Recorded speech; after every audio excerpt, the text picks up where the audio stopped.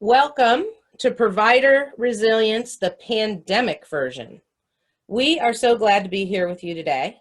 I'm BobbI Beale, a clinical psychologist with some expertise in trauma, trauma-informed care, and resilience from the Center for Innovative Practices at Case Western Reserve University.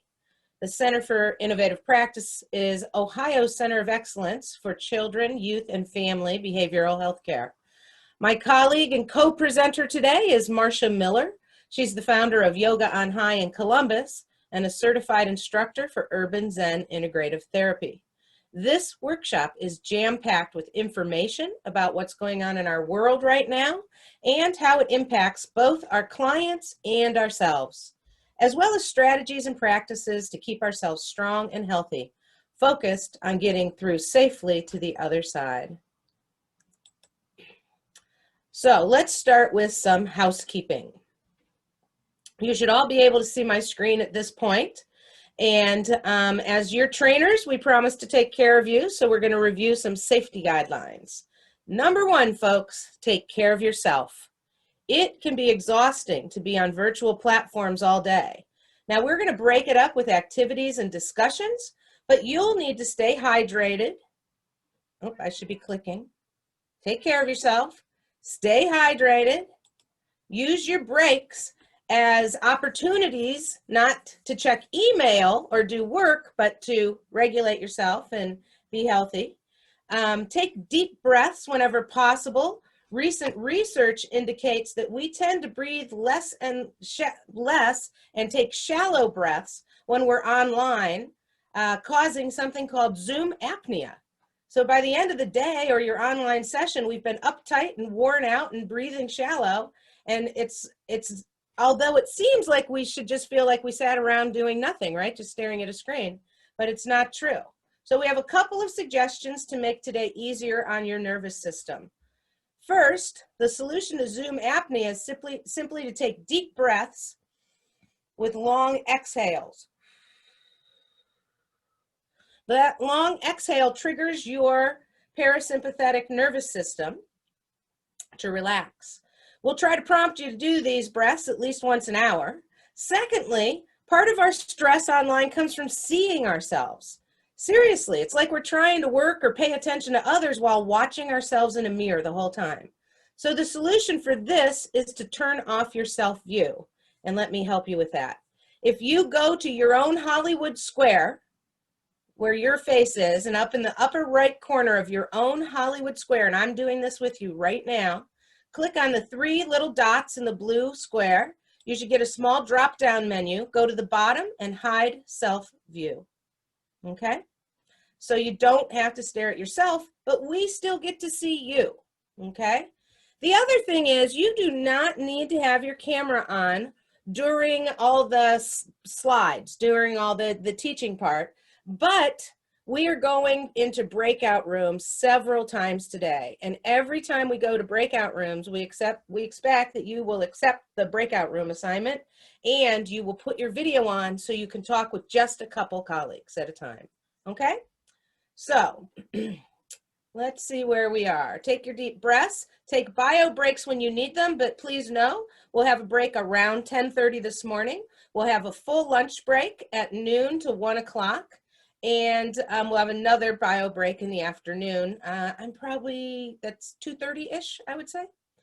And don't forget to turn off that self-view. So some safety guidelines include content warnings. We're talking about trauma here. We're talking about trauma, and we're talking about the symptoms people have when they have both direct, chronic, and secondary trauma. So some of that might trigger your trauma responses, and just be aware, and we're going to talk about how to manage that and what's going on. But I'm preaching to the choir here, I know, because you people work in the child welfare system. So it's not like you're unused to hearing bad information or trauma that has happened to other people, okay? Passive participation is absolutely allowed. You can just sit there and observe this training going by. However, I want to say You will get more out of active participation and asking questions, sharing your thoughts and feelings with others. You can participate in the breakout rooms, facilitated activities, using the chat, asking questions, making comments. And I think that's all I need to sort of update you on. Although, if you have any questions, please feel free to throw them in the chat. Either Marla or Marcia will keep an eye on that while I'm talking. And then while Marcia steps in and does some different activities and things with you, I'll keep an eye on it. So if we don't answer you immediately, don't worry, we will get to you. And this isn't a group of hundreds, so we should be able to manage the questions you toss at us. But at this moment, I'd like to turn it over to Marcia, who can further introduce herself and give us a few ideas about how to manage triggers throughout the day. Marcia? Great, and I'm going to go back to my chair here. I wonder if you can highlight me so that everybody can see me. Yes, I can. I'll stop sharing. And people, what she's saying, if you go up to the top right corner of your screen, you can do speaker view because Marcia's going to be talking. Yes, and I'd like you to see me if you can. And I'm guessing that most of you are sitting in a chair now, as I am. And so take your hands to the tops of your thighs. We're going to do a few moments of a grounding exercise just to bring us all into the room together. And every single thing that we do today, throughout the day, will be to support you. And we want you to be supported so that when you're in the world doing the hard work that you're doing, you can feel resilient and even vital sometimes. So as you massage through your thighs and even feel your thigh bones, here, see if you can feel down through your tissues to your bones. And then if you can, slide down and do the shins. Not all of you will be able to do that, but if you can, do that. And then as you sit up, feel your feet on the floor. This is going to be something that we may remind you to do a few times, because if you feel triggered at all by any of the material that's coming up, feeling your feet is going to be a great way for moving the energy. Usually when we're upset about anything, we lose our brains. You'll hear more about that. And then the energy starts to go up with a kind of nervous excitement or nervous anxiety. So feeling your feet, you could even squeeze your feet. Hopefully you're not wearing shoes. You can just have your soles be free today and squeeze your feet, open your feet, and then feel your feet touching the floor. Eventually, with practice, this becomes one of the key ways of getting yourself grounded. It could even be between clients or when you're walking, wherever you're walking after a session. Also, it might be helpful to hold something heavy in your hand. So I have a heart-shaped rock here that a friend gave me, and another rock that I collected from the beach. Sandbags, even bags of beans are nice. If you're feeling upset or triggered in any way, holding something heavy can be helpful.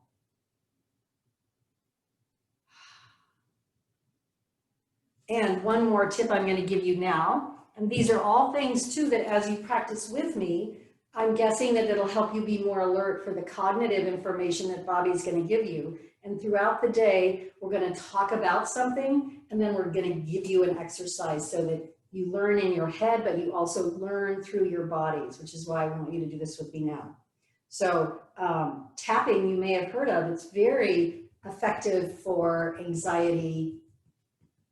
Anytime you're feeling numb, or you suddenly realize, I haven't heard the last 10 cool things that BobbI just said. So tapping across the collarbones is very good for some people. And you can do this with me now. It just feels good for most of us. Also the temples, maybe around the jaw.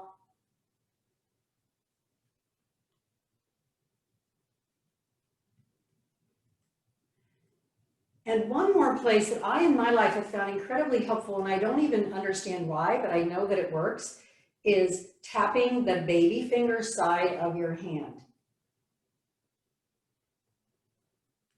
And even while my mind is going, I don't know why this works, the rest of me is going, wow, this really works. And then the other side of the hand. Although for me, in my experience, one hand works better than the other, so I'll let you try your own experience. Yes, good.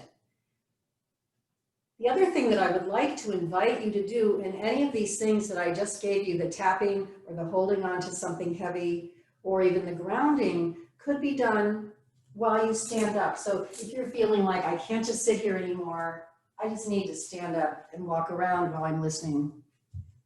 Sometimes that will help to ground you and bring you back into the center, because we're excited to be here. We want you to hear everything that we're going to hear, we're going to say. And then also throughout the day, just know that we'll have exercises, several exercises every part of the day to help you stay in your bodies, get back into your bodies. Yes, I love what Marla just said is you can have your shoes off if you're working from home. So spread your soles, but stay warm. Thank you. Thanks, Marcia. I got my M ladies with me today.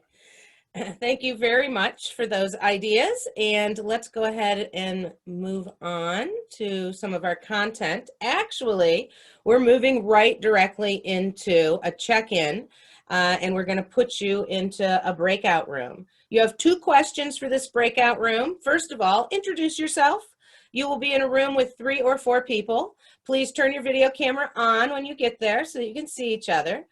Introduce yourself and let them know how you're doing and what would you like to get out of this training. You know vaguely, of course, that it's about trauma and it's about workers and it's about secondary trauma. So, but is there a question that you have or something that you wish to walk away with this afternoon?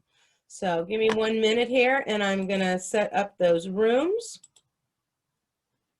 And Marcia, while I'm doing that, oh, for pity's sake. So there it is. Zoom updated and it changes how things look. While I'm doing that, the thing about pressure and holding something heavy reminded me of using weighted vests with young children. Yes, and weighted blankets are really popular now too for sleeping. Yes. Something about the weight is very soothing for the nervous system, the weight and I think the contact. And we're learning more about why, but in the meantime, we know that it works. All right, here you go, folks. This, by the way, you're going to have about 10 minutes. So you each get 2 to 3 minutes, and I'll give you a warning when you have 1 minute left. But please, everybody introduce yourselves, talk about what you would like to get out of this, and make sure everybody gets a chance to talk. I'll see you in 10 minutes.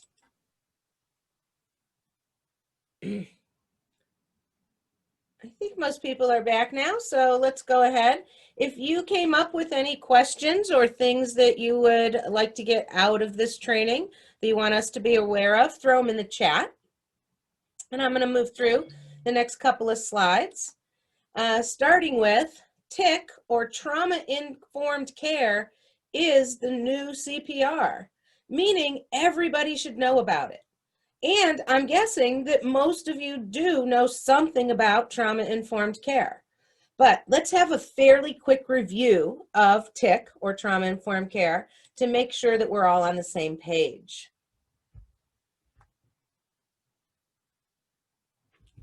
The brain matters. 100 billion nerve cells in a complex net of continuous activity allows us our humanity. It's the organ responsible for everything we do. It allows us to love, hate, laugh, cry, walk, talk, believe, achieve, create, and destroy.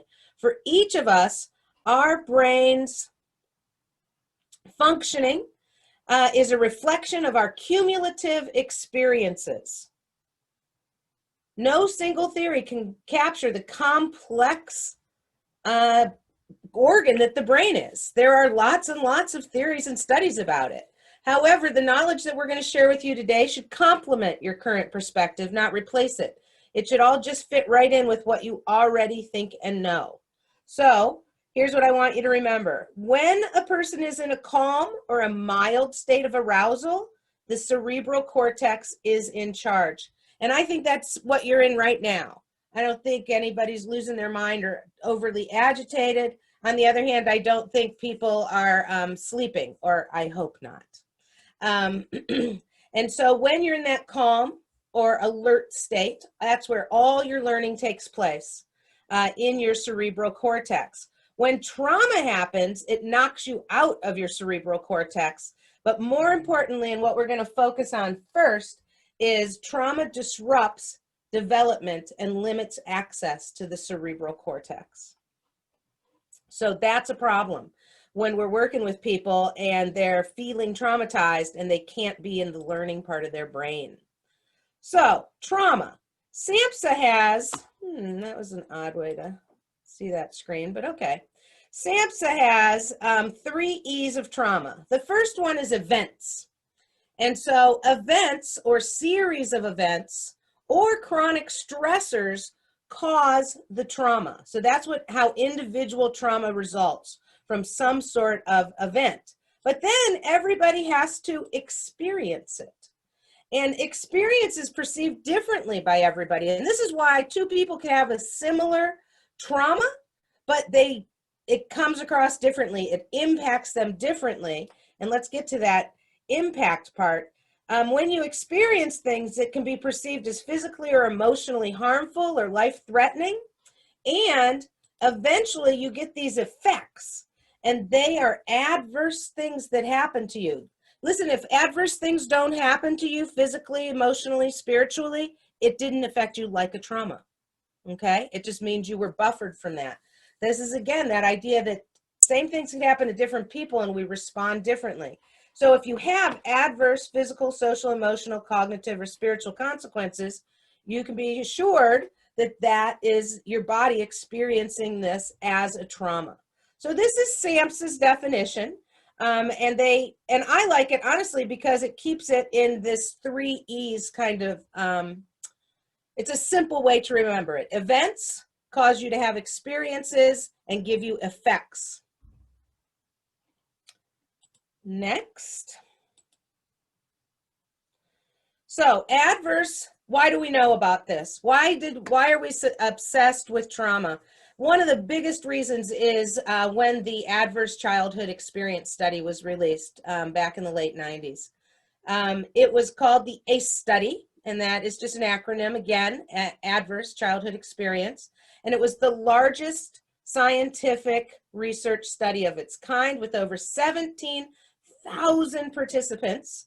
And it analyzed the relationship between multiple categories of childhood trauma. So you're seeing all 10 categories up here on the slide, and it related them to the long-term health and behavioral health outcomes later in life. One of the biggest eye-openers for me from the ACE study was the inclusion of household dysfunction. These items are not directly about the child's behavior, but the experience of their family or their household, reinforcing for all of us that context matters. It does matter where you are, who you live with, what your house is like. And then a couple more things I want to remind you about the study. This was a very specific population. You didn't get into this original study unless you had health insurance with Kaiser Permanente, which meant at the time in the 80s, you had gold standard health insurance. 62% of these people were over 50. 77% were white, and 72% had attended college. This is probably not a demographic description of the clients that you are working with out in the world. However, what I want to remind you of is, even though this is what we would consider a very white privileged population, who is the original ACE study, they still reported having all of these really difficult effects of childhood trauma. And so a lower proportion of them had these effects than perhaps your clients, or even us as us in the field of helping people, okay? But because they had all these problems and there were 17,000 participants, we can still extrapolate very important data from here. But one of the problems is that ACEs missed some of the traumas. Because of the level of privilege of the original study, participants were all well employed and well insured, so they didn't identify all of the most common traumas. Does anybody have any idea about what do you think is missing from the ACE study? I'll go back to this slide for a second just to show you. These are the things they included. What's missing? I'm going to give everybody 60 seconds to think about what traumas aren't here and throw them into the chat.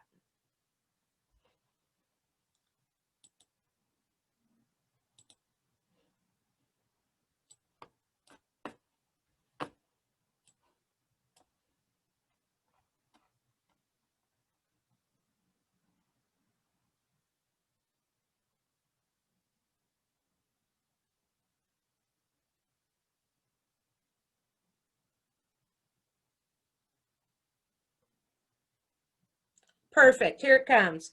Poverty, unemployment, food insecurity, grief and loss, financial hardship, financial problems, homelessness, losing a relationship, being removed from the home, poverty, loss, COVID, other pandemics. Yes, all kinds of losses and illness. You guys are right on track here.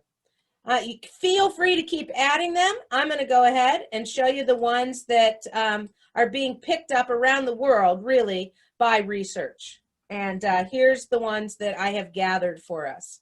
Number one, school and community violence. So I'm positive we've all heard a lot about bullying in the last few years and what can happen to those kids in school. And of course, what if you're in your community and you get assaulted? What if you get mugged or robbed, or even just somebody's rude and mean to you? So those sorts of things obviously have a very similar impact to the other traumas that we talked about. Disasters and accidents. You think that hurricanes and tsunamis and things like that have a negative or traumatic effect on the people that are affected by them? Yeah, they absolutely do. And we have zero control over Mother Nature, right? And how about man-made accidents? I bet in your child welfare system, you've been aware of families whose houses have burned down and how traumatizing the entire, what that does to the entire family. Or car accidents where we have fatalities or not, but they're really pretty dramatic. So disasters and accidents are an entire category that weren't in there. Here's an interesting one: invasive or prolonged medical procedures. So again, this isn't about the kid having an illness or an invasive thing. This is about the kid being in a home where one of their caretakers or siblings is having this stuff happen to them, and it feels so scary and overwhelming. And so we're thinking about, when I'm saying this, I'm thinking about dialysis, chemotherapy, really long-term and invasive things. People get sick and recover, and if you do that quickly, it's not nearly as traumatizing as having to go through these long processes where your fingers are crossed and you hope they're going to have a positive impact, but you don't actually know.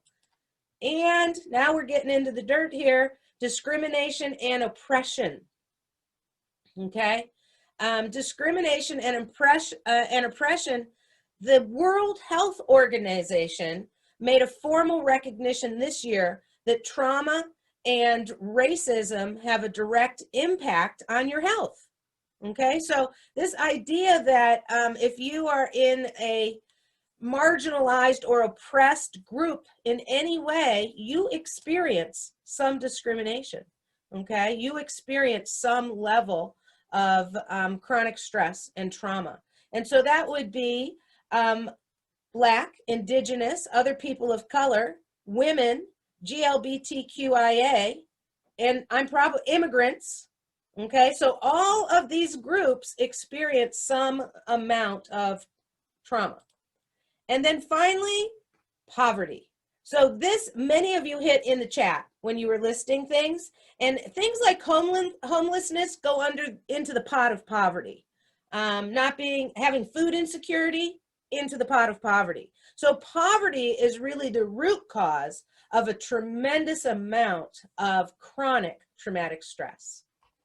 Let me see if I got all my, I got all my talking points in there. I want to make sure that you hear this, because here's the deal. We can no longer rely on just the 10 that the ACE study gave us. We have to open our eyes up to the fact that there really are, at minimum, 5 more categories. And I'm not telling you this is the final or most comprehensive list. I'm just telling you this is what's come to light in the decades since the ACE study was published. This is what researchers and scientists have started adding to that. So if you're monitoring your clients, or if you're using the ACE study in any way, I would encourage you to think about expanding it from 10 questions to 15.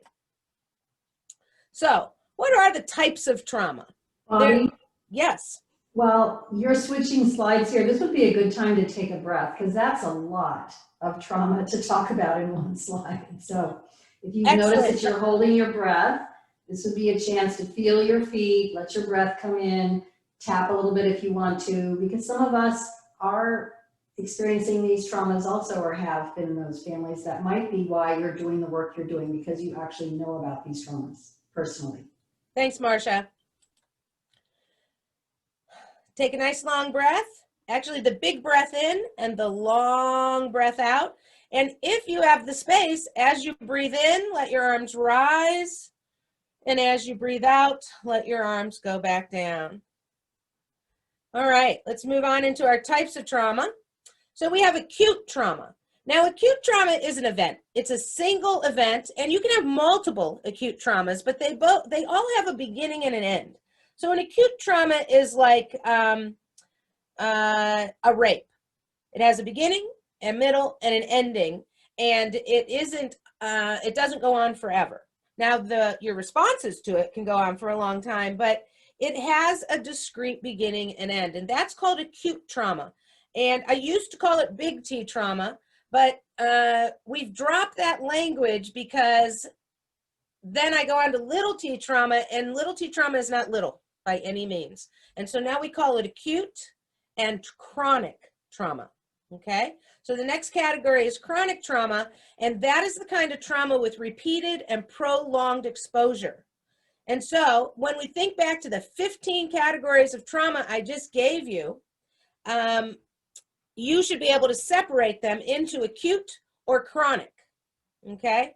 So if you live in a home with domestic violence or child abuse, do you think that's acute or chronic?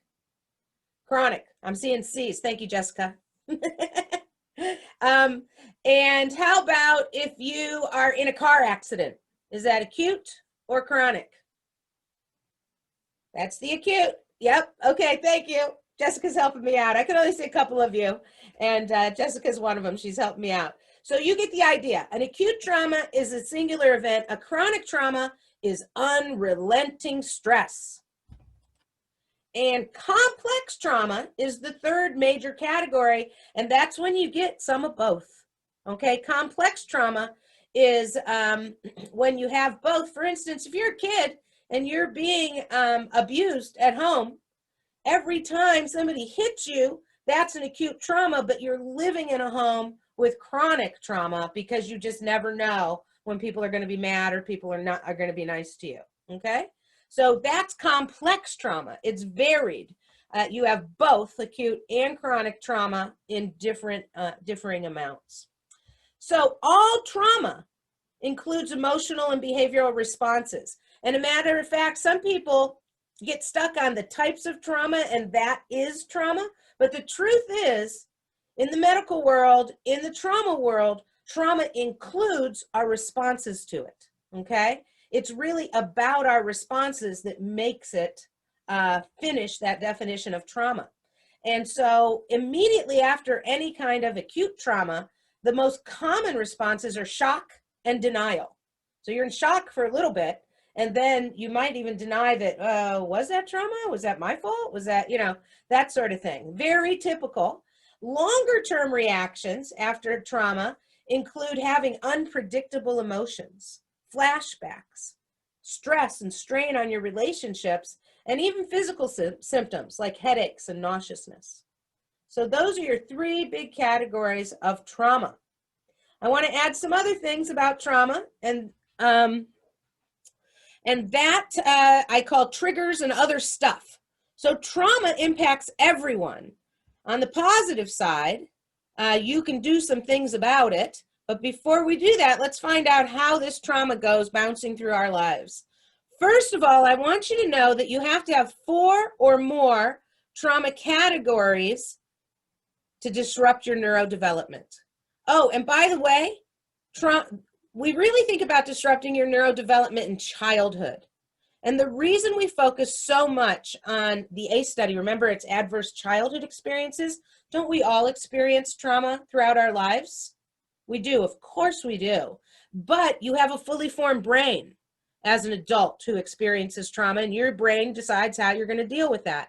When you're a kid, your brain is not fully formed. It is not completely hardwired. And when you have 4 or more categories, and remember I got you up to 15 categories with the ACE study plus the others, 4 or more of those categories will cause your neurodevelopment to go a different pathway. Okay, so that's why we're so concerned about kids who have a lot of extended trauma, because it means their brain's being wired differently to be, well, let's see what happens. What fires together, wires together. Okay, so when your trauma occurs as a child, whatever your 5 senses were experiencing during that time are things that'll probably trigger you in the future. So one of the stories that I tell is about a 7 or 8-year-old little guy I was working with, and he was with his mom in their apartment in the kitchen making popcorn in the microwave when mom's abusive boyfriend kicked in the kitchen door and came in and proceeded to beat her unconscious in front of this kid who hid under the kitchen table. What do you think fired together for him? Well, doors banging for sure, Popcorn. seeing violence for sure, but also the smell of popcorn.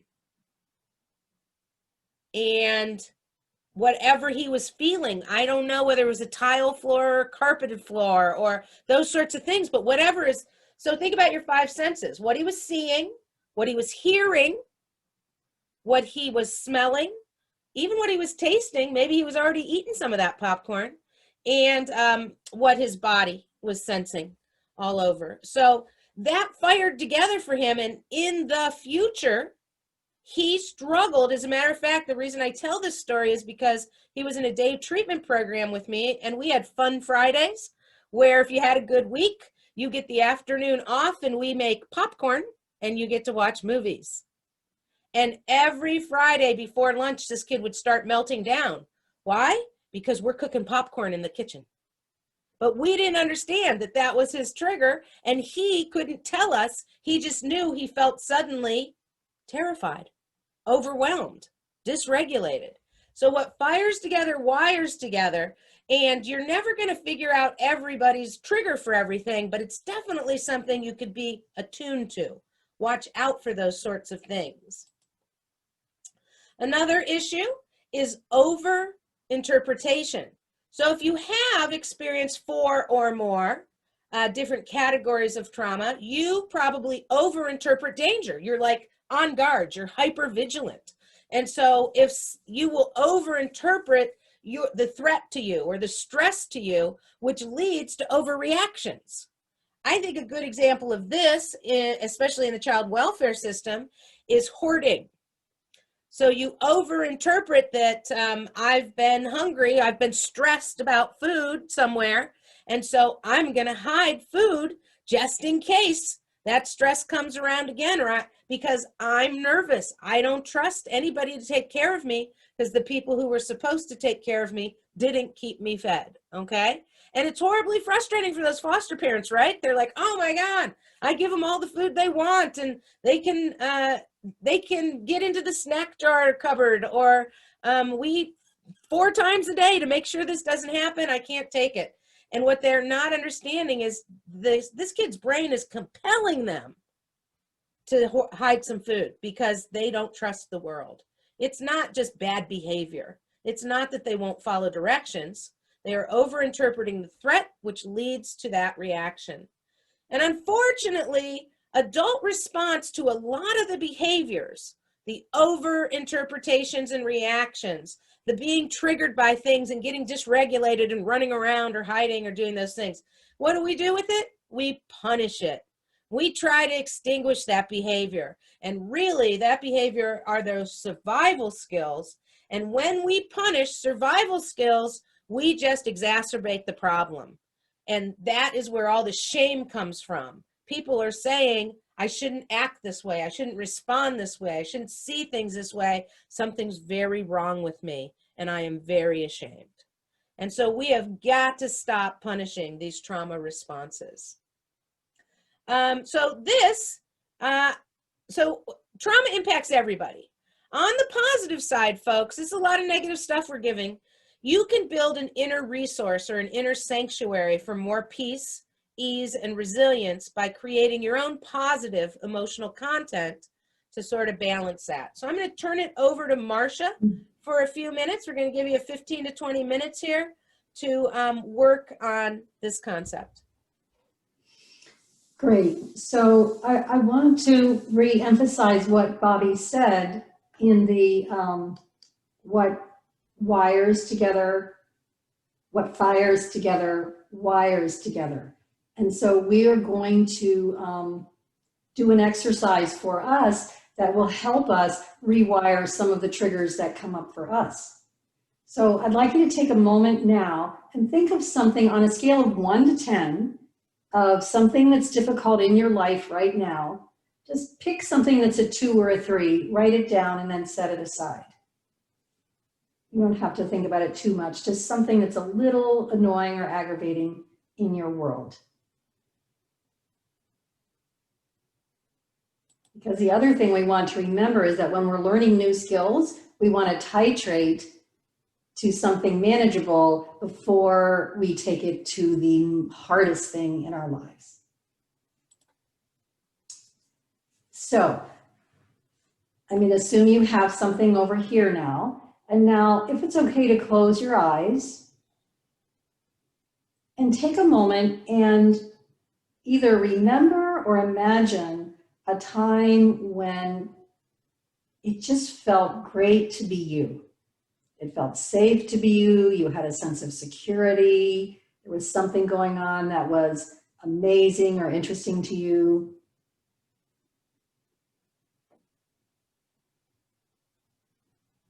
Something may pop into your head here, or if you don't have a memory like this, then imagine something you saw in a movie or in a magazine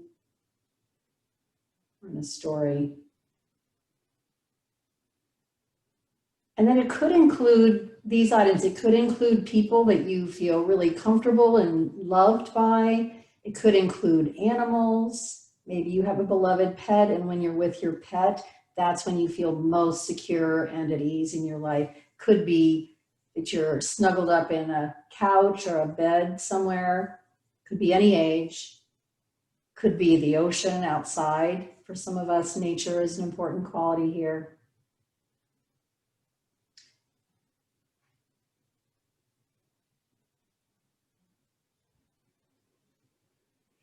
And as you come up with the scenario, begin to flesh it out a little bit with more details. Remember, BobbI was talking about the 5 senses. So in this scenario, what do you see?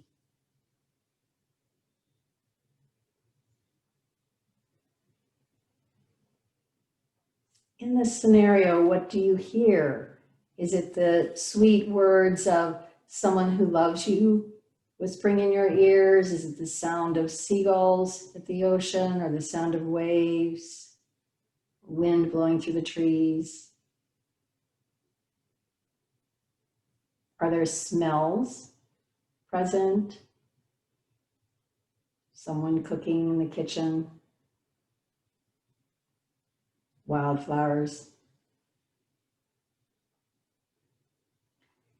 And what's your body sense? Do you feel air on your skin? Do you feel the touch of a beloved?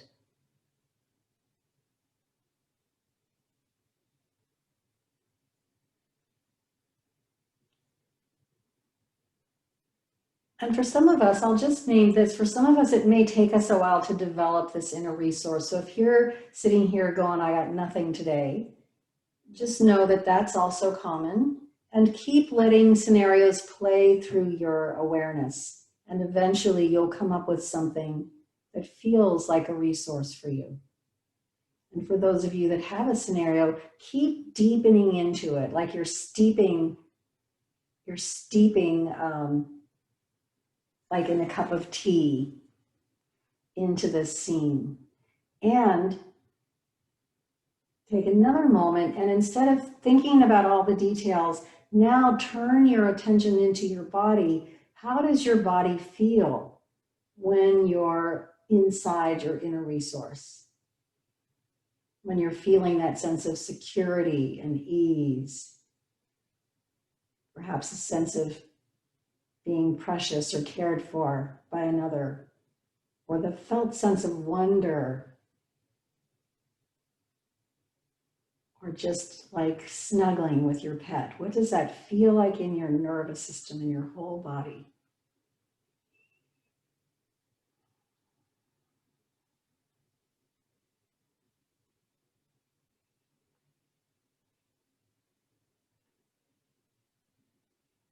And now I'm going to leave it to you to sense if it feels important to you to stay in this inner resource without disturbing it, because the longer you stay, it can be quite nourishing for your nervous system.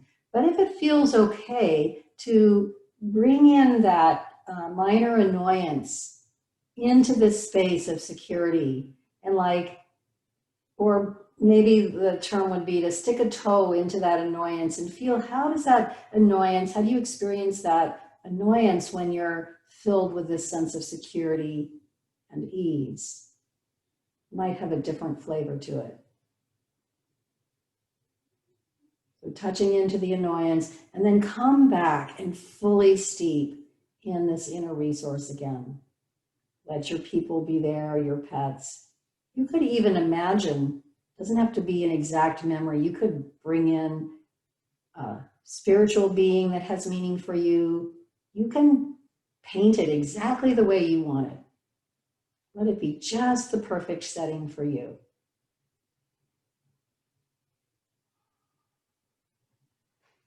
Feel again this felt sense of okayness or well-being. And then again, dip a toe into this sense of annoyance.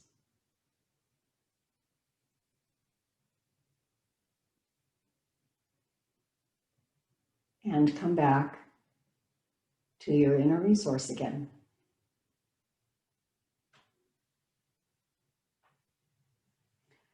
So when an annoyance is wired with your sense of calm and well-being, you can begin to shift your relationship to it. Not that it changes in the outer world so much, but that the way you're affected by it changes.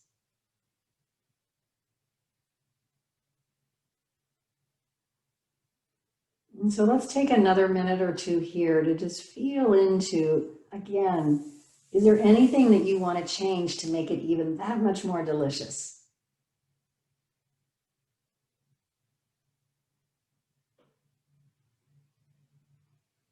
Some of you were asking earlier, what are ways to decompress?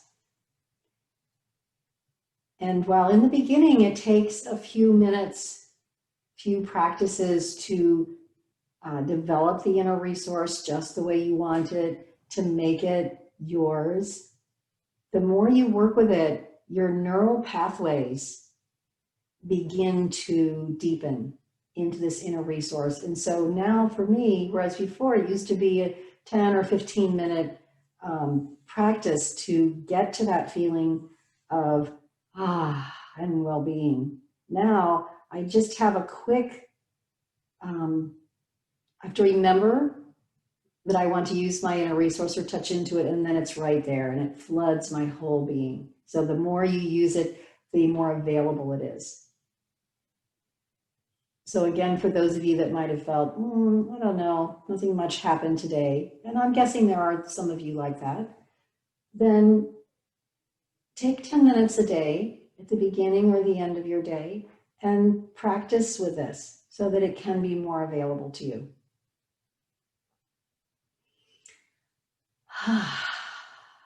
I feel better. Once you get this technique, then you can touch into your inner resource between clients as you're walking down the hall to the bathroom, maybe. It's yours forever. I also now have a shorthand. I have one word that I use that reminds me of what I most love about my inner resource. So all I have to do is remember one word. And boom, I'm there. It's so great. And it's very portable and it's very practical. Everything I'm offering today is portable, practical, and potent. So thank you, BobbI.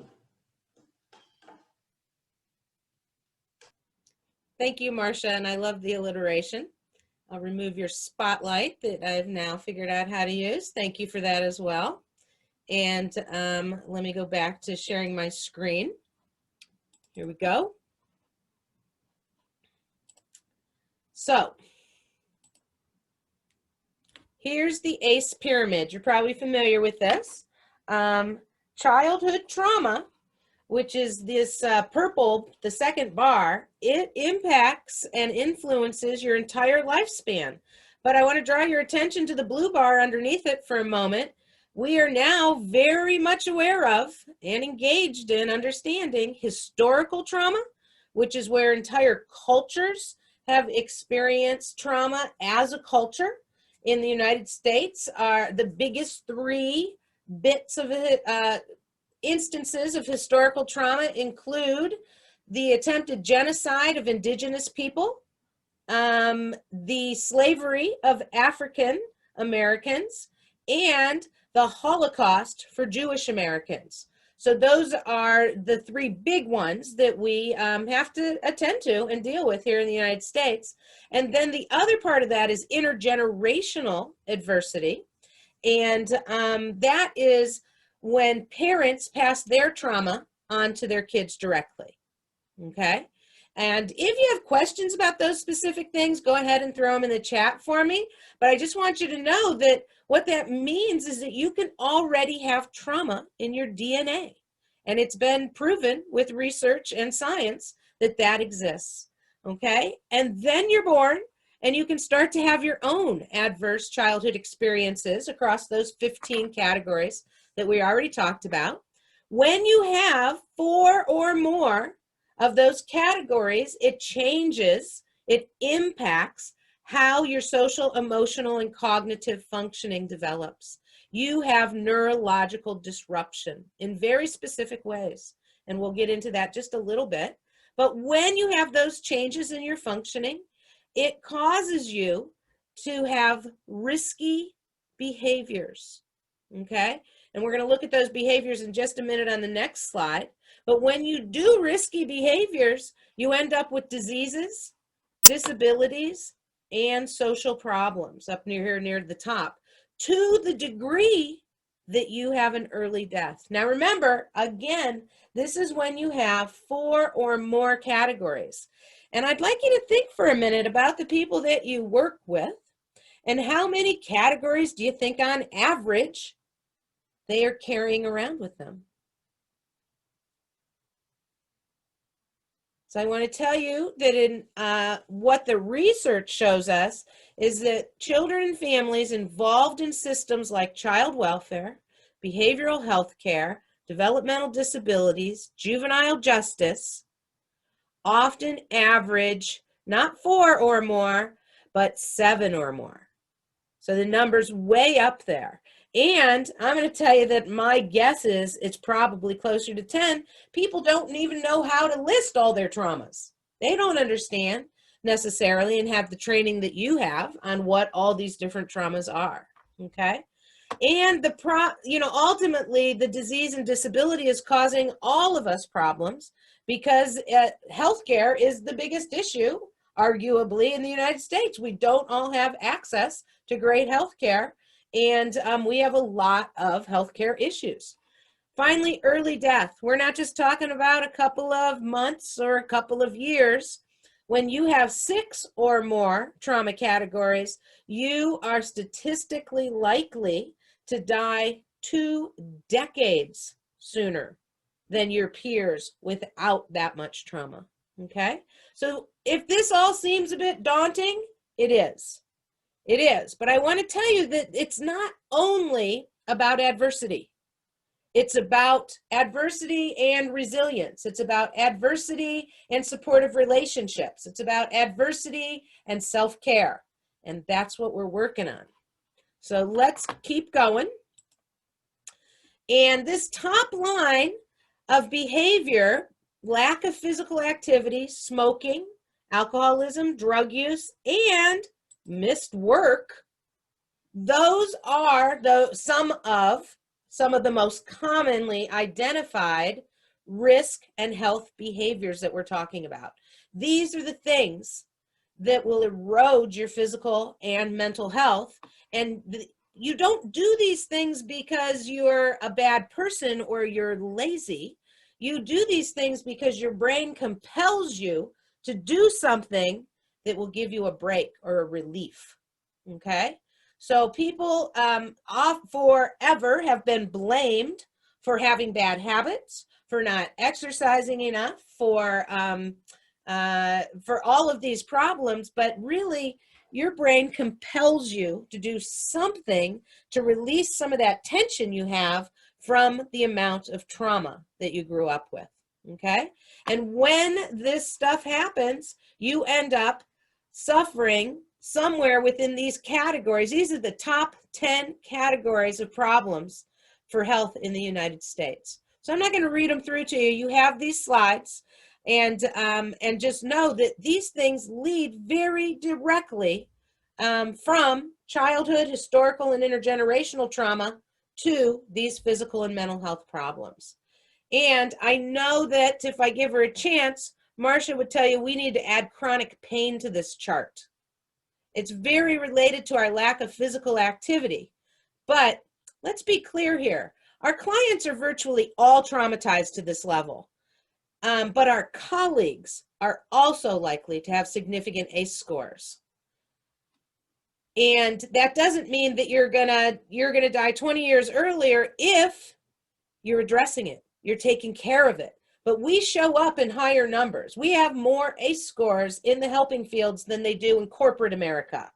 And we can all guess why that is. We want to give back. We don't want it to happen to somebody else. We have family members or loved ones that we want to be part of the solution for. But we show up. We have our rate of trauma is higher than the original ACE study rate of trauma. And then our client's rate of trauma is higher than ours. And so generally that's how that rolls out. All right, I'm going to keep pushing through. So this is developmental experience, and I pull this information from Bruce Perry, who is an internationally known trauma expert.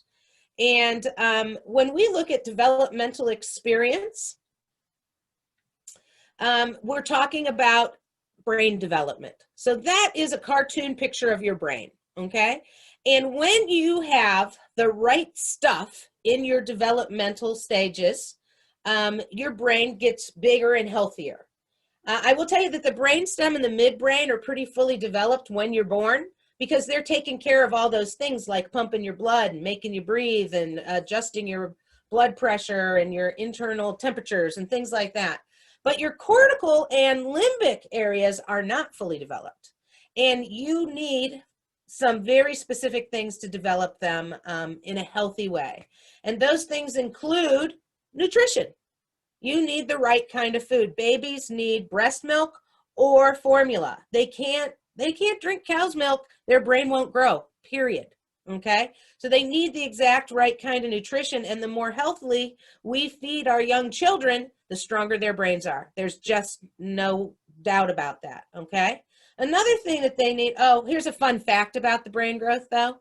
When you're a kid, when you're under the age of, let's say 8, 80% of your caloric intake goes to your brain. That's how much your brain is processing and growing and using it. How about when you're an adult? What do you think? What percent of what we eat is going to support our brain? The complete opposite, only 20%. Which means, of course, that 80% is going elsewhere, and we all know, especially now during the pandemic. At any rate, we want optimal brain development. So you got to have the right nutrition. You also have to have enough sleep. Babies sleep as much as 16 hours a day.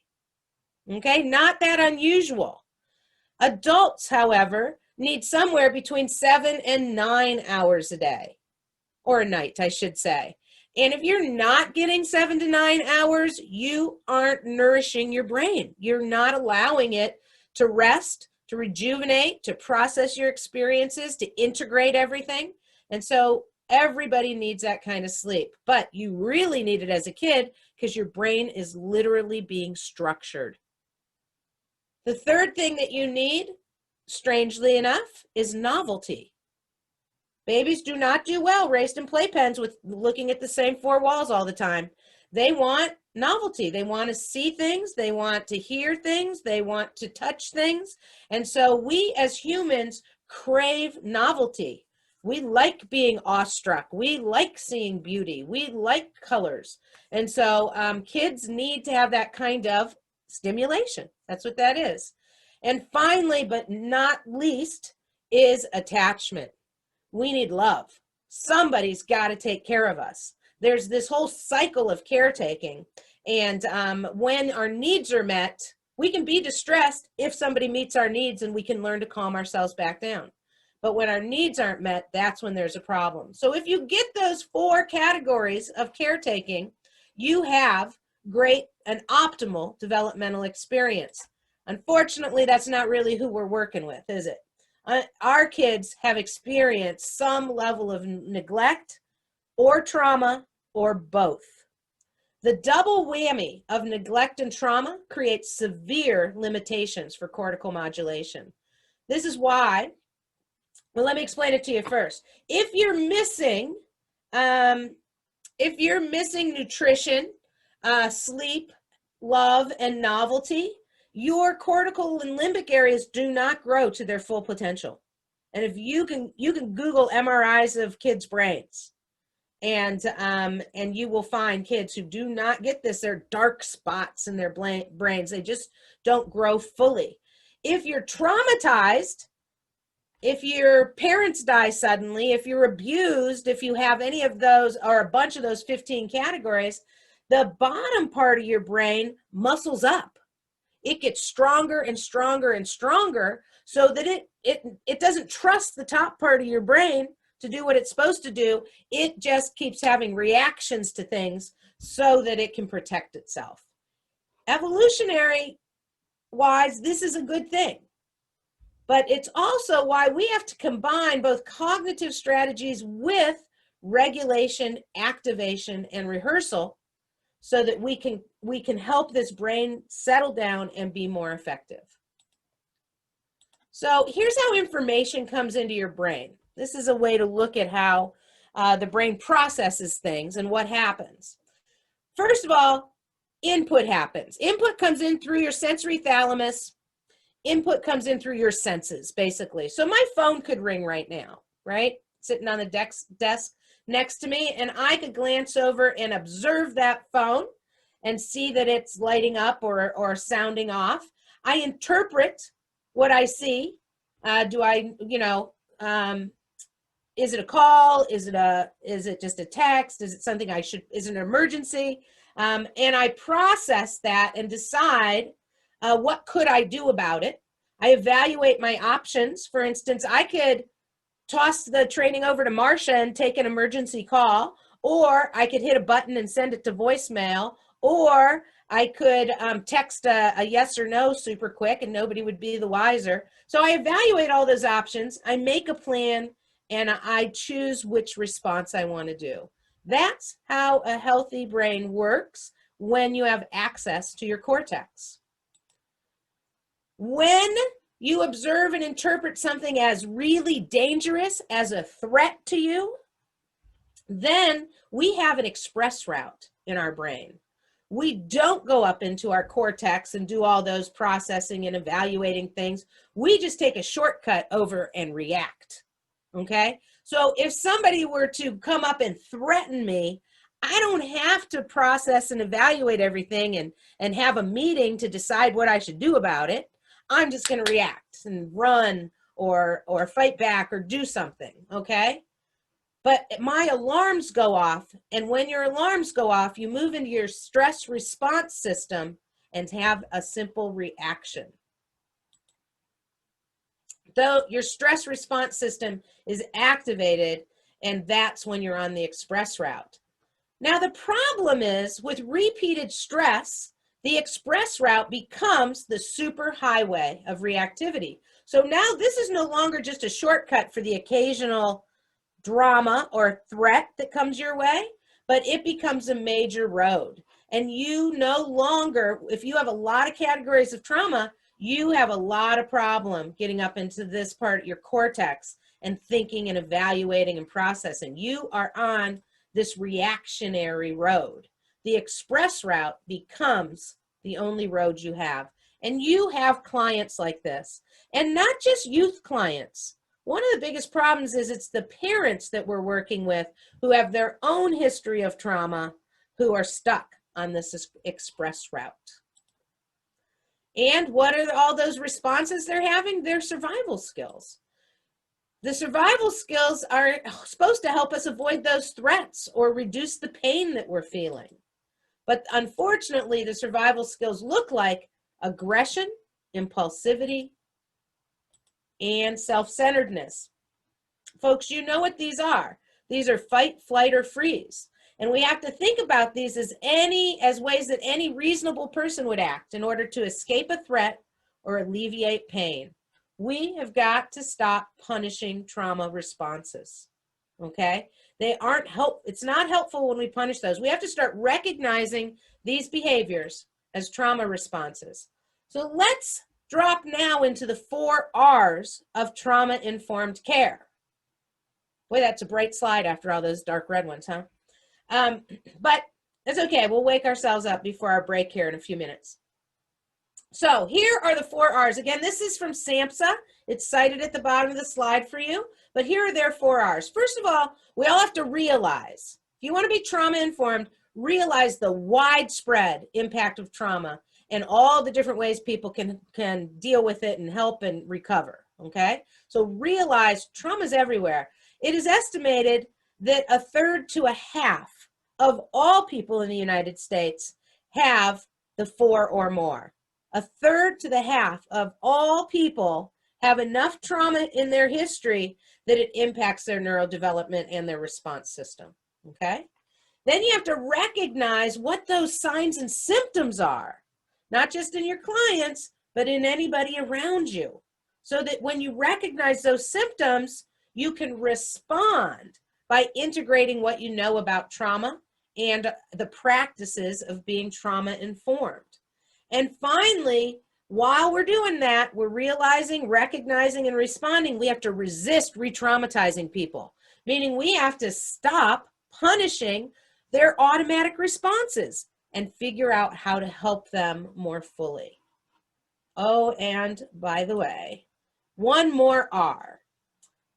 The slides are so funky, but let's go over one more R because it benefits everybody. Rest and restore. This is part of what we're teaching you as we're going through the day, is that we have to take breaths. We have to rest. We have to restore our nervous system. And I see a yawn in Zach, and that's good. That's part of restoring your nervous system, actually. Okay, that's like, it's telling you, I need a deep breath. Rest and restore so that we can follow the first 4 R's and be physically and emotionally available to others and personally more healthy, okay? So what sort of things happen in your environment that might traumatize or trigger people? Now, you may not have an environment. You may do most of your work out in the community. Maybe you have a cubby that you work in, but a lot of you, I feel, probably work out into the community. And so we want to think about not traumatizing people, and what should we do to help us be less traumatizing and be more responsive. Discover your own personal ways to feel better, folks, is the #1 strategy, because a calm nervous system can calm another nervous system. So we don't want you going in and stirring them up or being overly, you know, just because you want to be helpful. I'm not saying anybody's doing this on purpose, but we want to make sure that you are taking a breath and getting centered before you work with people, because that will influence their nervous system as well. So we are right on track here, Marcia, and I'm going to turn it back over to you. I assume you know what you're doing. Yep, and here we go.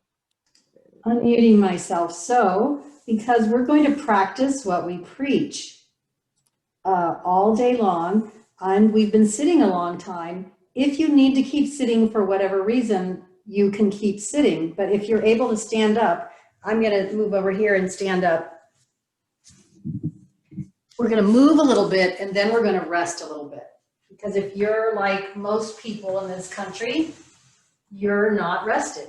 So if you're able to stand up, stand up.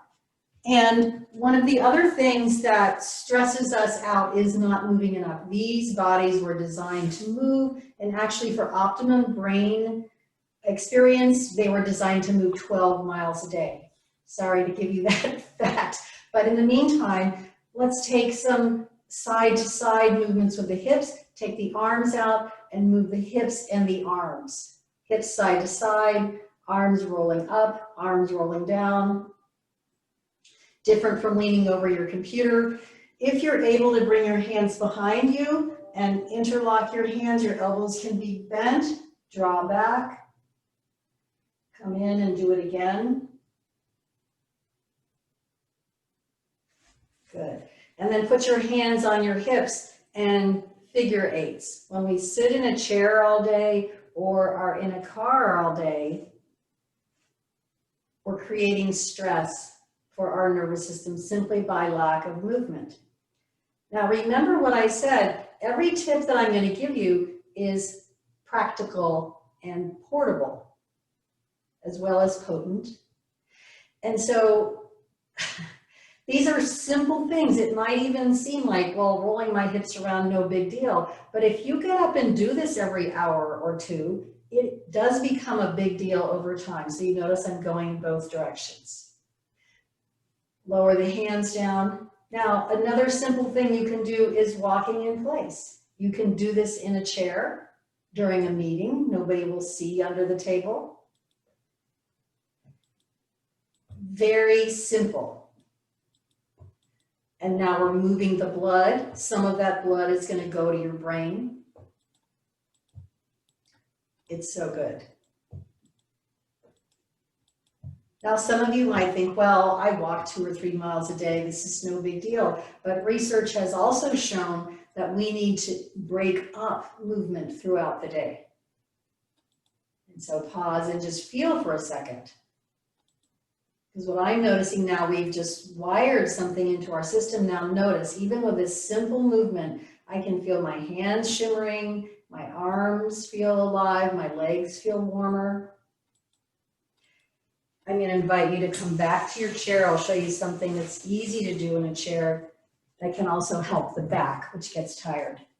The first thing is sitting up on top of your sitting bones. So if when you sit in the chair, if you had a tail and the tail was going forward, that's the opposite of what I want. So if you had a tail, imagine that your tail was going back behind your chair, so you're sitting up. Then take your left hand to your right knee and your right hand to the side of the chair or to the back of the chair, and just turn for a gentle twist. Here's another chance. As you breathe in, feel the length of your spine. And as you breathe out, you might turn a little bit more. And then come back. Now you probably feel uneven. So take your right hand to the outside of your left knee, your left hand to the side of the chair, or maybe up on the back of the chair, and turn twist to the left. And each time you inhale, have a sense of growing taller. Each time you exhale, have a sense of turning a little bit more. And since you're in your own house and we're not together, if this feels good, you might even just sigh. Inhale. Because that sighing sound is also good for your nervous system. Now come back for a moment, feeling that.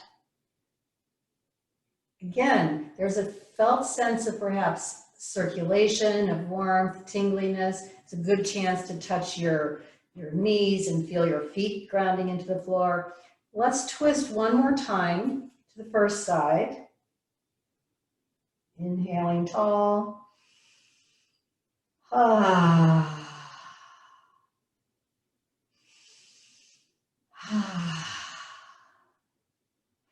It's okay if it even feels a little goofy to do that. Just think of how much better support you're going to be for the kids you work with and for the families you work with. A little goofiness now translates into more availability for you to be with your clients. And now back to the second side, turning left again, tall on the inhale, on the exhale. With your head, you can do whatever feels comfortable for your head. You can move it a little bit side to side. You can turn back towards the front, which I'm doing mainly so you can hear me. And you can also turn it around in that direction. And now coming back. Now I'm going to show you for 2 minutes the simplest thing that you can do during your day. And I'm going to use my chair, since I have it handy here for you. I'm not in front of my desk, but we're going to pretend that I'm sitting at my desk. And so you know those moments where you just had it. You're done. You can't do one more thing. And often what we do is we either check our phones, we check the news, we go to social media, we eat sugar, we drink coffee when it's like that. And what I'm going to suggest for you is that sitting right at your desk, you move your computer out of the way or you close it for 2 to 3 minutes and you lean forward and you put your head on your arms and you actually rest when you're tired.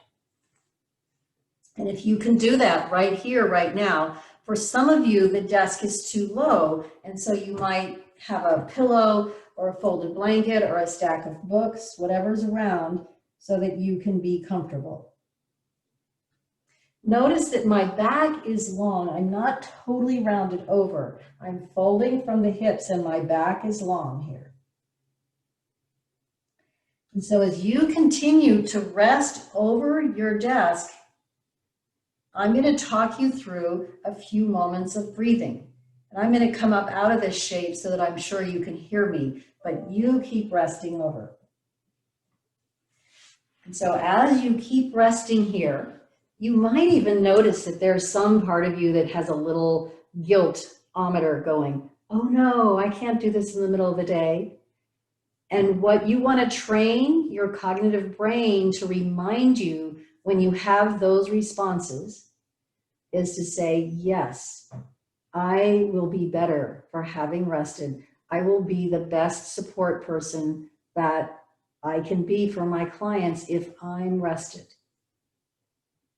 And 2 minutes is not too long. You could even set a timer.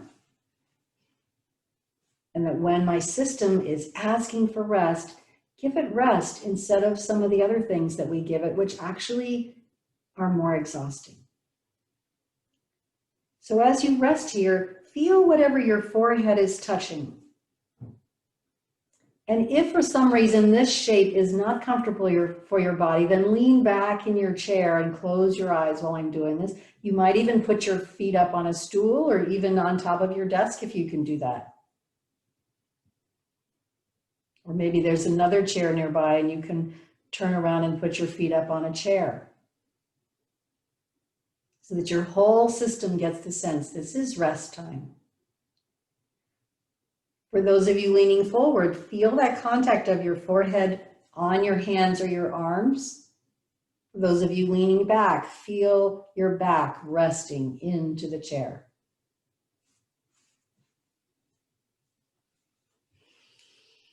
Now notice that you're breathing, and that as you breathe, something in your body is going to move. You don't have to force yourself right now to breathe in any particular way, really deep or not deep.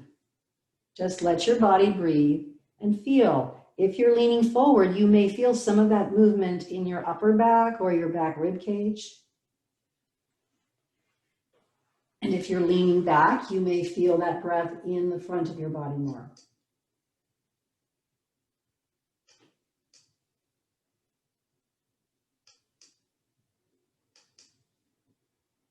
Nothing to do.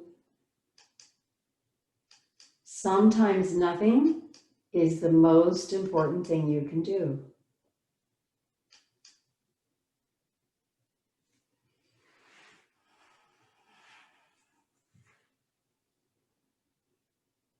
Do you feel any movement around your lower ribs?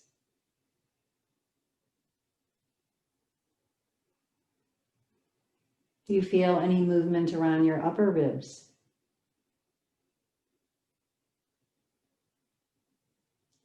Maybe you even feel a flow of breath along your spine, your whole spine slightly moving as you breathe. You don't need to try and make something happen, just allow it to be as it is.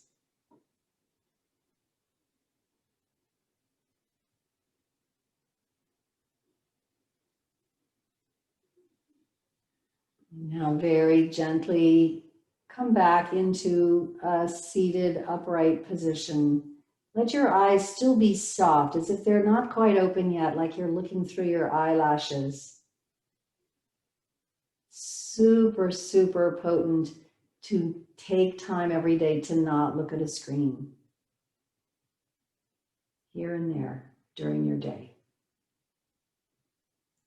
But now I'm going to invite you to look at your screen as you come out. I'm also going to invite you in the next break to not be on a screen, to take time to go outside, refresh yourself that way, knowing that this day is for some cognitive information, but also it's for your own nourishment.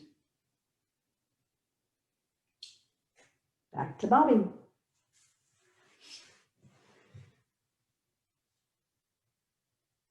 Thank you, Marcia. All right, everybody. We are, it's break time. We are exactly on time. You get a 15-minute break. Please, as Marcia encouraged you, do something good for yourself. Don't just answer emails. Go ahead and stretch your legs, get a breath of fresh air, and I'll see you at 10:45. Welcome back, everybody.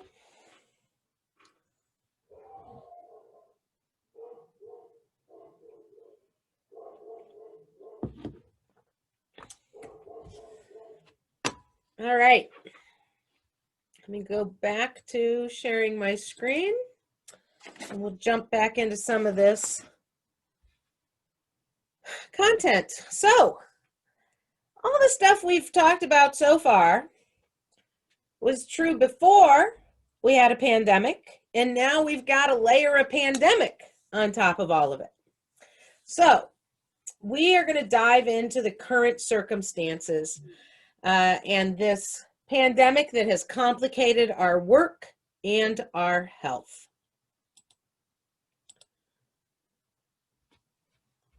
I imagine that we've all been impacted by COVID-19, both personally and professionally. Last March, we all became painfully aware of how quickly the coronavirus was spreading across the country. And by the end of that month, we had stay-at-home orders from our governor and our health director. Schools and child care centers were closed, and only essential businesses were allowed to remain open. Life as we knew it had dramatically changed. Now, as a clinical psychologist, a curious human being, and a lifelong learner, I wanted to know, how was this shared experience affecting us? The truth is, folks, we've never had such a universally experienced event let alone such a universally experienced trauma.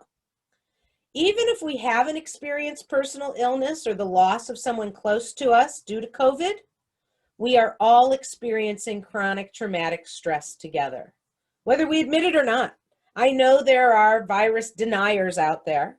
I know they think it's some trick of the Democrats, that sort of thing, but it doesn't matter whether they believe it or not. Facts are facts. Science is still science, no matter what they say. And it's happening. And it is definitely impacting everybody in the entire world. So there are three primary areas of concern. As we settled into that long spring that we just came out of and summer, we became increasingly aware of three major areas of concern, all stemming from the pandemic and our necessary response to it. First of all, our physical safety and the illness itself. I don't know whether you have known anybody who actually has or had COVID. I do know that we're more concerned about people who are older than 60. We're more concerned about vulnerable people who have respiratory issues.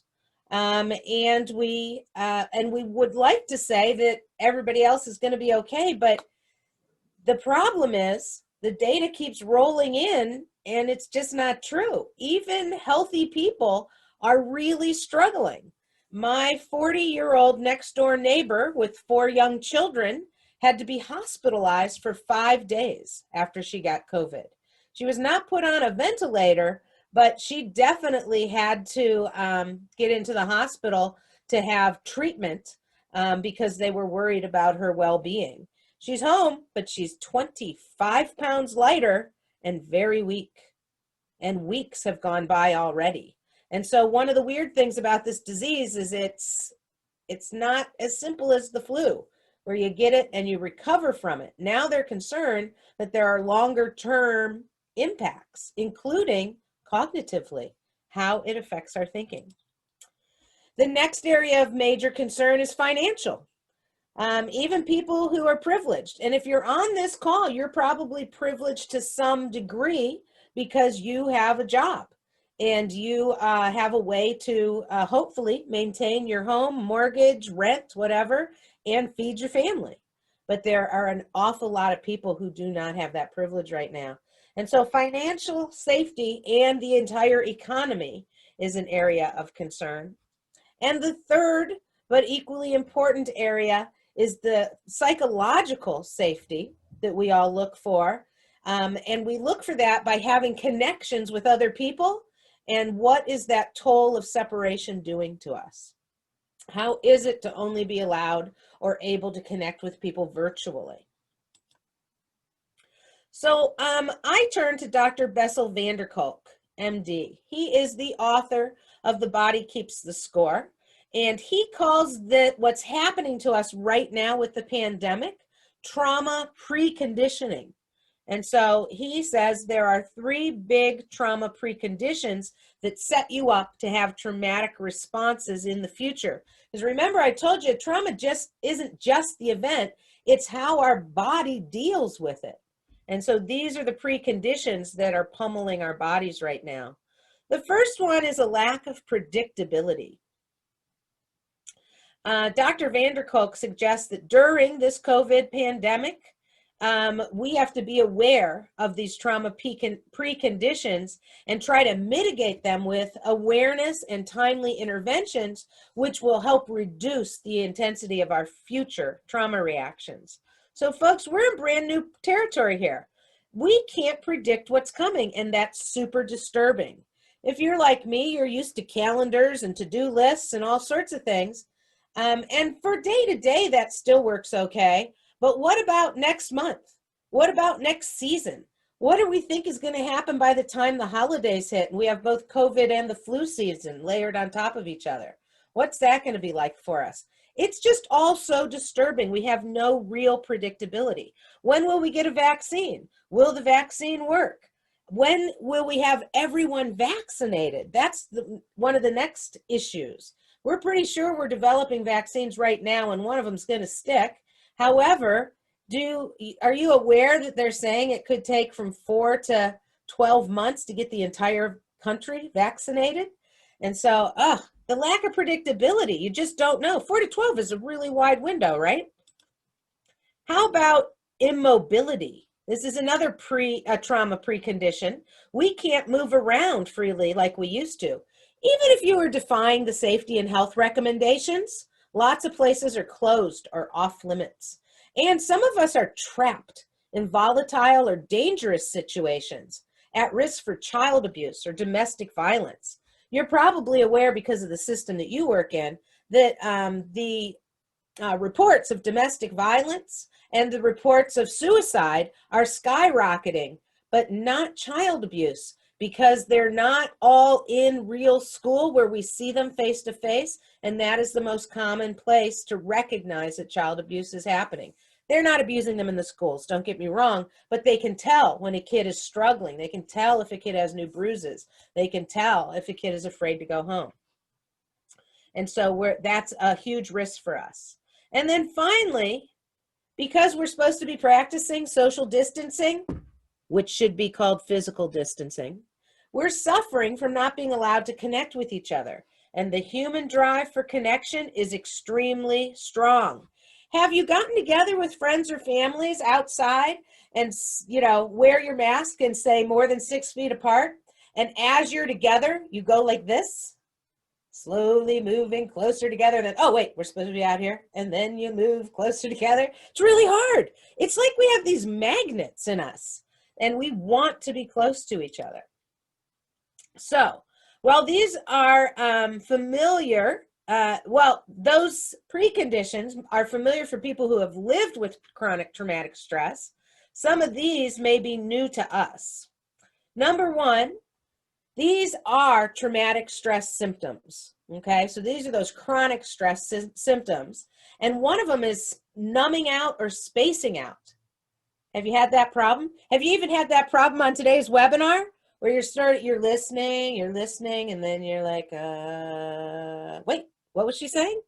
That's this numbing out thing. And that's your brain saying, overload, I need to take a break here. How about this one? A loss of sense of time.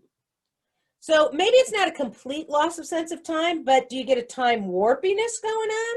Does sometimes time seem to be zipping by, and other times the day will not end? That is this warpy sense of time that we get from the virus, from being really, and I say the virus because that's what we're talking about, but it's any traumatic, chronic, ongoing, unrelenting stress, and that's definitely what we're all experiencing with the virus. Our loss of safety, we talked about that. It's hard to feel safe out there right now. People are very divided about things, and honestly, I get nervous driving in certain areas depending on how many signs they have out about certain things, and it makes me uneasy. And I will say that I spent a solid 3 months in my house. I have other people who are doing the shopping and running the errands and being masked out there, and so I'm just in my basement working. And when I finally went out late spring, early summer, I was like very anxious. My anxiety was super high because it'd been so long since I had been out. I didn't feel safe literally getting in my car and driving. And how about that driving thing? I drove easily 500 to 1,000 miles a week traveling around and training, and suddenly I did 0 driving. 3 months later, I felt like I didn't know how to operate my car. It was a very bizarre feeling. And finally, for some people, a loss of sense of purpose. All those people who lost their small businesses, lost their jobs, scrambling to keep up. And on top of all the stress of that, they have also lost a sense of purpose because they lost their work. As Americans, we really define ourselves as our work. It's often how we introduce ourselves. One more thing on that last slide. You have here information on Bessel van der Kolk, and he has a free webinar that I gave you a link to right there. If it's not a hot link for you in your handout, but it might be, you can just type that in, and that is a free very short 30-minute, I think it's 28 minutes exactly, webinar on exactly the last couple of slides that I went over with you directly from Bessel, if you're interested. Okay, I want to just say this quote from Dr. Rachel Remen. This was back in 1996, but it's even more true today. The expectation that we can be immersed in suffering and loss on a daily basis and not be touched by it is as unrealistic as expecting to be able to walk through water without getting wet. We spend our careers dealing with trauma, and to think that it's not impacting us and that we don't have to do extra things to take care of ourselves is wrong. So let's look at COVID-19 and how all of these concerns combine to create pervasive chronic traumatic stress. First of all, trauma and chronic stress both impact our nervous system, our neurobiological selves, okay? When we have chronic stress or immediate acute trauma, it activates our stress response system. Because your stress response system is saying, alert, this is threatening, I'm going to help take care of you. Your stress response system responds with survival skills. You know these survival skills. We went over them earlier this morning, but they are fight, flight, and freeze. Those are your bottom line survival skills. And they're handy when you need to outrun a saber-toothed tiger or something. Not so handy when you're trying to do a good job at work or you're trying to be a good student. So if survival skills save us, what's wrong with them kicking in all the time? Here's the basic problem. Strong negative emotions trigger our survival mode, or that superhighway, the limbic system, and the amygdala. That's good if you need your body gets flushed with neuro chemicals that allow you to move fast, run hard, do all those things. But while it's doing that, while it's giving all that energy to help you protect yourself in a real threat, it disconnects you from your thinking or learning brain. It's like a steel wall slides in here, and you do not have access to both at the same time. So what that means is you can't reflect.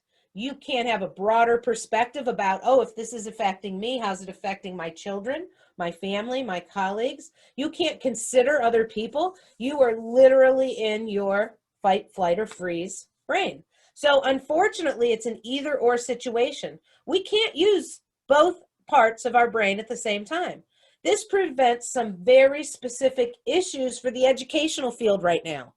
They are trying to deal with millions and millions of children who are feeling stressed because their parents and families are feeling stressed because the world is weird and unusual and sometimes threatening. And we need students to be in touch with their prefrontal cortex or they can't actually learn, okay? So students and us, we're all trapped in a reaction mode. So now, more than ever, we need to be trauma informed. So let's take a look. I went over with you already the 4 R's: realize, recognize, respond, and resist, right? But there are 6 guiding principles that go along with that. The first one is safety. And by the way, these are SAMHSA's 6 guiding principles. And the first one is safety. Staff and people served feel physically, emotionally, and psychologically safe. The foundation of safety is very specific to the environment they're in, and it's based on their experience. And so if we can't make the people we're working with feel safe, we really can't do much else. That has to happen first. The next one's trust and transparency. So operations and decisions that you make should be conducted with transparency. You want to build and maintain trust among your staff, your clients, the family members of those receiving services. The next one is peer support. So this is all the rage right now, and for very good reason. using peers, using family peer supports, using young adult peer supports, using parent peer supports has been proven again and again and again to help people engage with appropriate services and to help people stick with appropriate services. You might have the absolute best service for that kid and that family. If you can't engage with them and get them to do it, you have nothing. And so we need to be using peer supports whenever possible. They help with establishing that safety. They help with sharing power. They help with sharing their own experiences. They help them trust you. The next one is collaboration and mutuality. True partnering and leveling of the power differentials between us and them is where healing happens. When we get in there with them and say, I care about you, I care what your opinions and thoughts are about this, together we can make progress. That's true collaboration and mutuality. The next one is empowerment, voice and choice. So we have to recognize their strengths. We have to believe in their resilience and their ability to heal from trauma, no matter how awful it's been so far. And we have to build on what they are offering rather than responding to just their perceived deficits. And by that, I mean, we can't go in there and only work on the problem. You have to go in there and build up their resiliency, build up their strengths. That's what's going to overcome the problems. And finally, the sixth and final guiding principle has to do with those cultural, historical, and gender issues from the past.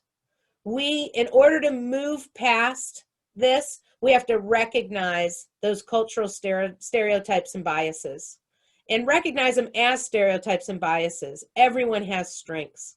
And we have to leverage the healing value of traditional cultural connections, not just what we have to offer in an evidence-based program that has been like sanitized through the science process. We have to recognize that things like body movement and singing and getting outside and playing in the mud, these are things that literally help. And so, and also we want to recognize and address historical trauma. And we know right now, it's highlighted by Black Lives Matter, that people of BIPOC folks, and you should be familiar with that now, Black, Indigenous, people of color, they are not getting the same health care that we're getting if we're white, okay? And they're not getting the same fair shake at accessing things. And we have to do everything in our power to join forces and make sure that we truly have some equity in this country. So, the human stress response. The human nervous system is millions of years old.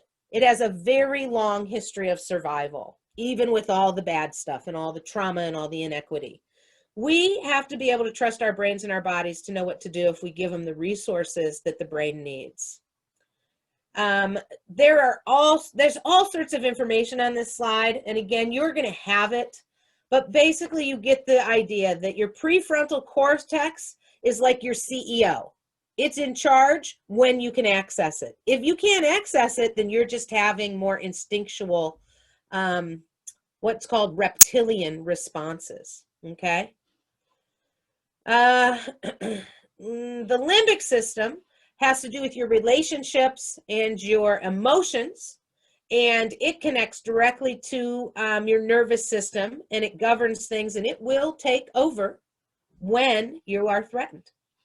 So when stress happens, you jump into fight or flight.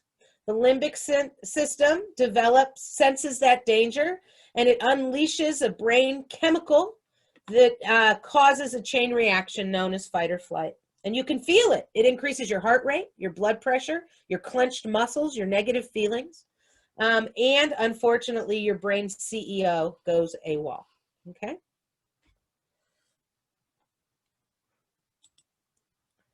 So this is what we think of as a stress continuum. So you have stress in the middle that's tolerable. You have stress above it that's positive. So what can you think of what positive stress might be? think of positive stress as like getting amped up to run a race or to be in a competition. Okay. Positive stress might also be, it influences you to study hard for the test.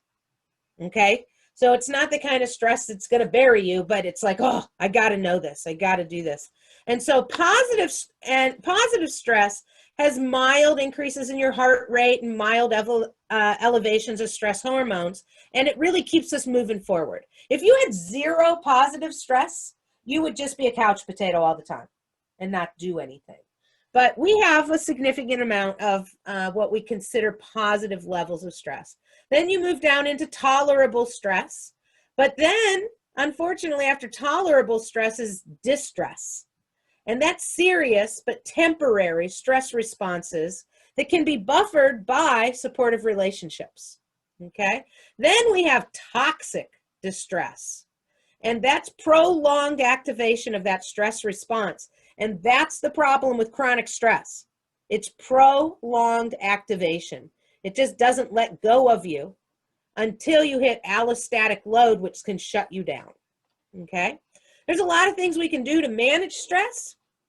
One of the things that, well, Marcia's teaching you all sorts of tips and techniques that you can do in brief periods of time. You may have noticed that the things she's teaching you can happen in 2 minutes or 5 minutes, or at the longest, 10 to 15 minutes. Lots of things you can do. I want to give you one shortcut, and that is the acronym HALT. You all may have heard of this acronym already, HALT, and it's checking in on yourself. Before you knock on that door, before you go into that meeting or pick up the phone, halt and think to yourself, am I hungry? Am I angry? Am I lonely? Am I tired? Okay? All those things. You could do something to take care of all those things, and it's your responsibility to do so if you want to stay in the game. And we want you in the game. We need you doing the services you're doing. So, one of the tricks is that you need self-care practices so that you don't have to halt. You need self-care practices to stay healthy and resilient throughout your life, but you have to have daily rehearsal strategies, or they're not available to you when you get stressed out. Remember, when you get stressed out, you don't have access to that prefrontal cortex, and you can't do all the clever things that you know to do to help yourself calm down, center your nervous system, and be ready to go. So at this moment, I'm going to turn it over to Marcia for another activity to metabolize the stress. So I'm going to stop sharing, and I'm going to spotlight Marcia. Oh, I'm getting the hang of it. There you go, Marcia. Good job. All right, so I'm going to meet you in your chairs. And you can get up if you want, but I want to show you for this break some things you can do in your chairs. When in your life you take time, 15 minutes, let's say, to do something here and there, anything that I do can be broken up into 2-minute interludes, but sometimes it takes 15 to 20 minutes to bring you back to home ground. So we're going to take 15 minutes to bring everybody back to home ground. And we'll start with hands. And you're going to roll your hands around. We spend a lot of time on the keyboard. There are many physical exercises that can be helpful to you, including yoga, qigong, tai chi. I'm giving you really simple things that I hope every one of you can take home with you today or work at home. And now lower the hands down and just notice that simple rolling of the wrists wakes up your hands. Do they feel shining and glowing? Now take your fingers, put them together, and then lengthen your arms, bring your fingertips up to your shoulders, and lift your elbows any amount. So some of you might get up here to your shoulder height, some of you might be able to go higher, and then come down.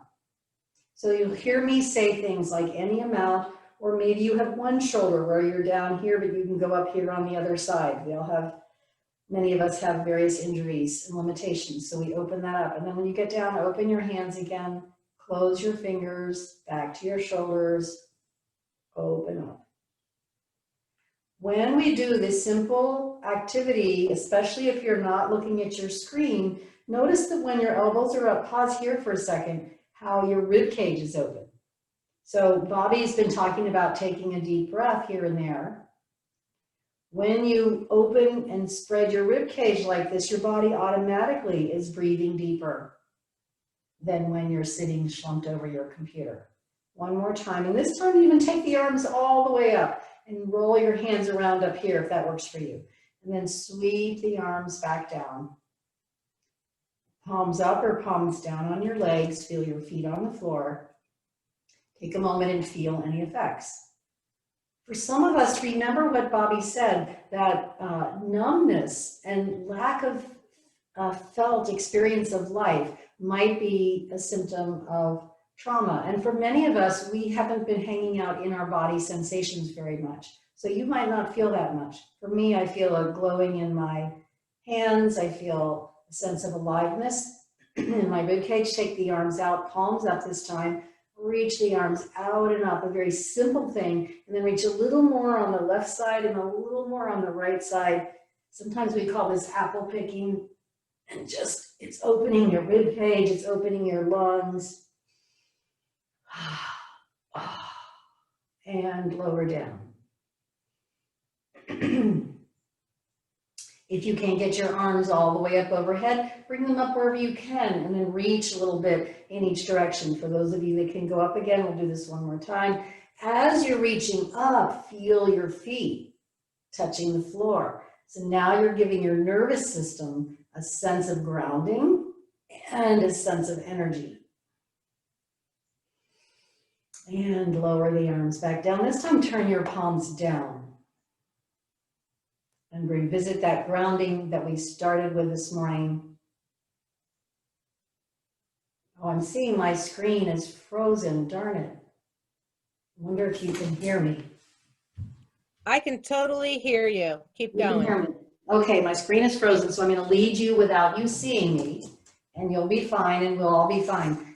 Sitting on the floor, sitting on your chair, extend your right leg out, extend the heel, point the toes, and even pull the toes back. Can you feel that stretch on the back of your calf? Keep doing that, and then point your toes. And now point your heels. Remember how we were talking about fight and flight a little while ago. When you're stressed, your legs want to run away. And so giving your legs something to do is really important when you're feeling stressed. That's why Netflix is great. Lying on the couch, watching the tube can be useful and sort of de-stressing in some ways, but it doesn't move. So switch to the other side, the left side. Point your heel, feel the toes pull back. Now point your toes, point your heel, point your toes, point your heel, and keep going on that side. It's super important to give those legs that want to run something to do. Point your right heel again, stretch out, pull the toes back, and then circle a little bit in the ankle. When you circle the ankle with the leg extended, you're moving lots of muscles in the leg. Some of you might be able to do way more than this, but I'm giving you basic, simple things that you can do at your desk, even in your car. And then bend the knee and coming back. Ooh, that feels good in that leg to me. And then point the heel, circle the leg around. Keep pointing the heel so that's a stretch for your calf. I'm going to see while you're doing that, I'm going to see if I turn my video off and back on again. Yeah, I wondered if you could turn it off and back on. I'm just getting circles here. And then bend the knee, bring the foot back, and rest here. So yeah, I'm not able to change that right now, but as long as you can hear me, We can. I'm gonna keep going. So now we'll use the legs even more. So as you sit on your chair, and we're going to use the legs and the arms similar to running in place, so that again, your nervous system can get this sense of agency. Because part of trauma is the inability for us to have agency in something that's overwhelming for us. And so when we teach our body to remember its own sense of agency or power, remember there was a slide on empowerment, this is so good. So you're going to just raise one leg and then the other, as if you're walking in place. And now add the bent elbows moving forward and backward, as if you're walking and swinging your arms. If you can do it in the way that when you lift the right leg, your left arm comes up. So the opposite arm of the leg, that's even better. So I'm walking in place, swinging my arms. Keep going. And then walk even faster and move your arms even faster. So it's almost like you're running in place. As fast or as slow as you like, but pick up the pace if that works for you. You might even be on the balls of your feet. Keep going if you can. Now pause and stop. And now you can feel circulation everywhere. Your body's warming up, and probably your sense of sensation in the body is also increasing. So take a moment to feel that. I'm going to do this again, and I'm going to add one more thing, but we'll start the same way. So slowly lifting one leg up, then the other leg up, as if you're walking in your chair in place, and then add the arms. Left arm when the right leg is up, right arm when the left leg is up. That in itself is an interesting neural pattern to learn for your system. Feel your body breathing. Feel the touch of each foot on the floor, especially if you're in bare feet, which some of you had mentioned in the chat earlier you were. Now, pick up the pace with your legs if that can happen for you. Pick up the pace with your arms a little bit. And now, if you can, take the feet side to side. If we could see each other, this would be really fun to see. In the room, people start giggling usually because it looks goofy, but it feels good. And as always, you're free to go slowly without going side to side. But this little twisting thing is fun. And then come back to center, pause, and feel. Again, for me, a shimmering through my system. When I've been in times when I felt collapsed, when I've fallen in on myself like a black hole, if I can remember enough that moving helps, move in any way that you can, it's so important. If you can stay, you can do this in the chair, but if you can stand up, I'm going to invite you to stand up now with me. We'll do one or two more things. They're simple again, they're portable. And we're going to shake a little bit. So start with your hands and wrists and just shake your hands and wrists. A man named Peter Levine, who's done a tremendous amount of work on trauma, now you can add the shaking up through your arms, has said that mammals, other mammals shake when they're in trauma, and whether we like it or not, we're mammals, we're animals. And this shaking can be really good. Now, maybe you can add your shoulders.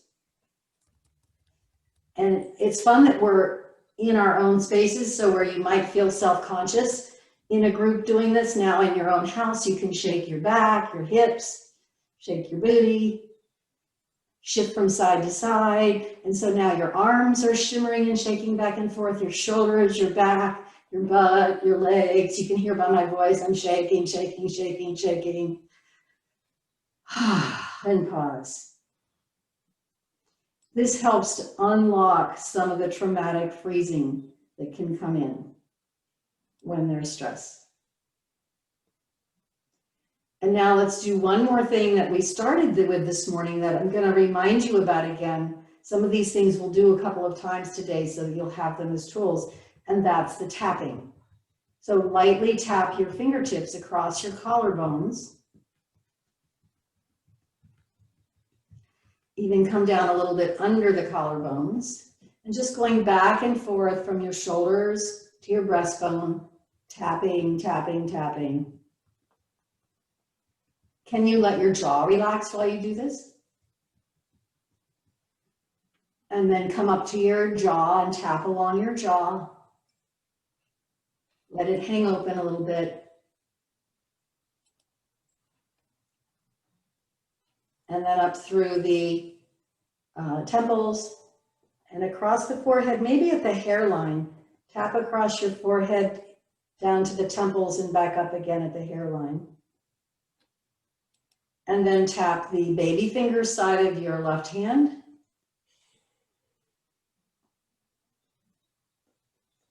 And then the baby finger side of your right hand.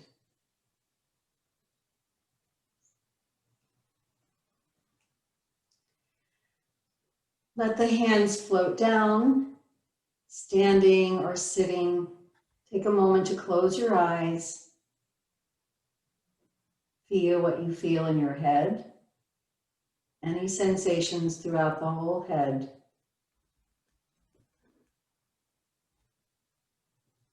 Feel any sensation in your neck and shoulders. At first, you might think about these areas or remember a picture of the neck and shoulders, but see if you can come into direct experience of feeling your shoulders and down through your arms and hands now. Feeling your arms and hands. Feeling your torso, the front of your torso, the back of your torso, even inside your torso. Feeling the hips, down through the legs, into the feet.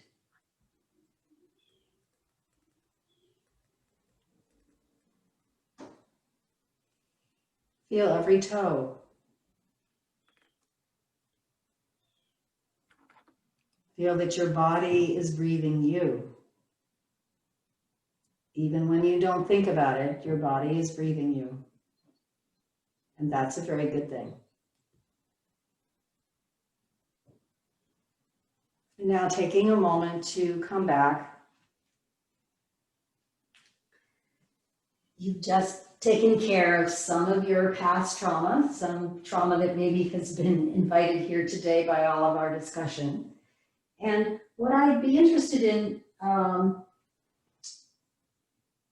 is if any of you felt something that felt especially good to you, just put it in the chat while we're transferring over to BobbI now. Put in the chat one thing that you like so much that you're going to do again. Thanks, Marcia. So we are really hitting you hard with these activities, these body practices, and we don't expect that everybody latches onto every one of them, but we're giving you a wide enough slate of them that some of these things should be helpful to you. And we'd love to know which ones you like more or less than others, and you'll have a chance to evaluate, of course, the whole training at the end. But for now, let's go ahead and move back into just a little bit of our content.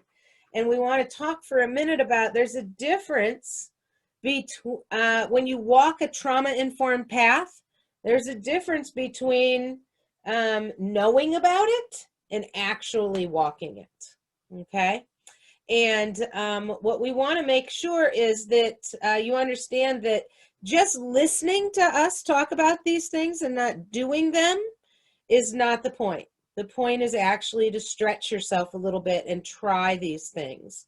And like I said, I don't expect anybody in a day-long training to pay attention 100% of the time or do 100% of the suggestions, but we're really trying to load you up with things that will help you stay grounded in your work.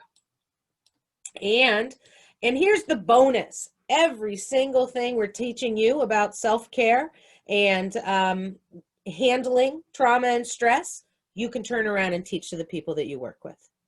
It's all the same stuff. We're all suffering in similar ways. So When we're stressed, our CEO, our prefrontal cortex, goes offline, we aren't able to do the proactive, clever ideas that we all have for self-care and being present.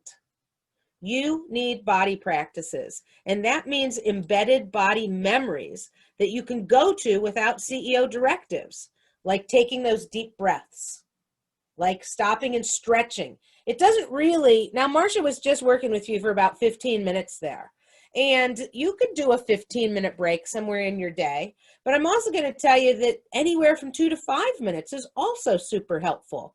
You can take 3 deep breaths in the course of 1.5 minutes. You could stretch for 2 minutes and feel more energized and sit down and work on your computer again.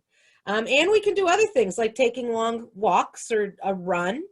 And what seemingly silly things like self-hugs, where you just rest your own arms across your body, cross them over your chest and press down. That pressure feels like you're getting and giving a hug, and that can release some tension for you. And we also need cognitive exercises to keep our brain healthy, and we'll go over more of those after lunch. Marcia, are you with us? Yes. Okay, you want to talk a minute about negativity bias? Sure. So it's really important to understand the negativity bias, which is actually how most of us got and have stayed here from our generations past all the way to us now. And that is that the mind is oriented towards danger naturally. And that keeps us safe. And we're wired that way to, and this happened to me just the other day, BobbI. I saw a stick on the road and I could watch myself thinking that, oh, maybe there was a snake in front of me. I do have snakes in my yard and I love them, but also I'm, just my system is afraid of them. And so when we understand this negativity bias, which is here for our own protection, if it is a stick, there's going to be no problem. But if it's a snake and not a stick, I want to know about that. And so as we understand the value of this negativity bias, then we can also understand how important it is to do things that are the opposite of the negativity bias. Build in not just movement, but mental activities that will also bring us joy, bring us wonder, bring us awe. At the very least, if joy feels like a stretch some days, bring us a sense of okayness. Okay, moving toward okay. Thanks, Marcia. And one of the things that I like to talk about in terms of exercising positivity is called a savoring skill. So a savoring skill is just when you look back on things and remember all the good stuff about them. So I have a funny story about this that I took a camping trip. This is years ago now, but I took a camping trip with my partner at the time. We were just out of grad school, and we took a tent and we drove up to Canada, and we were camping on the side of a lake up there. And by the time, first of all, we had car trouble on the way going up, and then by the time we got to where we were going, it was dark, and as we're setting up camp, it starts pouring. I don't mean a little rain, I mean pouring. And we set up and we managed, but it was a mess and a little stressful, some people might say. And then we woke up the next morning and it was gorgeous because of course it was dark when we got there, and that awe and beauty really sunk into me, and it was memorable for me. Years later, we're in the same room, and for whatever reason, maybe we were talking about trips or vacations with other people, this story came up, and the other person's version of this story was all about the hardship and the negative things that happened, and she didn't remember any of the beauty or the good stuff. And mine, I had pretty much forgotten that we had a car breakdown and it had rained at first, because I was all about how gorgeous it was up there. And so that was her negativity bias coming in, and my tendency to lean into savoring. So we have to think about things and try to identify, brush off, and polish the positive things sometimes. So we're going to practice or exercise using our savoring skills. And I'm going to put you in breakout rooms in about 1 minute. And I want you to think about what's your favorite natural setting and how does it make you feel? So for instance, some people love the ocean. Other people like to be in the woods. Some people hike in the national park up here in Northeast Ohio, and they like the riverbeds. So think about your favorite natural setting. It could be your own backyard. How does it make you feel?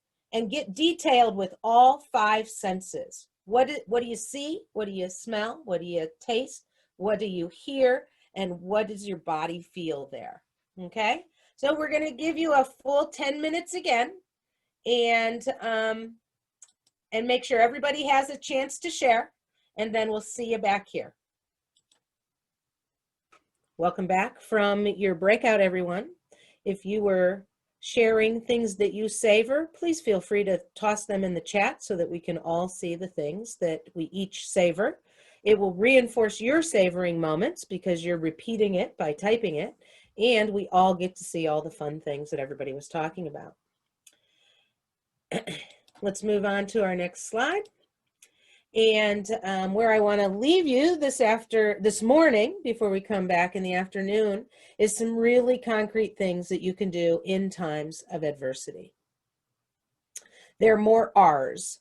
So we had the 4 R's that keep us on track for trauma-informed care.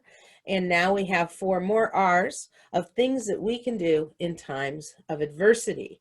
They help, by the way, both children and adults, these 4 R's. So let's start with routines. Establish routines. They promote predictability and a sense of safety. Eventually, they help you to feel a new normal.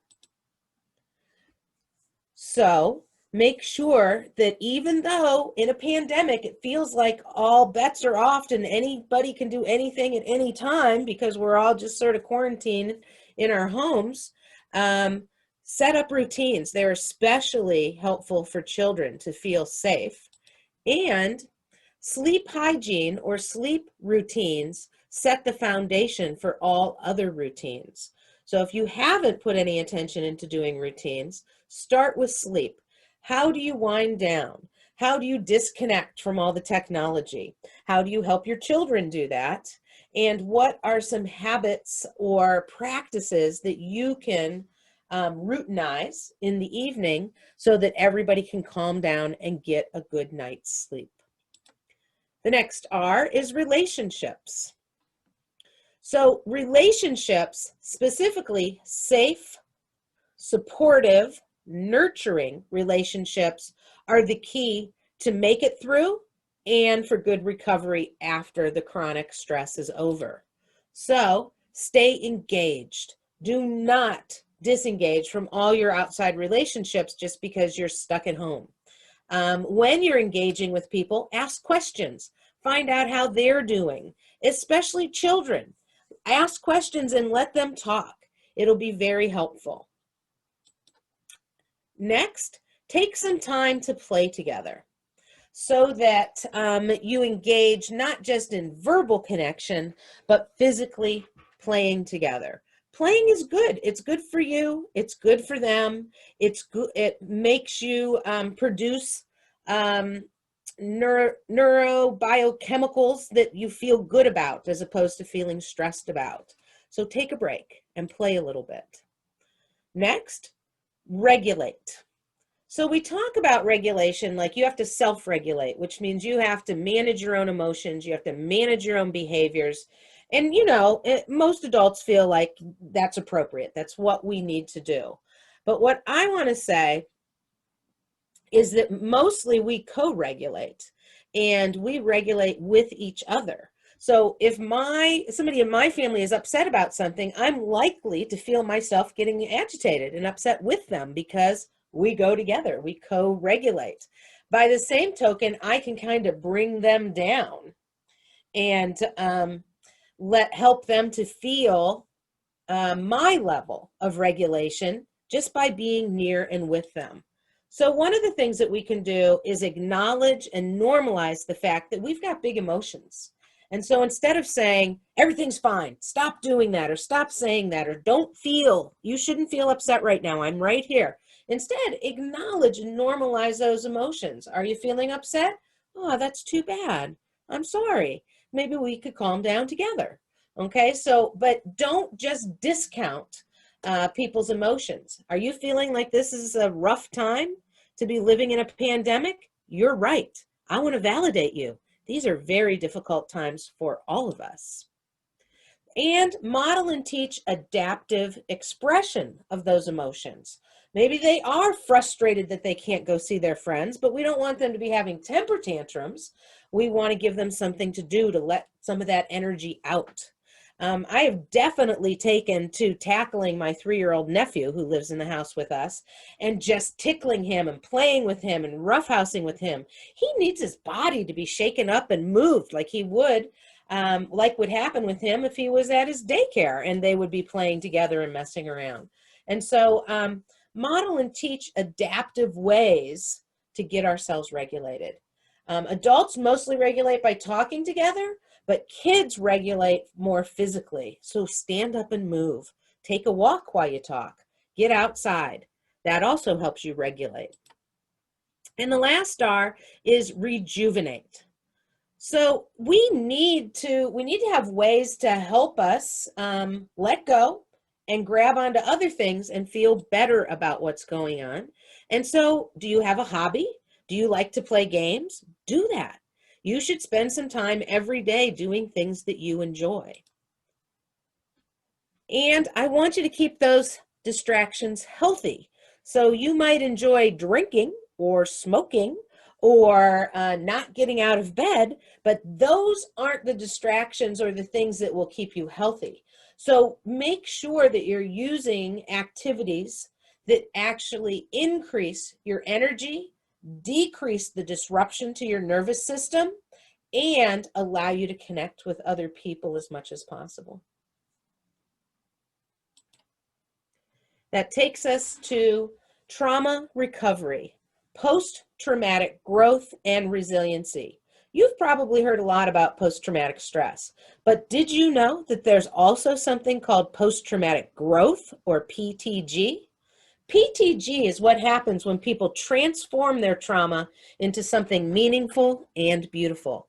Just like a mosaic made from the shards of broken pottery, we too can pick up the pieces of our lives, seemingly broken by trauma, and use them to make something new.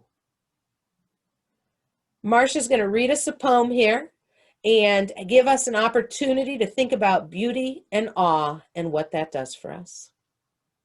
After that, we'll have an hour break for lunch, and I encourage you to use lunch to rejuvenate versus catch up on work or manage your demands.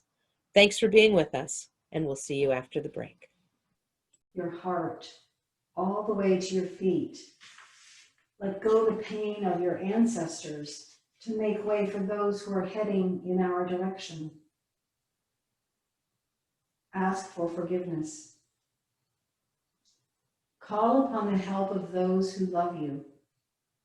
These helpers take many forms: animal, element, bird, angel, saint, stone, or ancestor.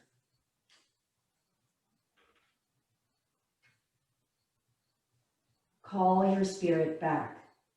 It may be caught in corners and creases of shame, judgment, and human abuse. You must call in a way that your spirit will want to return. Speak to it as you would to a beloved child. You must call in a way that your spirit will want to return. Speak to it as you would to a beloved child. Welcome your spirit back from its wandering. It may return in pieces, in tatters. Gather them together. They will be happy to be found after being lost for so long. Your spirit will need to sleep a while after it is bathed and given clean clothes. Now you can have a party. Invite everyone you know who loves and supports you. Keep room for those who have no place else to go. Make a giveaway, and remember, keep the speeches short. Then you must do this. Help the next person find their way through the dark. All right, everybody, welcome back. It looks like most of us made it back. I know Marla's not going to be with us. She had to bop over to a Train the Trainer for more trauma training. But you're here with us, and hopefully you think you're in good hands, because I think you are.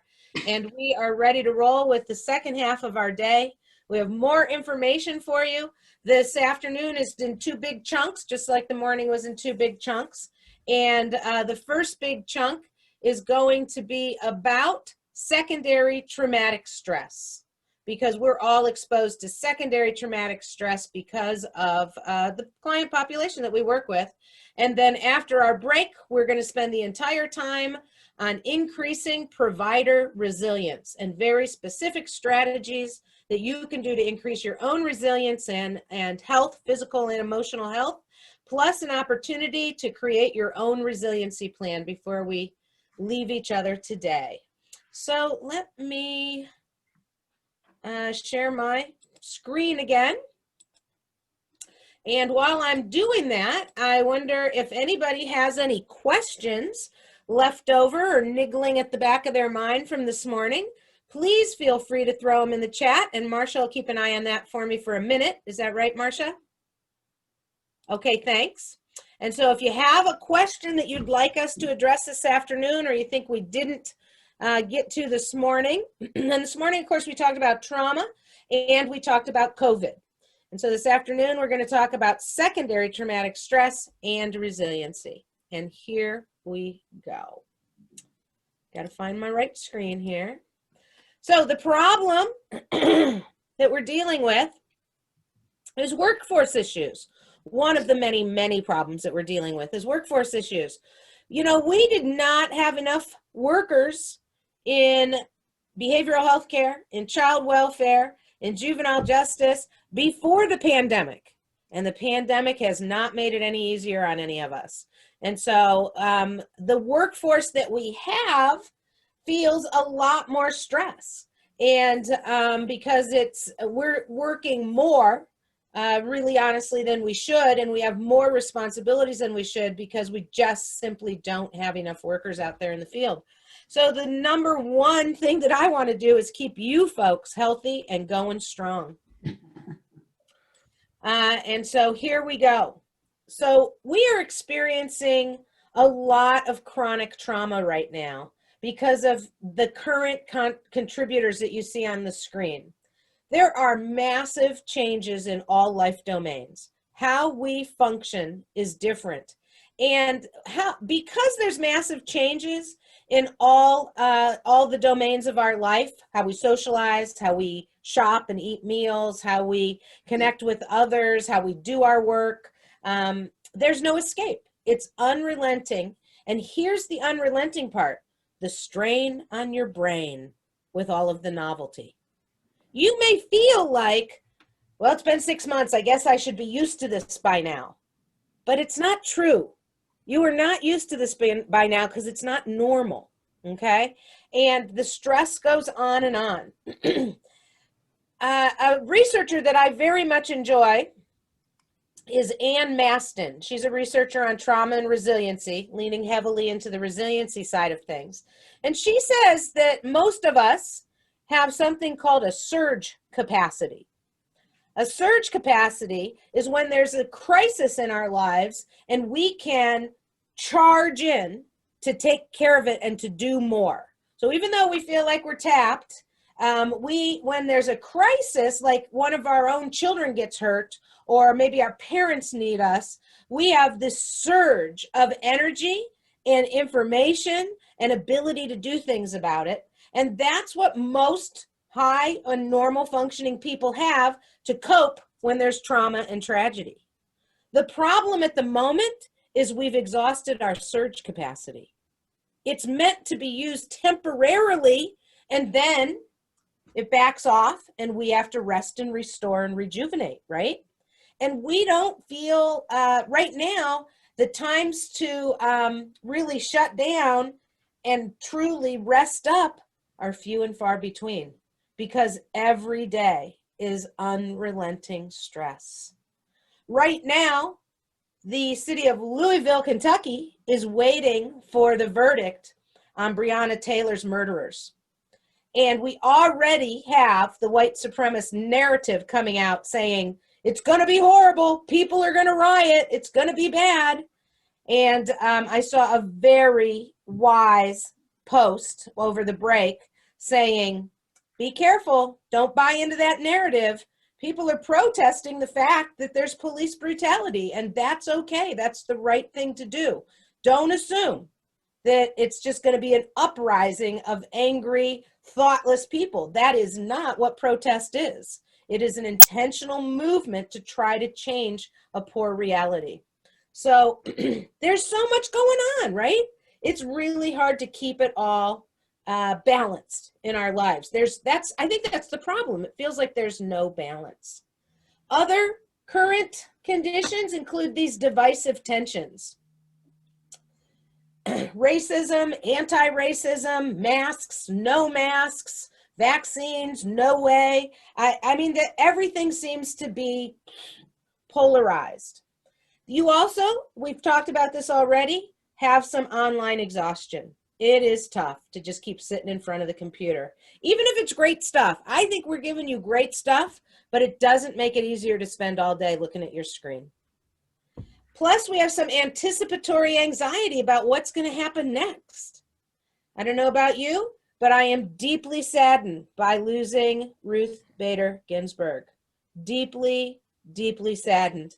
And I have a lot of anticipatory anxiety about what can and will happen to the Supreme Court in the next few months and over the decades.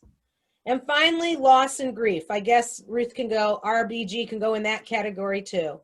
Eventually, we will lose more people. We have crested 200,000 deaths in the United States. Some of them unnecessary because we did not handle the pandemic well in our country. So there's a lot of loss and grief. And I want to warn you, as service providers in the community, there's more loss and grief coming, and you need to brush up on your loss and grief treatment skills. What do we do for people in those sorts of situations? All right, so a reminder slide that strong negative emotions trigger our survival mode, and which is fine for a moment, but we need to get back in touch with our thinking and learning brain. And so what we're going to go over today, this afternoon, is what can we do to calm that survival mode and to get back on not the superhighway of reactivity, but the thoughtful pathway through our brain where we do engage with our prefrontal cortex and can make thoughtful decisions about how we would like to respond to what's going on.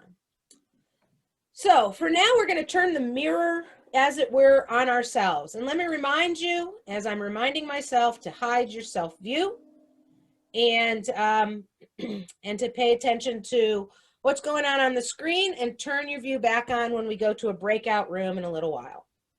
So what and how are we as workers in the field affected by trauma? We hear about everybody's trauma all the time, and we're seeing it. We are part of the largest common experience ever. It's chronic, unrelenting, and it's on top of our secondary traumatic stress. So secondary traumatic stress is the emotional duress that results in us when we're exposed to the firsthand traumas of other people. So when we go do an investigation, when we go visit that family's home, when we talk about what their childhood was like, and we hear traumatic experiences and chronic stress from them, that begins to take its toll on our nervous system. Secondary traumatic stress symptoms are exactly the same as PTSD symptoms. There is no difference. Our brain is amazing, and there's little that it can't do. But one of the things that it gets a little mushy around is, are things actually happening directly to us, or are we hearing and seeing those things? So it's because of that that I frankly am one of these people who does not watch the news. And I haven't for decades. I have family members who will call and tell me any important updates and what's going on, but I do not sit and watch the bad news, as I call it, because you just see bad thing after bad thing after bad thing, and I struggle to maintain my balance when it's all bad. So imagine, let's think through this problem for just a second. You're a worker in the field. You have anywhere from a dozen to multiple dozens of cases. Each one of those cases has some sad and bad stories. So you're taking in dozens of sad stories just sort of continually. Then you have a supervisor who has several, if not dozens of supervisees, and they only hear about the worst cases that you have because you struggle with them and you're not sure what to do with them. And so that supervisor is overexposed as well. And again, our brain has a little bit of trouble differentiating that emotional duress. And is it direct or is it indirect? But the bottom line is we all end up with some of the same conditions and symptoms. So let's take a look at related conditions and terms having to do with secondary traumatic stress. The first one, excuse me, is compassion fatigue.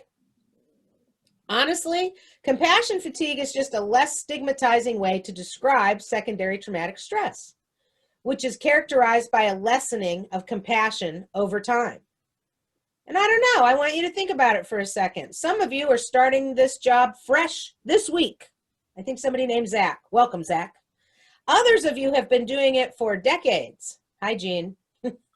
And the question is, how's your compassion? Is your compassion for the people that you work with the same as it was 20, 30 years ago? Or how about 5 years ago? Or has your compassion sort of taken a beating? That's what we're really talking about with compassion fatigue, that it wears you down. The exposure to trauma wears you down so that you don't have as much compassion for the people that you're working with. The next term is vicarious trauma. So vicarious trauma is really used more in the literature and the research about negative impacts to your brain, that you literally start to make cognitive changes in your brain in the areas of trust, safety, control, esteem, and intimacy. And vicarious trauma, your exposure, negatively affects how you think about these things. For instance, I know because I have immersed myself in trauma and trauma research and trauma treatment for decades now.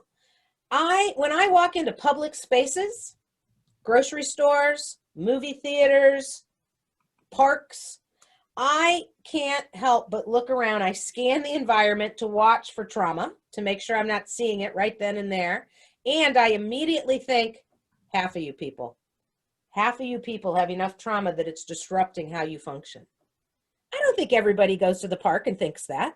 That has been a cognitive impact on my brain and how I view the world. And so that's kind of what vicarious trauma is talking about, the cognitive impact. Burnout is another word that's used in this field. And burnout is emotional exhaustion and feeling depersonalized. So it's like I'm here, but I'm not really here. I'm checked out. Burnout also goes along with a reduced feeling of accomplishment. But I want to tell you that burnout is really reserved for occupational stress, not trauma specific. So burnout is about the fact that you have to work too many hours and you can't take a lunch break. Burnout is about all the paperwork. Burnout is the demands on you as an employee, not by the clients, but by the job. So burnout is about occupational stress. And then finally, compassion satisfaction. So compassion satisfaction are positive feelings derived from competent treatment or service provision, positive professional relationships, and the knowledge that you are making a meaningful contribution. Compassion satisfaction can go a long way towards buffering compassion fatigue. The more you feel like you're doing good work, no matter how hard it is, the less negatively fatigue and chronic trauma is going to impact you. So we all need to feel some compassion satisfaction, or here's the truth, if you are low in compassion satisfaction, you are likely to leave the field because you feel like it's not doing any good. Okay? Thoughts or questions about those conditions and terms? They're just an overview for you. And if you have thoughts or questions about that, go ahead and throw them in the chat.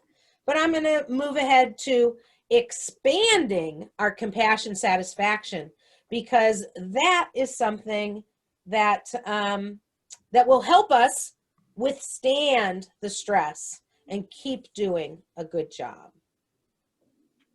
So how do we expand our compassion satisfaction? Well, first of all, we need to understand the concept of Teflon versus Velcro. So think of your brain as having parts that are Teflon, where, you know, burnt things and sticky things slide right off, or Velcro. Everything sticks to Velcro, even when you don't want it to, right? How many times have you had to pluck something out of the dryer and pull things out of the Velcro so that it would actually work again? But everything sticks to Velcro.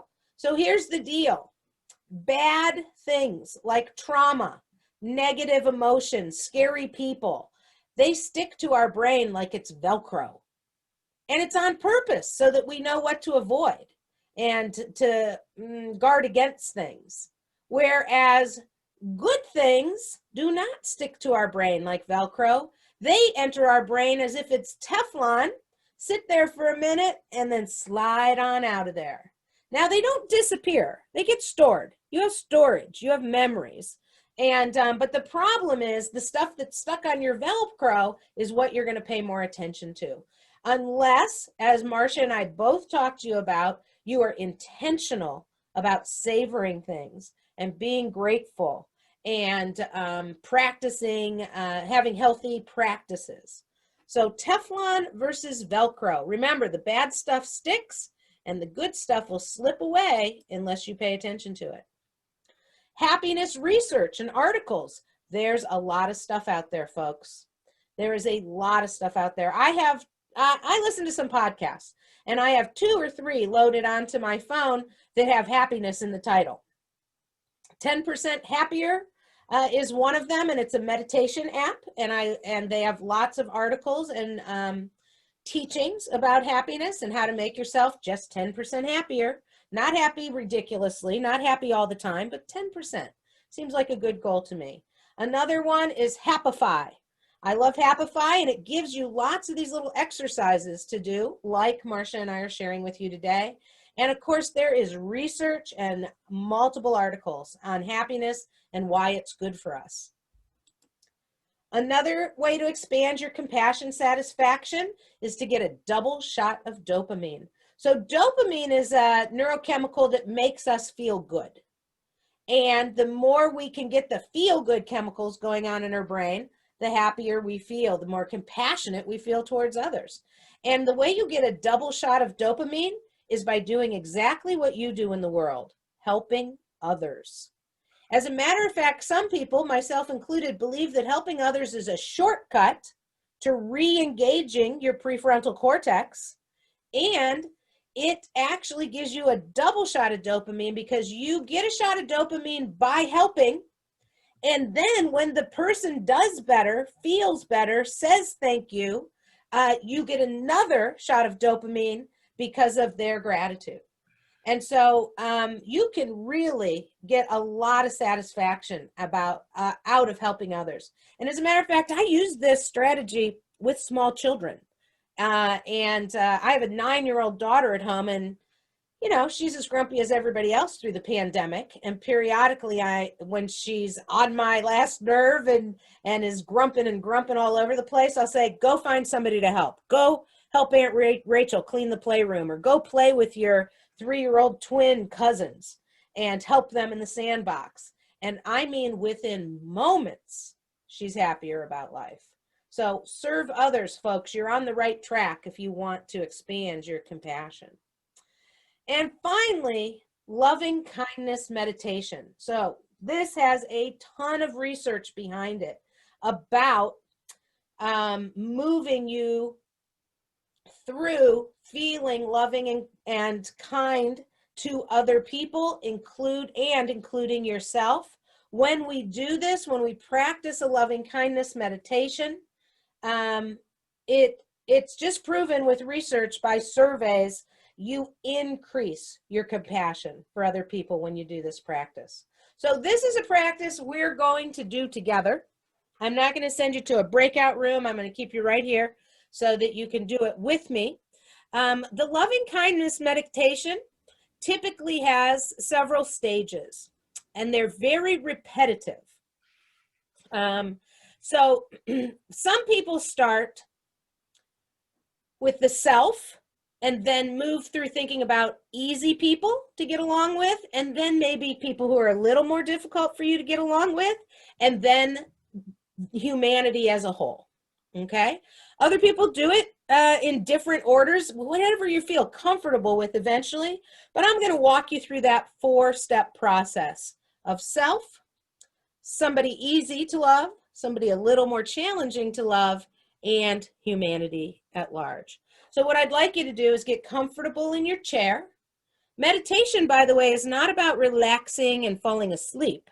Meditation is about being alert and being aware of what you're thinking of, being present in the moment. So, feet on the floor if possible. Sit upright in your chair if possible. Take in a nice deep breath.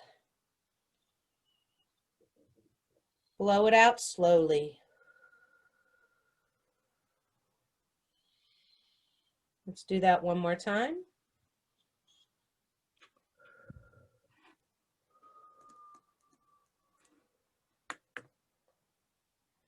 And now I'm going to say some phrases, and I would like you to repeat the phrases in your mind. May I be healthy. May I be happy.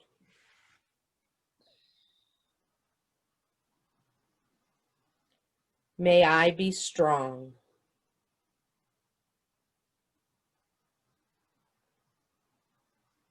May I feel like I belong.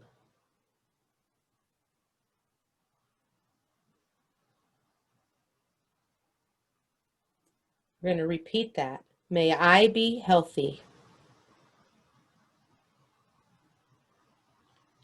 May I be happy. May I be strong. May I feel like I belong. Really take that in for yourself.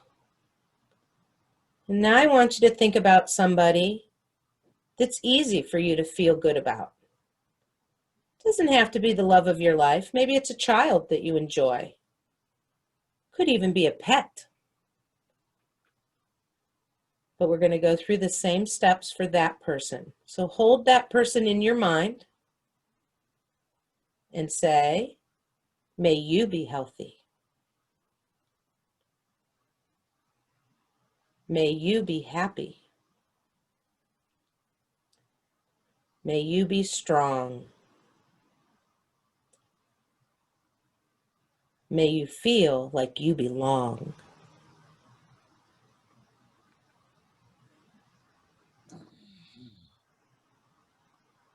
One more time. May you be happy. Imagine them. See them being happy. May you be healthy. See them healthy, strong. May you be strong. May you feel that you belong. Now go ahead and try to find some person that maybe you struggle with a little bit. Again, not your worst enemy, but somebody that it's not always easy to love them. So hold that person in your mind. And let's do it again. May you be healthy. May you be happy. May you be strong. May you feel that you belong. And one more time, I'm thinking you've probably got the pattern here, so go ahead and do it in your own head.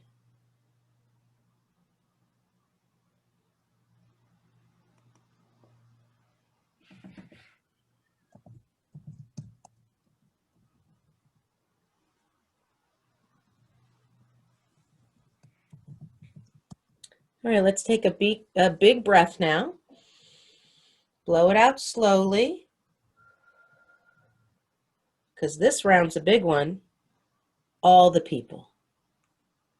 All the people on all the sides of everything.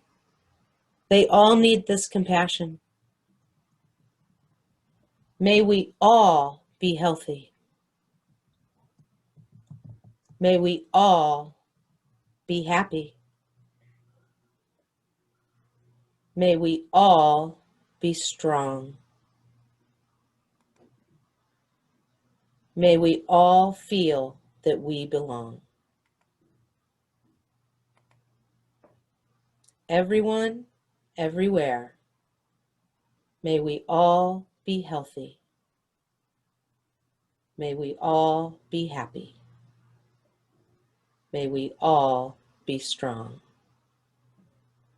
And may we all feel that we belong.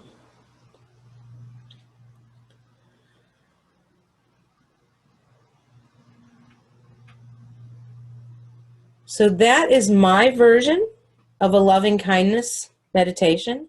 There are many versions, and I think in a moment, Marcia's going to share another version with you if she has one that's slightly different.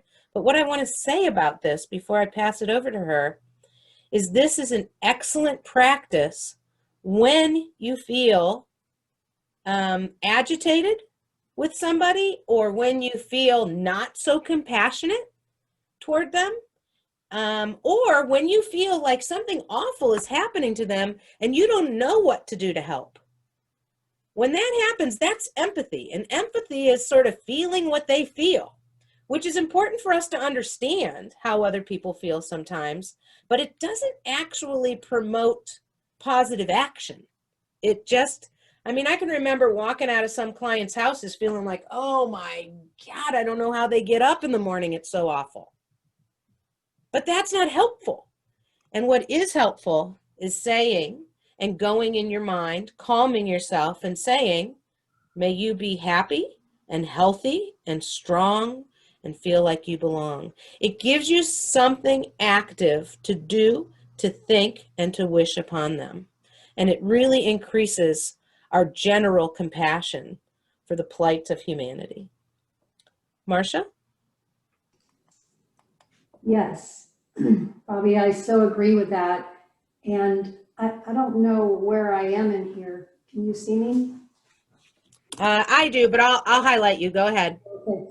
For some reason, it's not showing up on my screen. I'm one of those people that very strongly believes in spending a lot of time with yourself first.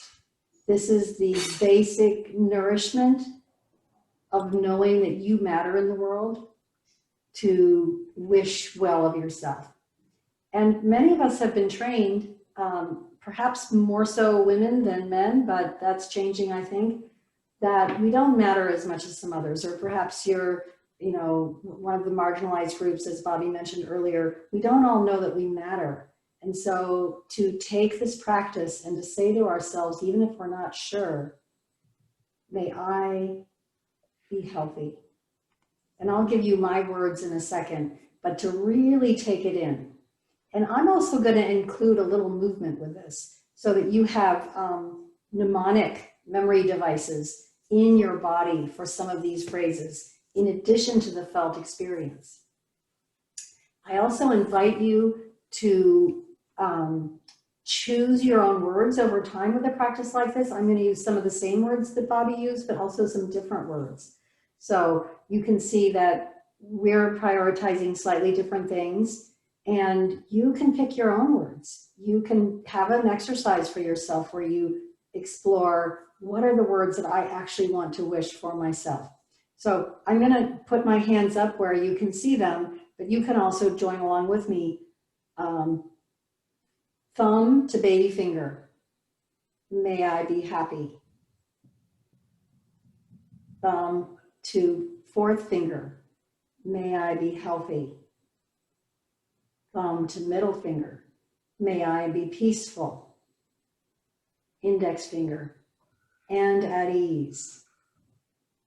And then for an extra dose of oxytocin, which happens when you touch your own chest, may I be filled with loving kindness.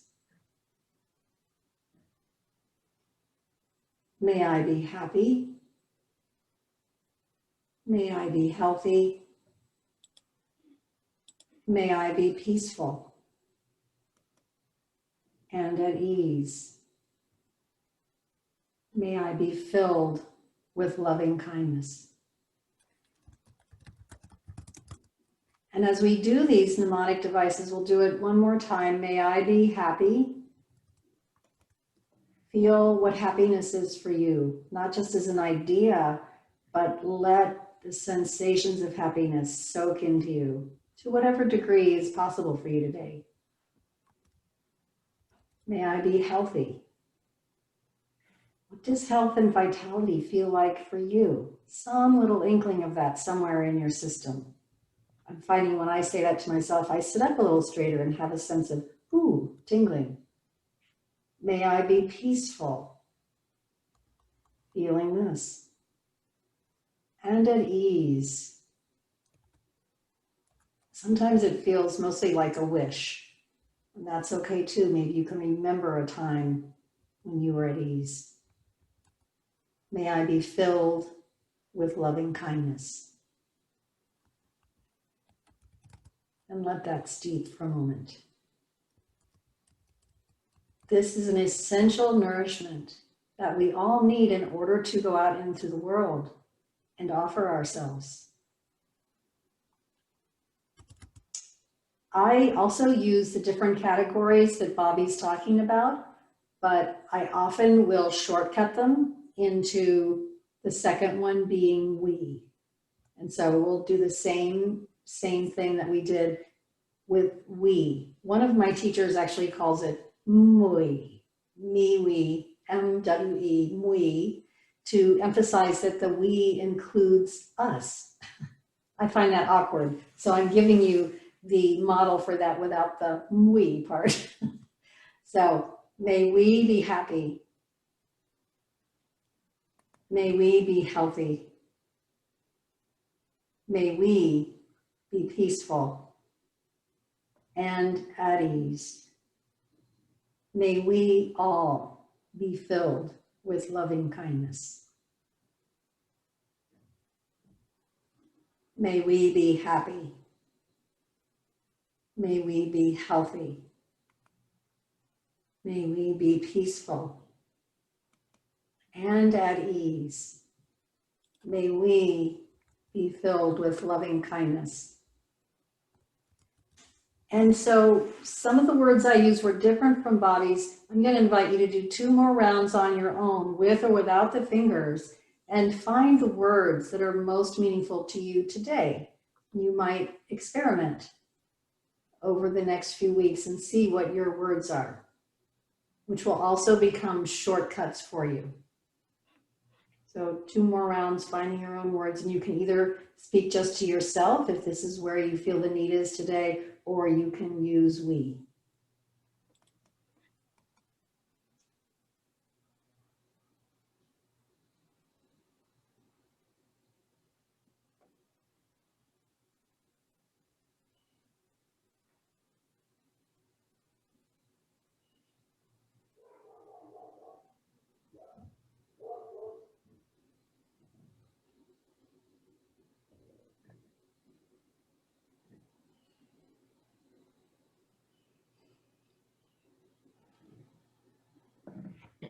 finishing up if you're not already.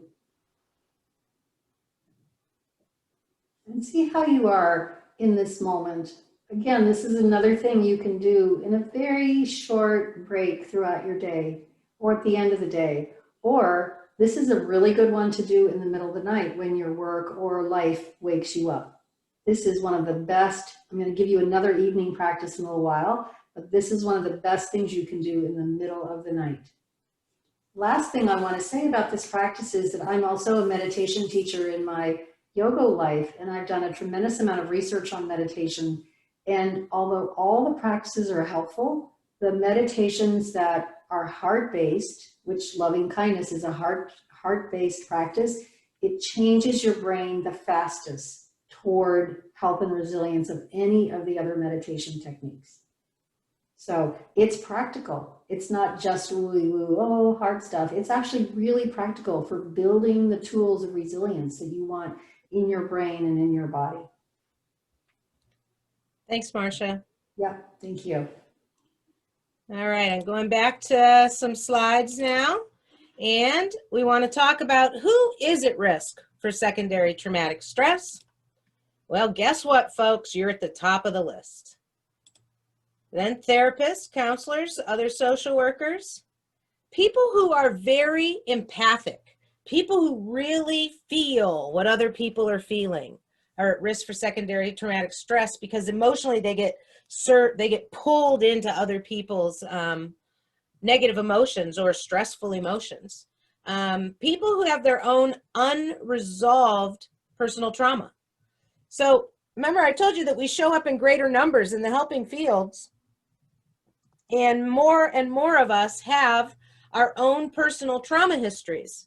And that's fine if you've resolved it, if you've acknowledged it, if you've gotten treatment for it or gotten support around it, if you've taken care of it, if you recognize when you're reactive and triggered to things and can take a breath and a step back from it. But when you have unresolved trauma, what that means is you're being triggered out there in the workplace because of the work that you do, and it's a bad and very challenging cycle for you to stay healthy. People who have heavy trauma caseloads. Here's a little secret. I don't know anybody who doesn't have a heavy trauma caseload anymore. And so I'm not sure what to say about that. When trauma stuff first came out, they were saying, you should have a few trauma cases and then the others should be like normal cases. There's no such thing as a normal case. They are cases in our systems because they have a history of trauma. It's really hard to get away from that now. You can also be at risk for secondary traumatic stress when you're isolated. So the COVID itself makes us more at risk. Social and organizational isolation, because some of you are in the office, good for you. I hope you're staying safe and wearing masks. But some of us, like me, like Marcia, we're working out of our houses because we aren't out there in these big groups anymore. My job was to go around and be in groups of people almost all the time. And so I'm just not doing any of that right now. And it does feel very isolating, which increases my risk for secondary traumatic stress. And the last one is you're at risk for secondary traumatic stress if you have inadequate training. Now, I'm impressed with the whole Ohio Start project because it is loaded with lots of good trainings. And so take advantage of them, folks. Not everyone has the privilege of getting all these high quality trainings that you guys are getting.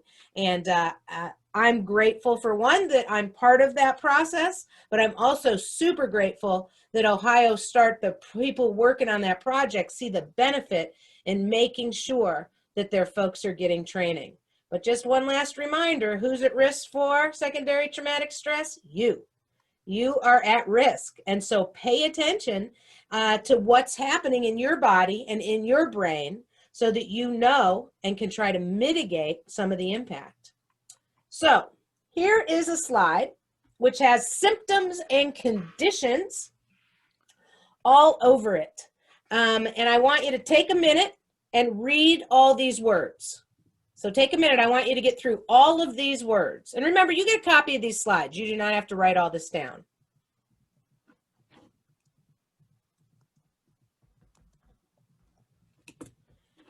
Now what I would like for you to do is on your screen, I want you to go to View Options. You should, when you get to View Options, you should have a small drop-down menu. I spelled menu strangely, sorry about that. It's French. And then select Annotation. And I don't know, it might be Marcia doing this, but somebody's already doing it. When you select Annotation, you can pick a stamp, or you can pick a, just to write yourself. And I want you to mark all of the symptoms that you have experienced in the last 30 days. So not forever, not for the entire pandemic, but just in the last 2 to 4 weeks. These symptoms are important, people, because they extend beyond the symptoms themselves. Client care is compromised when providers feel ineffective, and secondary traumatic stress predicts who will leave the field. So we're going to stay here for a couple of minutes and let people mark all of the symptoms that they're experiencing, however you would like to mark them. We have gray circles and green circles and yellow, red hearts, gold stars, green checks, blue arrows.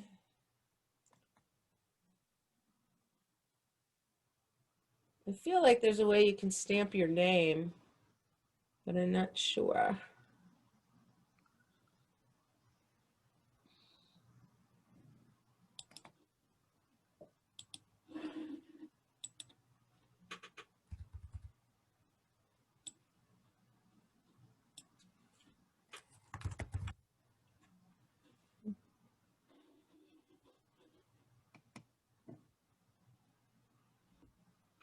Thanks to all of you who are participating in this.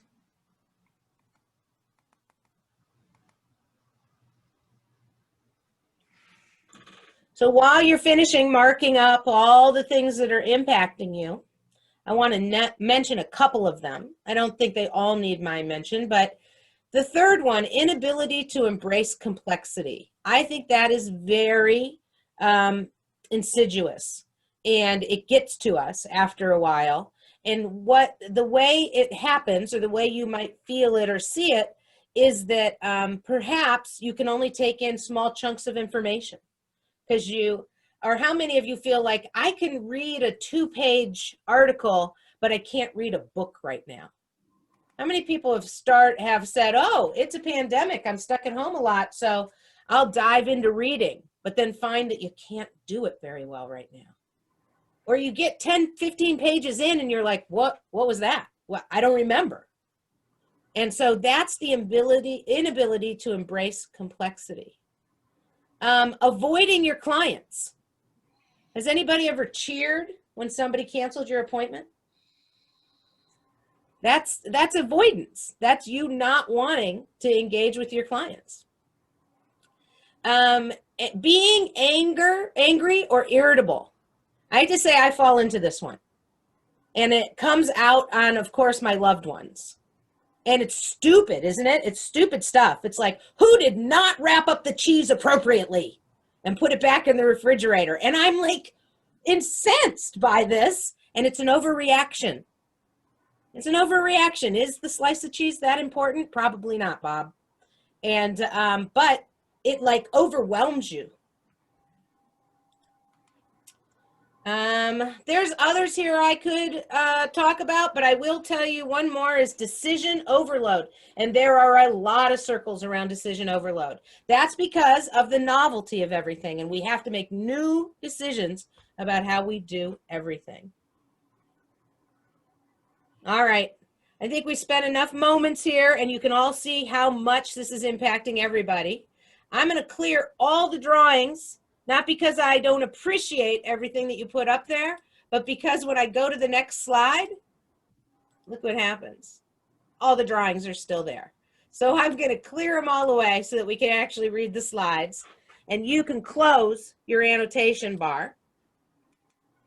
Although I suppose now that I've taught it to you, you're welcome to write on any of the slides. That's always the potential there. But here we go.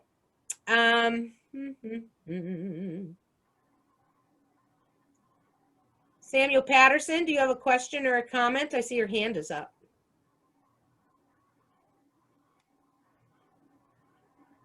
Ashley, I see you drawing things. You guys are cracking me up. All right, Samuel must either can't unmute himself or he isn't sure how to do that. So here is how you identify secondary traumatic stress, in case you haven't, by all of those symptoms. Informal self-assessments. So do you have a trauma history? What's your emotional relationship with work? And do you have any symptoms? So you could say that last slide was an informal self-assessment. How many of them did you mark? 1 or 2, you're probably fine. 6, 7, 8, all of them? Then you have some significant secondary traumatic stress. Another thing that's super helpful is reflective supervision. And here's what reflective supervision is. It's attention to the emotional content of your worker and their responses, okay? The attention to the emotional content. And here's how it works. Jean, I'm going to use your name just because I can see your little face there. So Jean's my supervisee. She comes in and she has a bunch of cases we got to get through. There's all sorts of problems. We got to do some problem solving together. And we just dive in to these cases. That's not reflective supervision. That's casework. Instead, reflective supervision is, hi, Jean, I see you. And how are you doing? Okay. And what's the worst thing you were exposed to this week? Can you tell me a little bit about it? So that Jean can get it off her chest and tell me how emotionally that has impacted her. I do not need to spend my whole hour of supervision with Jean doing that, but I do need to spend the first few minutes because that connects us as humans. It demonstrates my compassion for my worker who's out there doing the work, and it allows her to release or metabolize some of that emotion. So reflective supervision needs to be happening by all supervisors in all of the helping professions. The third way to identify secondary traumatic stress, and by the way, when Jean keeps telling me week after week how she's feeling, I can then monitor how she's doing out there. And know that, does she need, you're getting really crispy, Jean, let's schedule a day off for you. Okay? Or you're running strong and I need help on this other case, Jean, so I'm going to ask you to step it up and do more. But I can know whether she can tolerate that or not because of my reflective supervision. The last thing is a formal assessment. And you can do a formal assessment at regular intervals. And that helps track changes in your workers over time. To do that, I have shared the ProQual survey. Okay, you have it in your handouts, and I have to see where we are time-wise. 10 to 2, and I have a few more things. So you have it in your handouts, and Marcia and I discussed this already. In the future, when we do this training, we're going to ask people to fill it out before they come to the training. Because what would be ideal right now is to send you into breakout rooms to discuss your outcomes from that survey. But I know you haven't done it, and it takes longer than 10 minutes to fill it out. Not much longer, maybe 15 or 20, but I don't want to just sit and have you do paperwork. So I'm going to ask you to make a commitment to yourself to complete the ProQual survey on your own. And you have the scoring guide with the survey. And so you can get your own numerical number about how much secondary traumatic stress you have, how much compassion satisfaction you have, and even how much burnout you have. And that helps you decide what do you need to do, okay? In addition, if you're a supervisor, I strongly recommend that you use the ProQual with your supervisors quarterly. That'll let you know how things ebb and flow in what they're tolerating and what's going on. If we could see into the future and know who's going to quit, who's going to not be able to do this work, that would be helpful to us. And one of the answers is the ProQual. So we are not going to do that breakout right now because we did not prep in advance for it. And I have a note to make sure we do that differently next time. So let's just jump right into strategies to prevent secondary traumatic stress because we could all use a little prevention. We need a cultural shift right now.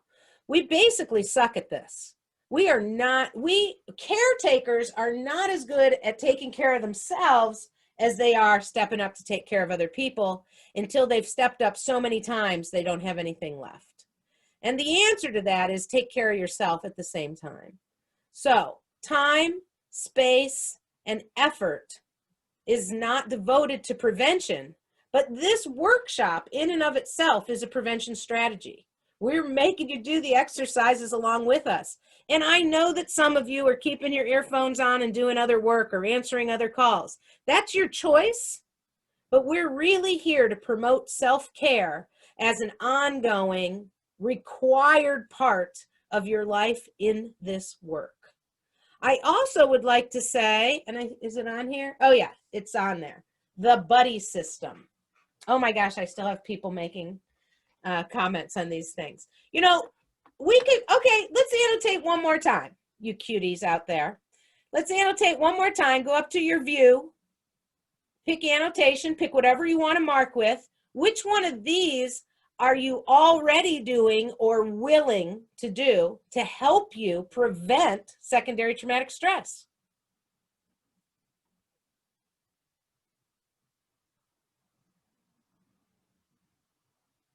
I'm just watching my screen light up.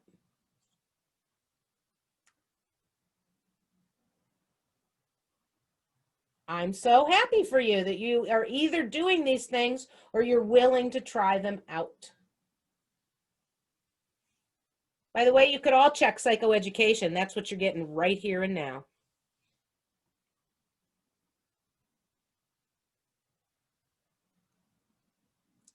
You are active annotators, and I so appreciate it.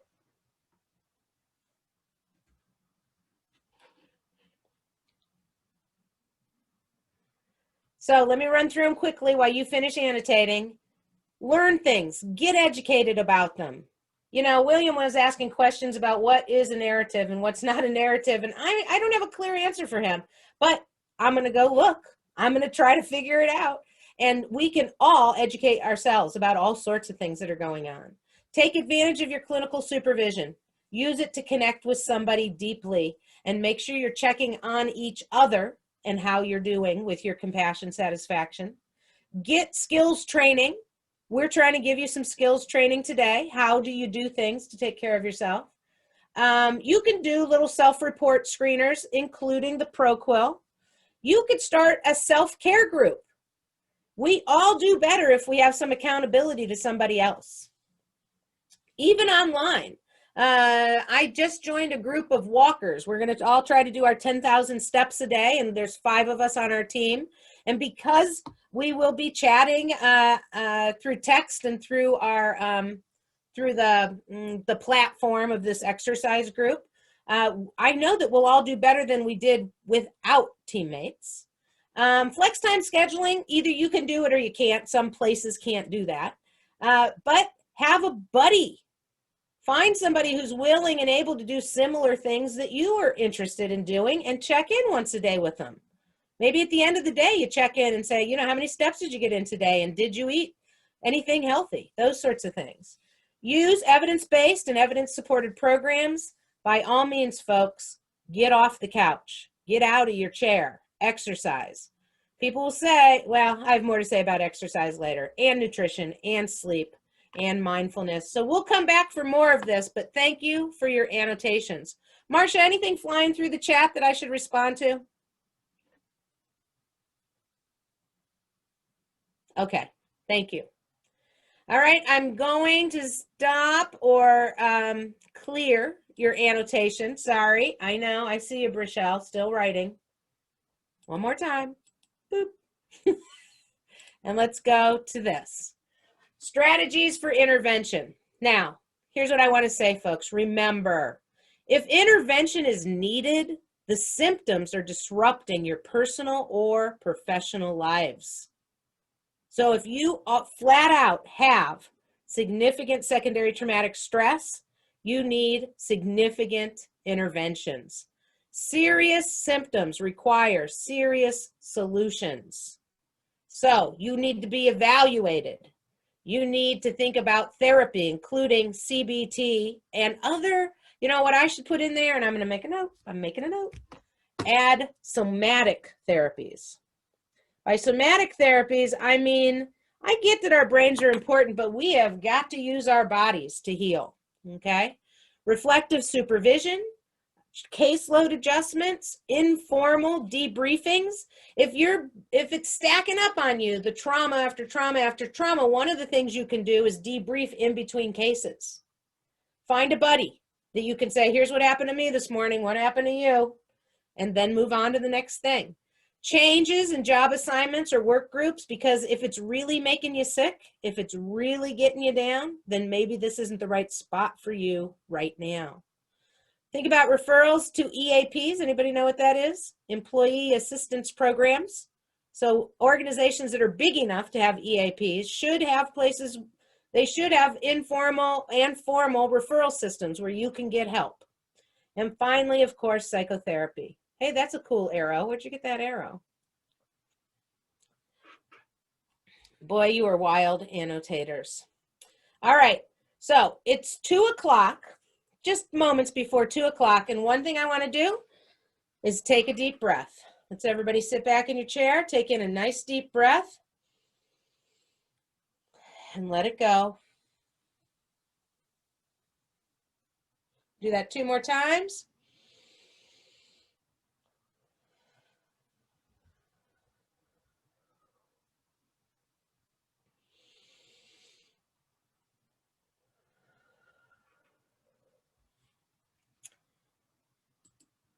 And let's turn it back over to Marcia for some yoga. Folks, here's what I want to say before Marcia takes over.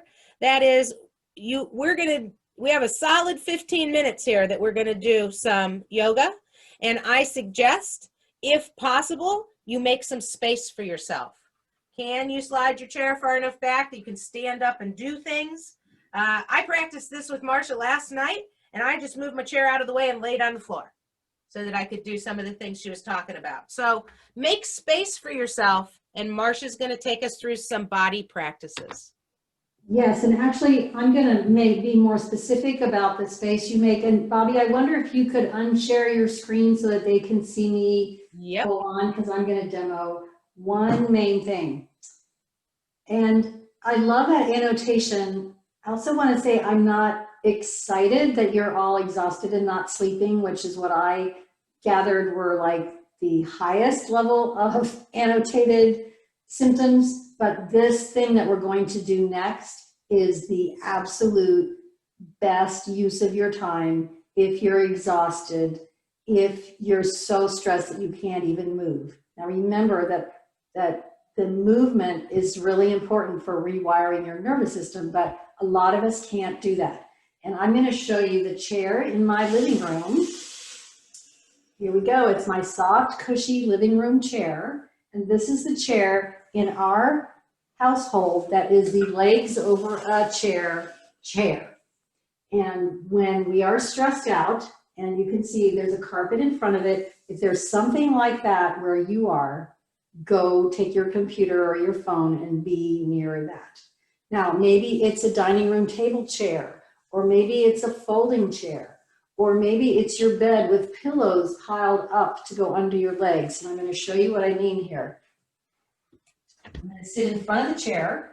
I'm going to roll my legs up and over the chair. And I'm going to put my feet on a pillow on the seat of the chair and put my arms out to the side.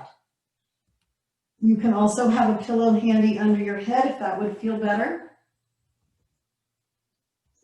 And this is called legs over a chair. So see if you can find some way you could use like an ottoman or anything. You could be on the couch and pile pillows under your legs so that your feet and from your feet to your knees is one height. Your knees are higher than your hips, and then the rest of you is flat. This is the best bang for your time buck. And when I see, you know, BobbI's talking about talking to your friends as well and staying connected. How are you? When my husband comes in the door and he doesn't say anything to me and he comes over and puts his legs over the chair, I know exactly how his day was. And I also know that he'll be better for putting his legs over the chair. And so I don't bother him. Even if I want him to help me with something, I give him the 10 or 15 minutes that he needs. So if it's impossible for you to do something like this, lie down. If you're sitting at a desk, then yes, Rachel, I hear you. And so Rachel's at work and she's visible. She's not lying on the gross floor. But maybe you could put your feet up on the desk or elevate your feet a little bit. And so this is a great thing to do before you get into your evening. If you have an ending time of work, which lots of us don't these days, we work all the time, 5 o'clock, 6 o'clock, go put your legs over the chair. Then this is also a great thing to do for 10 or 15 minutes, even 5 minutes is good before you go to bed. And this will unwind your nervous system so that when you're in bed, you're actually sleeping. You can also do this in bed. Sometimes in the middle of the night, I'll put a couple pillows under my legs while I'm lying there awake. And then at some point I can roll over and go back to sleep. If you are not able to get any configuration of this shape, then close your eyes, sit back.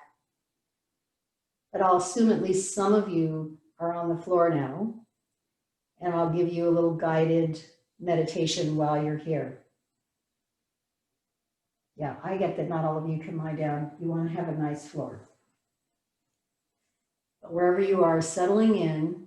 And for those of you whose legs are resting on something, I see BobbI modeling beautifully. Thank you, BobbI.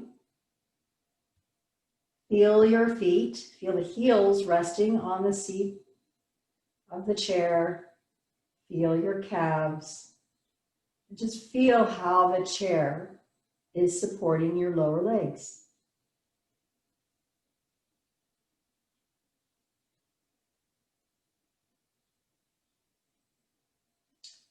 Sometimes this pose is called waterfall pose, in that now your blood is flowing from your feet back through the legs to the torso and eventually towards the heart. So this is a pose that can change the blood flow in your body in a way that lets your heart know that you can settle, your whole nervous system can settle in this pose, because the venous blood, the blood that's been hanging out in your feet all day, moves back to the heart. It's very good for blood pressure. So your whole system goes, it's like a key. It's turning a key in your nervous system. So now feel, sometimes you can even feel a sense of, oh, the blood is flowing down my legs like a waterfall into the pool of the hips and the belly.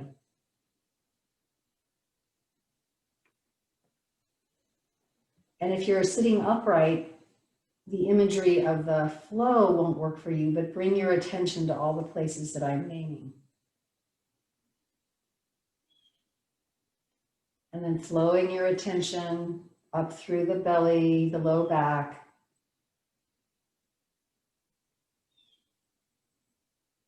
You might even notice here that if you can have your hands out to the side, or you could have your hands on the belly. You might feel a little bit of movement in your belly as your breath comes and goes.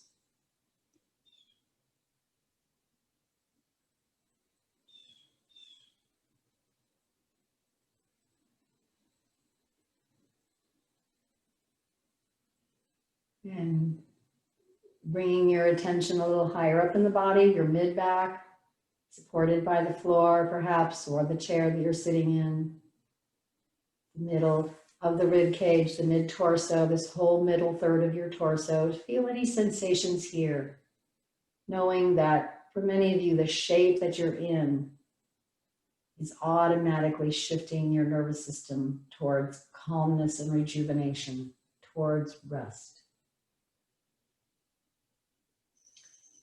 Feeling your shoulder blades and your upper back now, your upper chest, the whole upper third of your torso, sensing sensations, sensing any movement that's coming or going with the breath.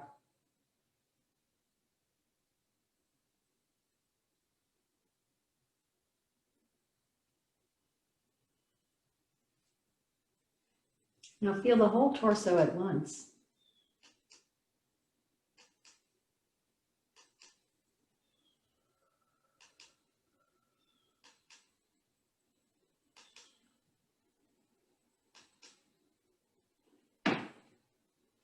Feeling the shoulders and the arms out to the side, somewhere resting on your torso. Nothing needs to be different than it is. This is also one of the best shapes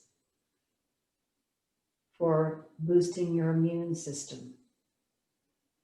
And so know that at the same time you're deeply resting, you're also giving your immune system a boost.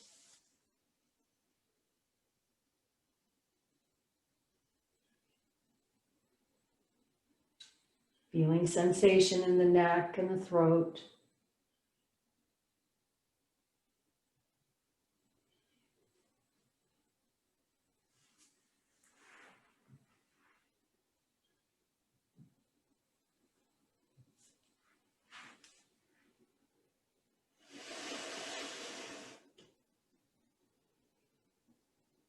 Feel the weight of the head on the floor, on your bed, depending on whatever shape you're in. Feel the contact of the back of the head if it's touching something.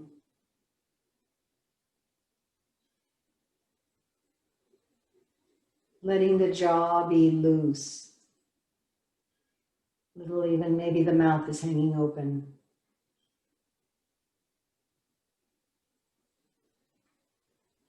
Sensing the tongue inside the mouth. Any sensations here in the mouth?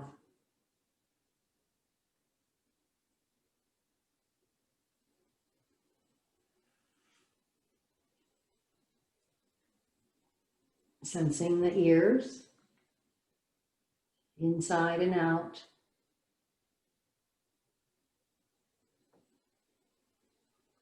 Letting the sound of my voice come to you without reaching for it.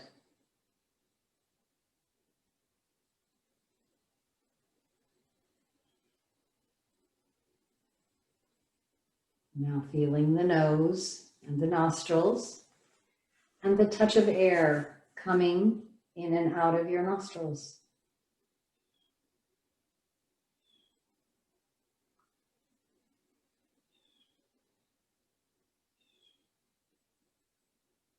Or maybe fragrances where you are, or not so much.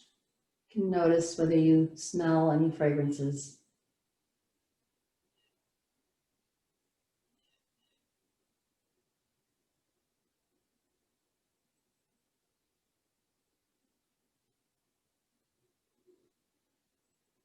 Feeling the eyes. Let's start with the left eye. Feel the bony structure around the eye. Any sensations here. And then feel the eye itself. Sometimes there's a sense of the eye moving around. Sometimes it rests quietly. Doesn't need to be a certain way. Just notice how it is for you in this moment.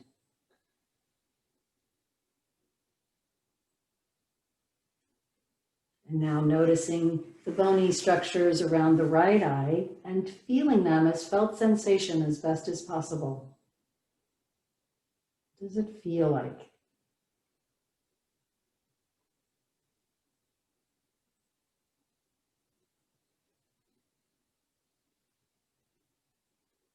And now feeling the eye itself surrounded by many little tiny muscles. Make it possible for your eyes to go every which way. But now they can rest. The eyes just resting back.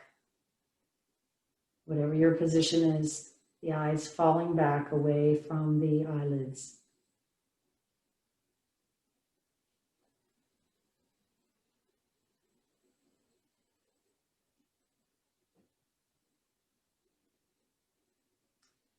Sensing the forehead skin now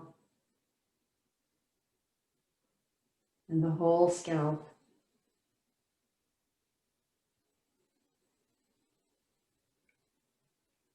Feeling the whole body feeling, almost as if you're stepping back. Feel the whole body.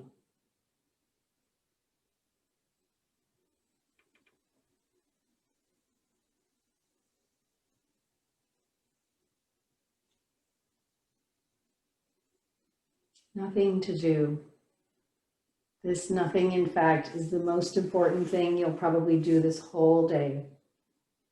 Allowing your system to reset. Giving it a deep, deep rest.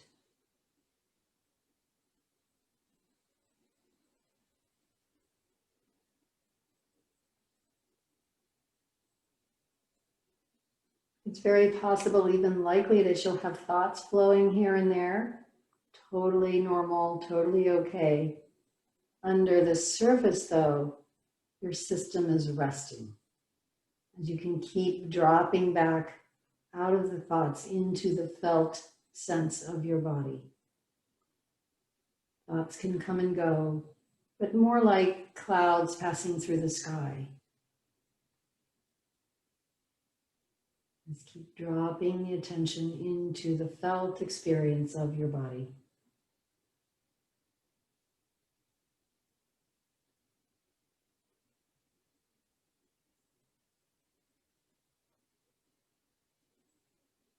I'll be quiet just for a few seconds and then I'll come back with more words.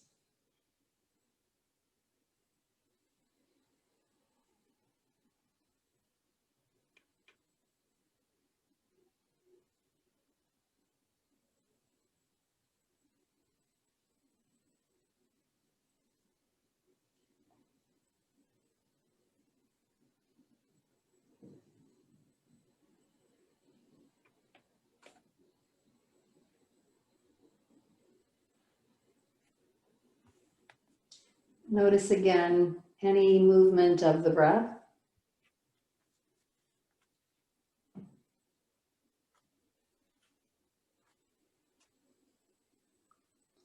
Notice that likely you're feeling differently than when you first lay down, especially those of you who are lying down with your legs up somewhere. And even those of you sitting in your chairs, isn't it great to get credit for a training where you get to do nothing for 15 minutes? And yet, as I said, this could potentially be the most important 15 minutes of your day. No offense to all the great stuff that BobbI's talking about. To begin to rewire your system toward peace and vitality. So move a little bit, just small things in small ways, maybe fingers and toes. Maybe ankles and wrists again. I saw some of you really like those ankle rolls from earlier. They're really just simple things, letting your body shift from wherever you are now, taking the time to move yourself back into a chair, ready to be at the screen again. I feel excited knowing the important work that you're doing, that you just got to rest. As someone who's helping to pay for your services, I could not be happier that in this difficult work that you do, that you have some time here and there for support. And I know that the service you offer is better on the days that you get a little extra rest. So my needs for contribution are met by seeing you lie down and have your legs up. Back over to BobbI. Thank you, Marcia. That was excellent. I see one question in the chat. What's an EPB?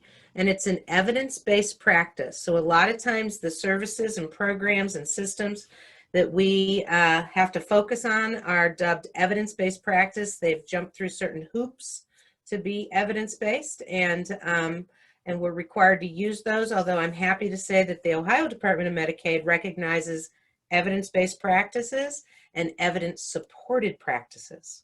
So we are free and encouraged to use things that we know has research behind it. We know it has good outcomes behind it. And self-care definitely has a lot of research and outcomes behind it. And as a matter of fact, I believe Marcia is involved with an evidence-based practice in urban Zen, help me, Marcia, integrative treatment? Urban Zen integrative therapy. Therapy. Yeah, we use a combination of yoga and meditation, which is really a part of yoga, aromatherapy, breathing practices, all kinds of things. And we use them together. And that's why we're weaving in a number of different practices for you. And actually the loving kindness practice is the first meditation practice that I teach them. Nice. People that I'm training, because it's so effective. And then things that are woven together bring more resilience. All right, everybody. I hope that you participated in that practice to the degree that you could. And I encourage you to do more for yourself on your 15-minute break that we're about to take. We'll see you back here at about 2:30 for our last 90 minutes together. Thank you. So welcome back, and we're on the fourth and final quadrant of our training. So thanks for sticking with us. I hope that you have found the exercises that we've been doing helpful. This last section is on provider resilience. The entire goal here is to get you to understand the importance and the mechanisms of being resilient. And we are going to wrap it up for the next 90 minutes with literally dozens of ways that you can think about implementing and rehearsing and making practices so that you can be as resilient as possible. But I don't want you to think that I think it's just about you, that somehow you have to solve all of this. I do want to point out that at a time like this, it's a time for leadership. Our leadership needs to step up. They should be having in your organizations and agencies and in our communities, leadership should be stepping up with direct communication on the impact of COVID, both on your agency and on your staff.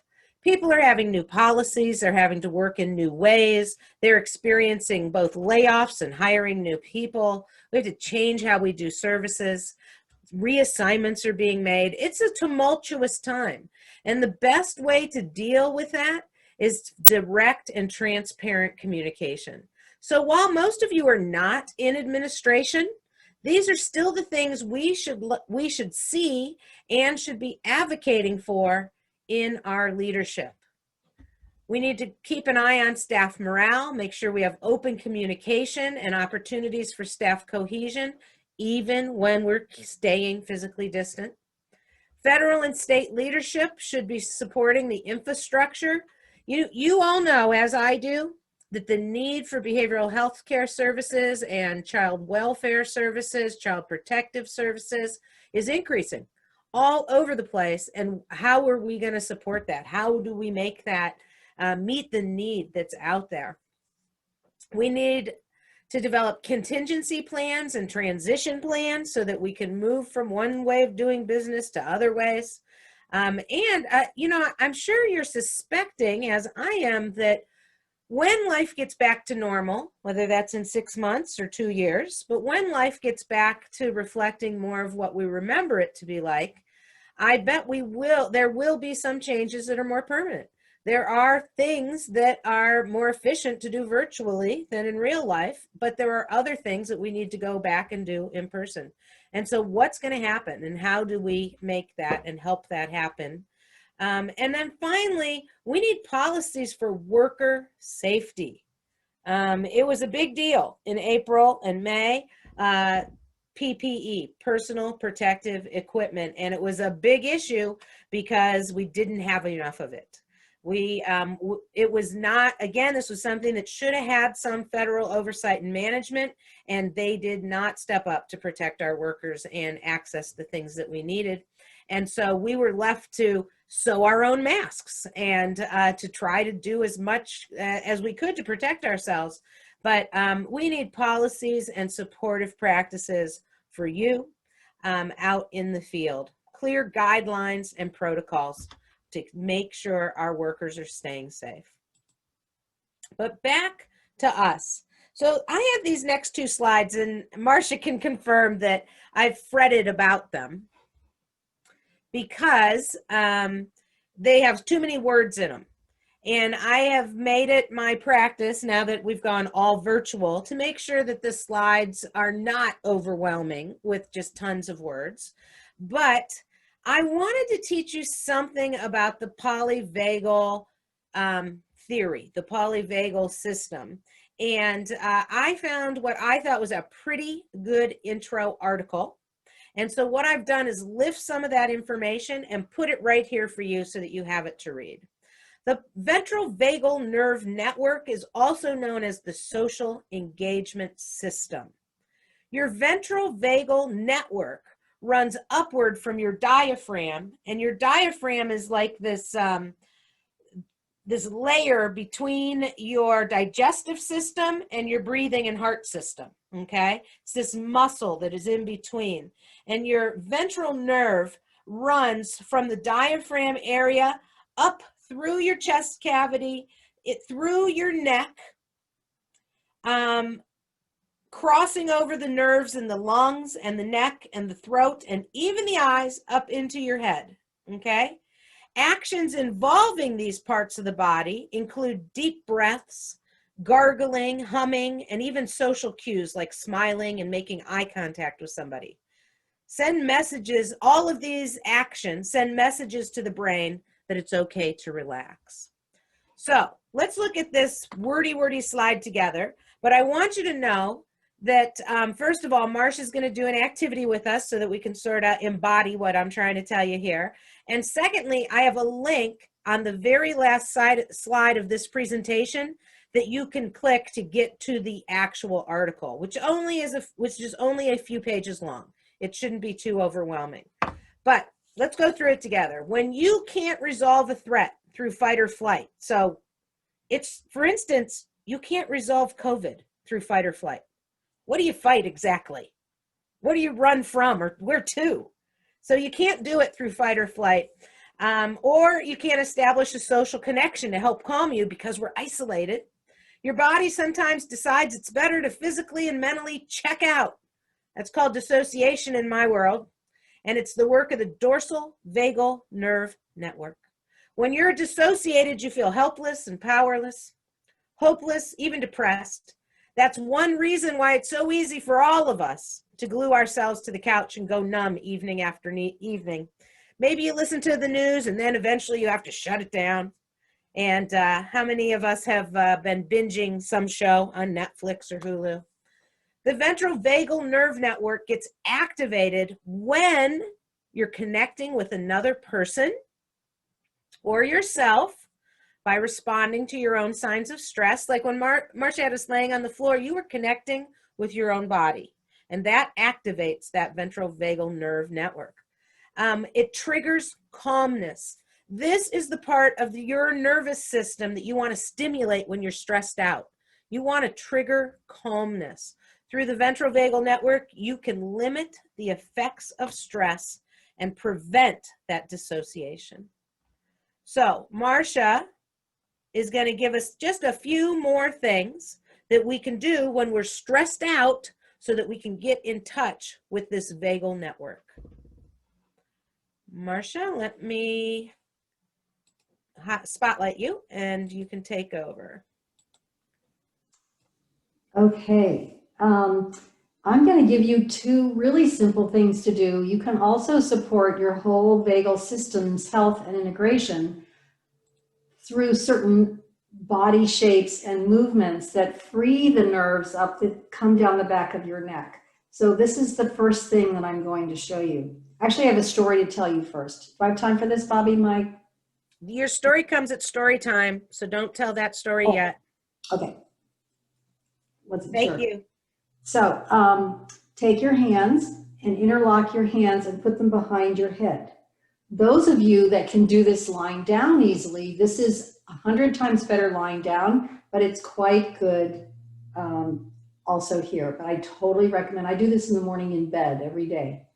Okay, so first you're just going to turn your head left and turn your head right. Just get a sense of how tight your neck is, and maybe look and see, without trying to do something more, where do you easily see when you look left and you look right.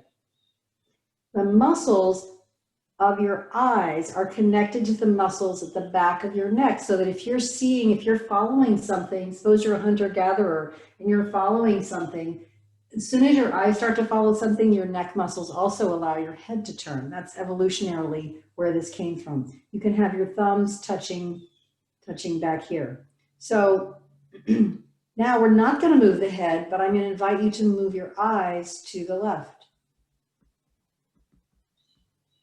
If you're lying down, you can feel the weight of your head in your hands, just eyes going left.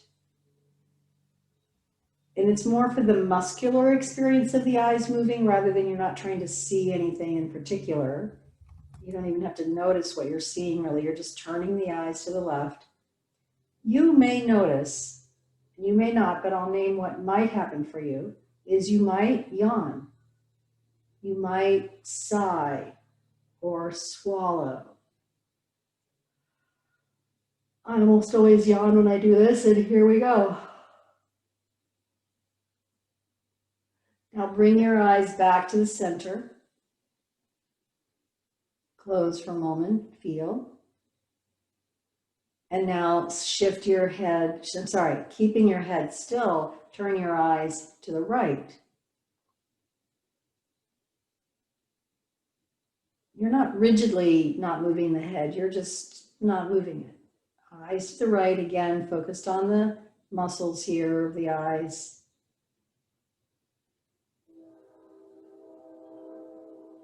And again, there may be nothing much happening. Some of you may swallow, you may sigh, or yawn. The yawning is excellent for resetting the nervous system.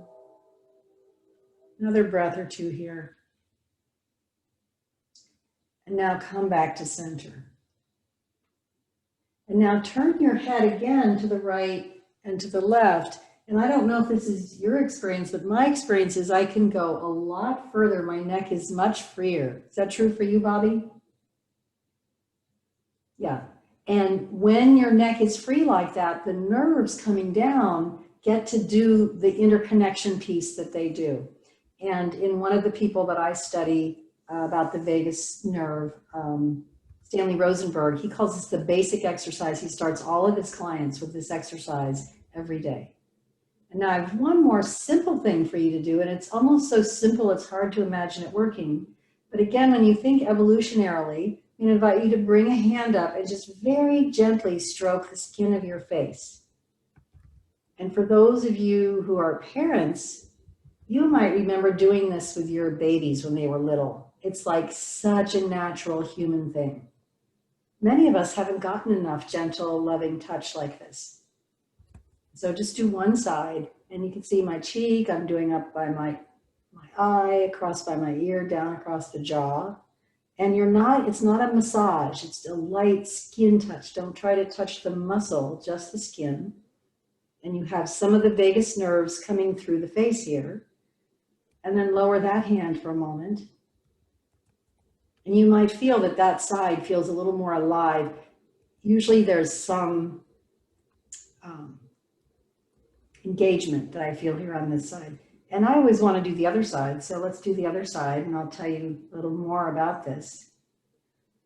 So remember how BobbI said that we engage with each other through smiling, for example. But if you're overwhelmed and exhausted, you probably know that dull feeling of like, I got nothing, and you can't even make an expression. And so when this nerve is engaged, the trigeminal nerve coming through the skin, is activated, then you can smile and respond, and it's easier to be involved in social engagement. Now enjoy your face for a moment. I won't say this for sure, but probably you can avoid facelifts forever if you do this every day. I just made that up, but it feels like it does uplift and engage my muscles here somehow. So there you go. Really simple things. I will tell you also, I've trained my partner to do this for me, with me, and I do him also. And it's lovely to have someone else do it for you and with you. It's also lovely to do it yourself. Another one of the many acts of self-love and self-care that we've offered today. And thank you, Marcia. And I am going to go back to sharing my screen and take you to the next slide. So this is, again, same article that you have a link to that you can use. And they have a 4-step plan to activate your ventral vagal nerve network. So this isn't just, you could do one or the other of these 4 things, but really you're meant to do them all to regain a sense of calm. So when you're really stressed, when the threat of COVID or anything else is overwhelming you, these are the 4 steps you should give a try. Tune in to how your body's feeling. You really want to check in on your body when it's not overwhelmed to know how it feels when it's calm, so that you recognize and notice the difference when you're stressed out. So tune into your body is number 1. Number 2, use your breath. Just as we've tried to stop several times throughout the training to just take a few deep breaths. Eventually, if you do that practice long enough, anytime you get a little stressed, you can just say, breathe. And your body will start relaxing even as you take that nice slow breath. And that's an excellent way to sort of detox and release. And that says right in there, exhaling longer than you inhale directly stimulates the ventral vagal system and reduces the cortisol, which is an uptight chemical, and you want the calming chemicals, okay? Connect with people. If there's nobody to socialize with, you can visualize somebody. You can use a pet or visualize a pet and imagine and feel the feelings of safety and connection. And finally, then harness those anxious thoughts. Steer your thoughts in a more hopeful direction, causing the brain to send more positive messages through the vagus nerve and triggering calm in all your organs and systems along the way. So this is some practical advice to sort of come back from the brink when you're overwhelmed and really struggling, okay? Oh, wait a minute. I saw a note I wanted to read to you. This activating the ventral nerve can have a snowball effect. And this comes from Dr. Ruth Lanius, director of the PSY.D research unit at the University of Western Ontario. She says that activating your ventral vagus nerve activates the prefrontal cortex, the part of your brain that deals with logic. So calming yourself not only makes your body feel better and calmer, it lets you think more clearly and process the very difficult circumstances that we're in, which will further resolve or reduce your stress. As part of the reason is we get all jacked up and tight, and then we can't think and do the right things. And you are bright people. You are doing hard work, and you want access to all the good ideas in your brain. All right, so now that was the ventral vagus nerve or polyvagal theory. And I encourage y'all to dip into that. Look it up, Google it, see what you can find out about it. In the meantime, I'm going to give you some more grounding activities because we really want to activate our calm resilience. So the first one is to take 5. Now, if I was talking to 40 therapists, I would skip past this because I would assume you already know it, but I'm going to do it with you because it's an exercise that can take about a minute, maybe a minute and a half. And here's what you do. When you're not calm, when you're stressed, say to yourself, I'm going to take 5 and sit back and name, and this, we're going to work our way through your 5 senses. Name 5 things that you can see. a sink, a computer, a pink tablet of paper. And you, wherever you are, muted, say them out loud. 5 things that you can see.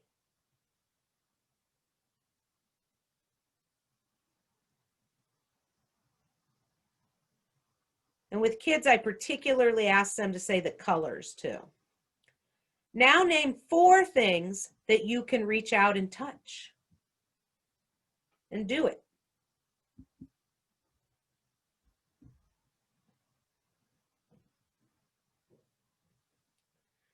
Now, and this one might be a little tougher if you're sitting in a quiet room alone, but name 3 things that you can hear.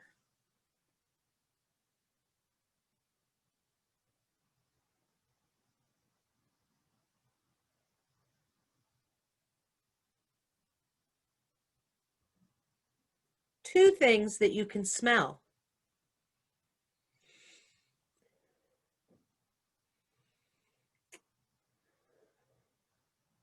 And finally, 1 thing that you can taste.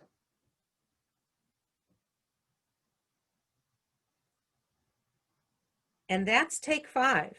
Takes about 60 to 90 seconds, but what it does is it grounds you into the present moment and activates your calm. Here's another one. Get out. So get out is really about nature. Get outside. Take slow breaths out there. Listen. What can you hear? You probably, especially this time of year, can hear birds and insects, rustling, wind in the trees or bushes. Look up. Don't look down at your feet, but look up. See the expansive sky. See the tall trees growing up. Smell. Can you smell nature? Can you smell the plants and the flowers? Take your shoes off. Stand in the grass or the mulch or whatever you're around. So you're doing similar things and get out, only you have the added bonus of going out into green space. Green space in and of itself is calming, soothing, and healing. Here's another one. Touchdown. We already talked about this one. Take off your shoes. Rub your feet into the carpet or the floor. So folks, these 3 things that I've just told you essentially bring your body back to the present moment, which may or should feel safer to your nervous system than the potential scenarios of the past that you're worrying about, or the endless replaying, did I say it backwards? The scenarios of the future or the endless replaying of the past. Usually when we're getting ourselves ramped up and tense and upset about things, we're either regretting or reliving something from our past, or we're worried about what's going to happen in the future. And the goal is generally, when you're working with people, to come back to the present moment, because you're probably okay. You don't have to love it, but you're probably okay. There's a couple more on this slide. One is called Ride the Breath. This I gave you a handout for in your handout packet. This is a strategy. It's a particular breathing strategy to activate your prefrontal cortex and to help you be calm. This strategy, 4, 7, 8, simply means that you're counting slowly. And as you're counting, 1, 2, 3, 4, you're taking in a large breath. And then you hold your breath while you count to 7. And then you blow it out as if through a straw to 8. We'll do it 1 cycle of this together. So let's go ahead and practice. Breathe in, 2, 3, 4, hold, 2, 3, 4, 5, 6, 7, out, 2, 3, 4, 5, 6, 7, 8. You do that at least 3 cycles, and it should dramatically calm you. As a matter of fact, if you can get the person's attention, you can stop or interrupt a panic attack with this practice. Okay, so if you have people that you're working with who are really sort of going off the rails, see if you can get eye to eye with them and talk them through this 4-7-8 breathing practice. And then the last one on here, I call handiwork. Do you do something with your hands? Are you a crafter? Do you color? Do you paint or knit or crochet? Things, especially things with repetitive motions, are calming and soothing. And so while I'm not saying that you should go do handiwork instead of working, I am saying that if you took a break, for instance, your 15-minute afternoon break while you're working, because everyone should be taking a 15-minute break somewhere in your afternoon, and do one of these things, that can be calming and centering and grounding. And so don't use it as an excuse or distraction to not do other things that you're supposed to do, but do weave these things into your daily practices. All right, let's see.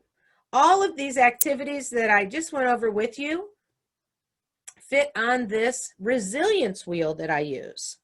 So resiliency isn't only about bouncing back from bad things, but it's about being stronger because of it, that post-traumatic growth idea. The goal, folks, is not simply to survive. It might feel like that right now, but the goal is not to survive, but to thrive, to come back stronger. So what are the resilience characteristics that we want to focus on? We've given you just so many of them, and this is a packed slide, and I could lecture on this slide for 45 minutes, but I'm not going to. You have it for your reference. Here's what I'll tell you about it, though. I looked at all the research I could find on resiliency, and especially resiliency in helping children, because I'm a child psychologist. But what's good for kids is also good for adults, is the bottom line. What's good for us is good for them in general. And so these are the 4 quadrants of resiliency. People need to feel like they have some sense of control. It makes us feel safe. It makes everything feel normal when you have some sense of control. And we're struggling and feeling like we don't have that control right now. And so I have some extra things in this little yellow box off to the left. That's not usually a part of this slide, but these are things that people have lost, and we want to build them back in. Routines, schedules, and normalcy, making things normal again. Okay? Connections. This is about your relationships. We all need to be connected to other people. We need family, friends, and faith people. We need our co-workers and our groupies who really like us. And we need to have fun. It's not all gloom and doom. We need joy and fun in our lives in order to keep moving forward, even when times are tough. Drop down to the bottom left, and it's about competencies and skills. The single most consistently missing skill for people with a significant amount of trauma is problem solving. And you may recognize this. This should start to come together for you now. The reason people with a lot of childhood trauma are missing problem solving is because they're stuck in that reactive mode. They don't actually get up into their cortex to do problem solving. They just react to things, and they're not good at solving problems or solving them easily. And so we need to be teaching problem solving skills. People need skills. And the one thing that trauma does in childhood is it robs us of developmentally appropriate skills. If you're being traumatized during a particular part of your development as a child, the likelihood is that you're missing some of the skills that would have been built during that time period. And so one of our jobs as workers with children and families is to figure out what skills are they missing and not punish them because they can't do it, but teach those skills. And the last one in this quadrant is co-regulation. I've already talked about this. I just want to reinforce it. It's not okay to say to a kid, sit down and regulate yourself. If they could do that, they wouldn't be dysregulated. So what we need to do is embrace them and say, let's regulate together. Let's take a walk together. Let's talk about it together. Let's do a project together. Let's play catch together. Anything that is rhythmic and repetitive and movement oriented will help both people to co-regulate. And the last part of this slide that I'll go over right now is contribution. People need to feel like they have something to contribute. I already told you that being of service, being of help to other people is a bonus shot of dopamine. So it starts, and usually it starts in families by having chores and tasks. You're part of helping your family get along in the world. Another thing that can happen is opportunities to serve the greater good. And boy, there's a lot of those opportunities out there right now. And finally, what else can you see? How else can you make contributions beyond what I'm even thinking about here? So resiliency isn't any one of these things. It's the whole package. And we need to work in all the different areas. So let's keep going and see what else we have here. Marcia and I have both done mindfulness practices with you, but this is another list of things to strengthen your reflective resilience. And they all have to do with mindfulness practices. So these are all ways to strengthen your mind. And I'm going to say, and you could probably guess this, the first one is meditation. Okay? Breathing meditations, body scan meditations, loving kindness meditations. They're all really good for you. And you do not have to be some sort of guru. You don't have to sit in funny positions, and it doesn't have to be a minimum of an hour. As a matter of fact, 5 minutes a day can be super effective. Another one is writing. So some people are writers. As a matter of fact, I'm positive that in this group of 40 people, we have some journalers or some people who keep diaries. That is self-reflection. That's actually a very, very healthy habit. I'm one of those kind of journalers. I like the idea, and I get all charged up and buy a new journal every year or so, and I write like mad for, anywhere from 2 weeks to 2 months. And then it's just not a habit I've been able to keep as consistently as some of my other habits, but I understand the benefits of it, and I'm envious of those who do. Writing is a reflective process and very healthy for you. Another practice is gratitude. We did a little bit of that, and we did some savoring, but this this can go hand in hand with writing. There are many people believe that a gratitude journal is the ideal way to wrap up your day. To just jot 2 or 3 things down that you're grateful for, no matter what your day was like, you can usually find a couple of things to be grateful for. And again, rehearsing that gratitude just makes us calmer and feel better. And then the last one I put down here is a personal favorite of mine, and that's intentions. Every single morning of my life for decades, I go over what are my daily intentions.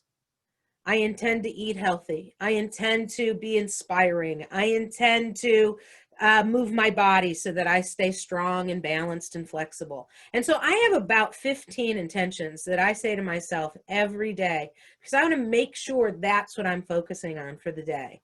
And so that's another reflective mindfulness kind of practice.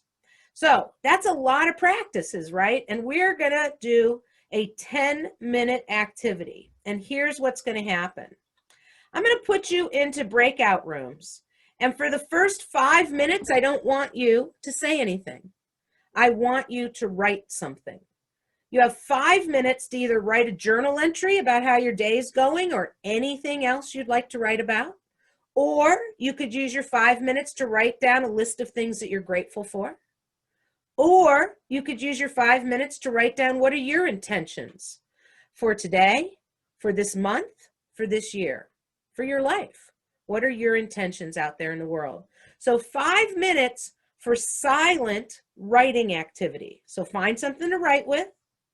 You can type if you really want to, or if that's better for you, but there is something about handwriting that connects you with your words and what you're doing. So I encourage you to use a pencil or a pen and do some writing or doodling. When those 5 minutes are up, I'll send a message to the group room. And, well, and actually, I think what'll happen is I'll call you back from the group room, because then we're going to do a 5-minute meditation together, because I want to walk you through what the basics of sort of a basic breathing meditation is, because sometimes people see it as something strange and other, and it's really pretty simple and pretty effective, and I could do it with you within 5 minutes. And I just want you to have that practice in case you haven't been exposed to it in that way. Okay, so first of all, find something to write with, and I'm going to send you to a writing room. You're actually going to be in a room by yourself, and I think that's the way to go. I will see you in 5 minutes. Please take the time to do some writing, and then when you come back, I'd like you to put in chat, how do you feel about it? All righty, I think we're all back now. We've lost a couple people over the course of the day. So I want to thank you for taking the time to practice some of these things. And now for a quick meditation, I'd like you to get comfortable in your seat. Sit upright with a straight spine. Roll your shoulders back a little bit, because we're used to being hunched up over the computer. If you can, if you're comfortable, allow your eyes to close or simply to go unfocused. Start with a nice cleansing breath. Deep breath in, blow it out.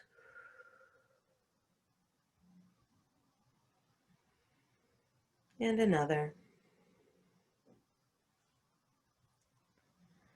So many people who meditate focus on the breath. What we want to keep in mind is not everyone can focus on the breath. Many, many times traumas are associated with not being able to breathe. And simply asking people to focus on their breath can trigger them and make them feel panicky.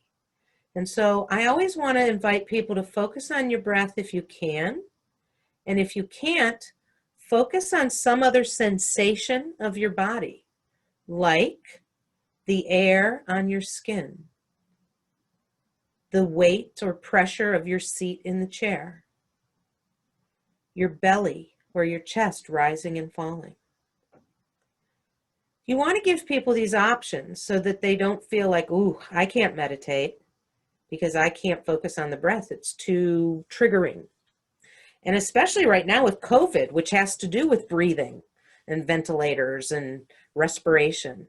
So pick whatever you would like to focus on.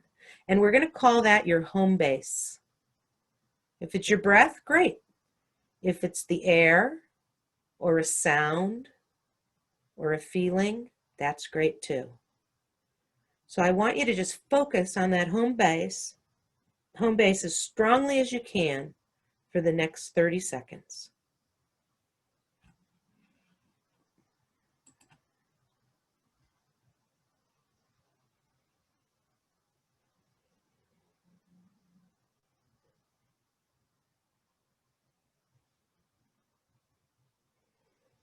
Halfway there.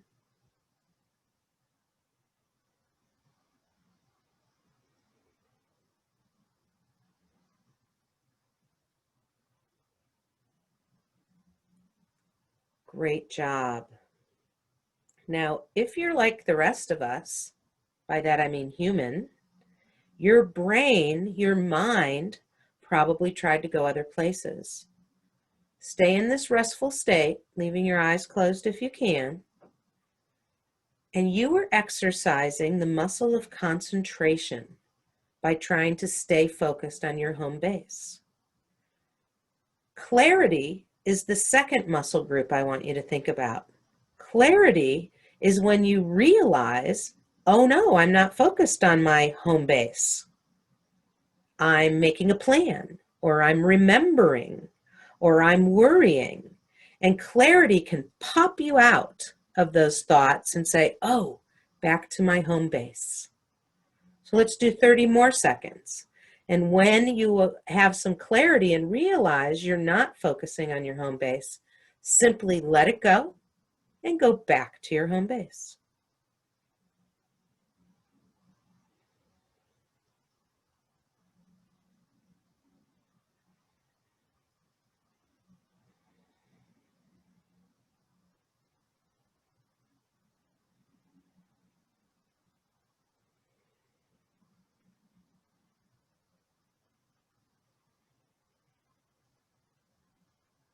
Excellent. So while you're breathing or sensing something and returning again and again to your home base, that is exercising your muscles of concentration and clarity. But another thing that mindfulness does for you is it helps you with something called equanimity. Equanimity means being okay with how things are, no matter how they are. Equanimity does not mean that you accept or endorse how things are. It just means you have kind of a mature stance that this is how it is. This is what I need to deal with. And you're okay with it. Equanimity also means that when you sit to meditate for a few moments, you're okay with doing nothing.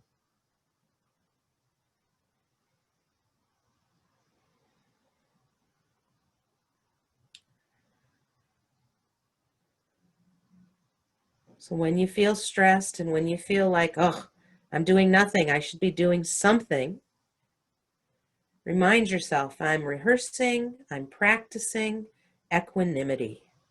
And go back to concentrating on your home base, waiting for those moments of clarity when you catch yourself not paying attention to your home base, and go back there again and again and again. It's like mental bicep curls. It's really not about being able to indefinitely do nothing. It's about catching yourself and going back. And the last muscle group I want you to think about is compassion. We already did our big loving kindness meditation with you, and that's how you increase your compassion. But taking 5 minutes to meditate yourself every day, working on your concentration and your clarity and your equanimity, that's self-compassion. That's doing what you need to do, because there are so many benefits from meditation. There are benefits in lowering your heart, your blood pressure, slowing your breathing and your heartbeat down a little bit. But I will tell you that my favorite benefit from meditation is creating space. You're creating space in your head. You're creating space in your life from the never-ending chaos of our own thoughts. You're saying, let go of that for a minute. Let's just breathe, or let's just sense. And the way that shows up in your regular life is by having the space to decide how you want to respond to something instead of just reacting.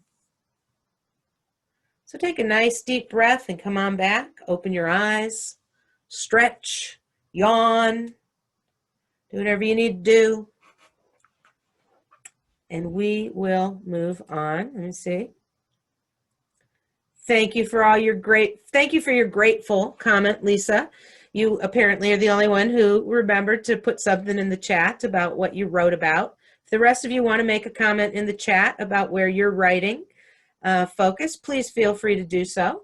But right now, I'm going to go back to sharing my screen and moving to the next slide and telling you a little bit more about resiliency. So we want to increase our social resilience with positive connections. So how and why do we connect with all these other people? Well, a lot of times we connect on commonalities. We connect on commonalities. What do we like? We connect with people who like the same sports teams we do. We connect with people who like to do the same activities we like to do. We connect with people who believe in the same things or have the same values as we do. So it's very common that we connect on commonalities. And a fun activity I like to do, but we don't really have time to do it right this minute, is to put people into a room together or have people gather up and come up with what is something you all have in common. And sometimes I'll get people who will be like, well, we all are human, or we all have, belly buttons. But I challenge them to go deeper. What other things do you have in common? Because we have a lot of things in common with each other. As a matter of fact, we have way more in common with each other than we do differences. It feels like everything is about differences right now. But as human beings, we are far more alike than different. We also get together and tell stories. Let me tell you what happened to me here, and what do you have to say about this? And we connect over stories. It's super common, and even stories around the dinner table. Another way we connect is modeling for each other. People are watching how other people handle things in life, and trying to decide if that how I'm going to handle it, or is there a different way? But we model behaviors and words for each other all the time. And finally, with particularly thinking about clients and working with families, we rehearse things. So Marcia and I could have done this training. Well, I doubt Marcia would have been able to do it without actually doing the activities, but I could have just listed them for you. I could have given you written examples and instructions on each of the activities, but rehearsal is far more effective than just talking about things. And so that's another way and reason that we connect, to rehearse together. So let's look at our social support network functioning. We have a lot of connections, and there are a lot of ways to evaluate or measure our social support network functioning. Social support is so much more than just having a friend or 2 or 10. Let's take a quick look at all the components of our social connections and think about what I'd like you to do right now is think about a decent colleague or friend. Doesn't have to be your best person, but I don't want it to be someone who's too challenging to you. So think about a decent colleague or friend. Get that person in your head. How does your friendship stack up across these areas? Let's go through them one by one. First of all, our connections have an intensity, a frequency, and a duration. And they're different based on who we're connecting with. I have a dear friend from my childhood who lives now in Spokane, Washington. And we only see each other about once a decade. And we aren't very good about keeping in touch with each other in between. But once in a while, our paths will cross and we will be in the same state at the same time, and we reach out and connect with each other. And honestly, it's like we were never apart. We have an incredible intensity with each other, even though our frequency is very low. And so the amount of time, how often and how much time you spend with people is part of how you measure your connections. But it doesn't necessarily mean that it's better or worse. It's just something to note.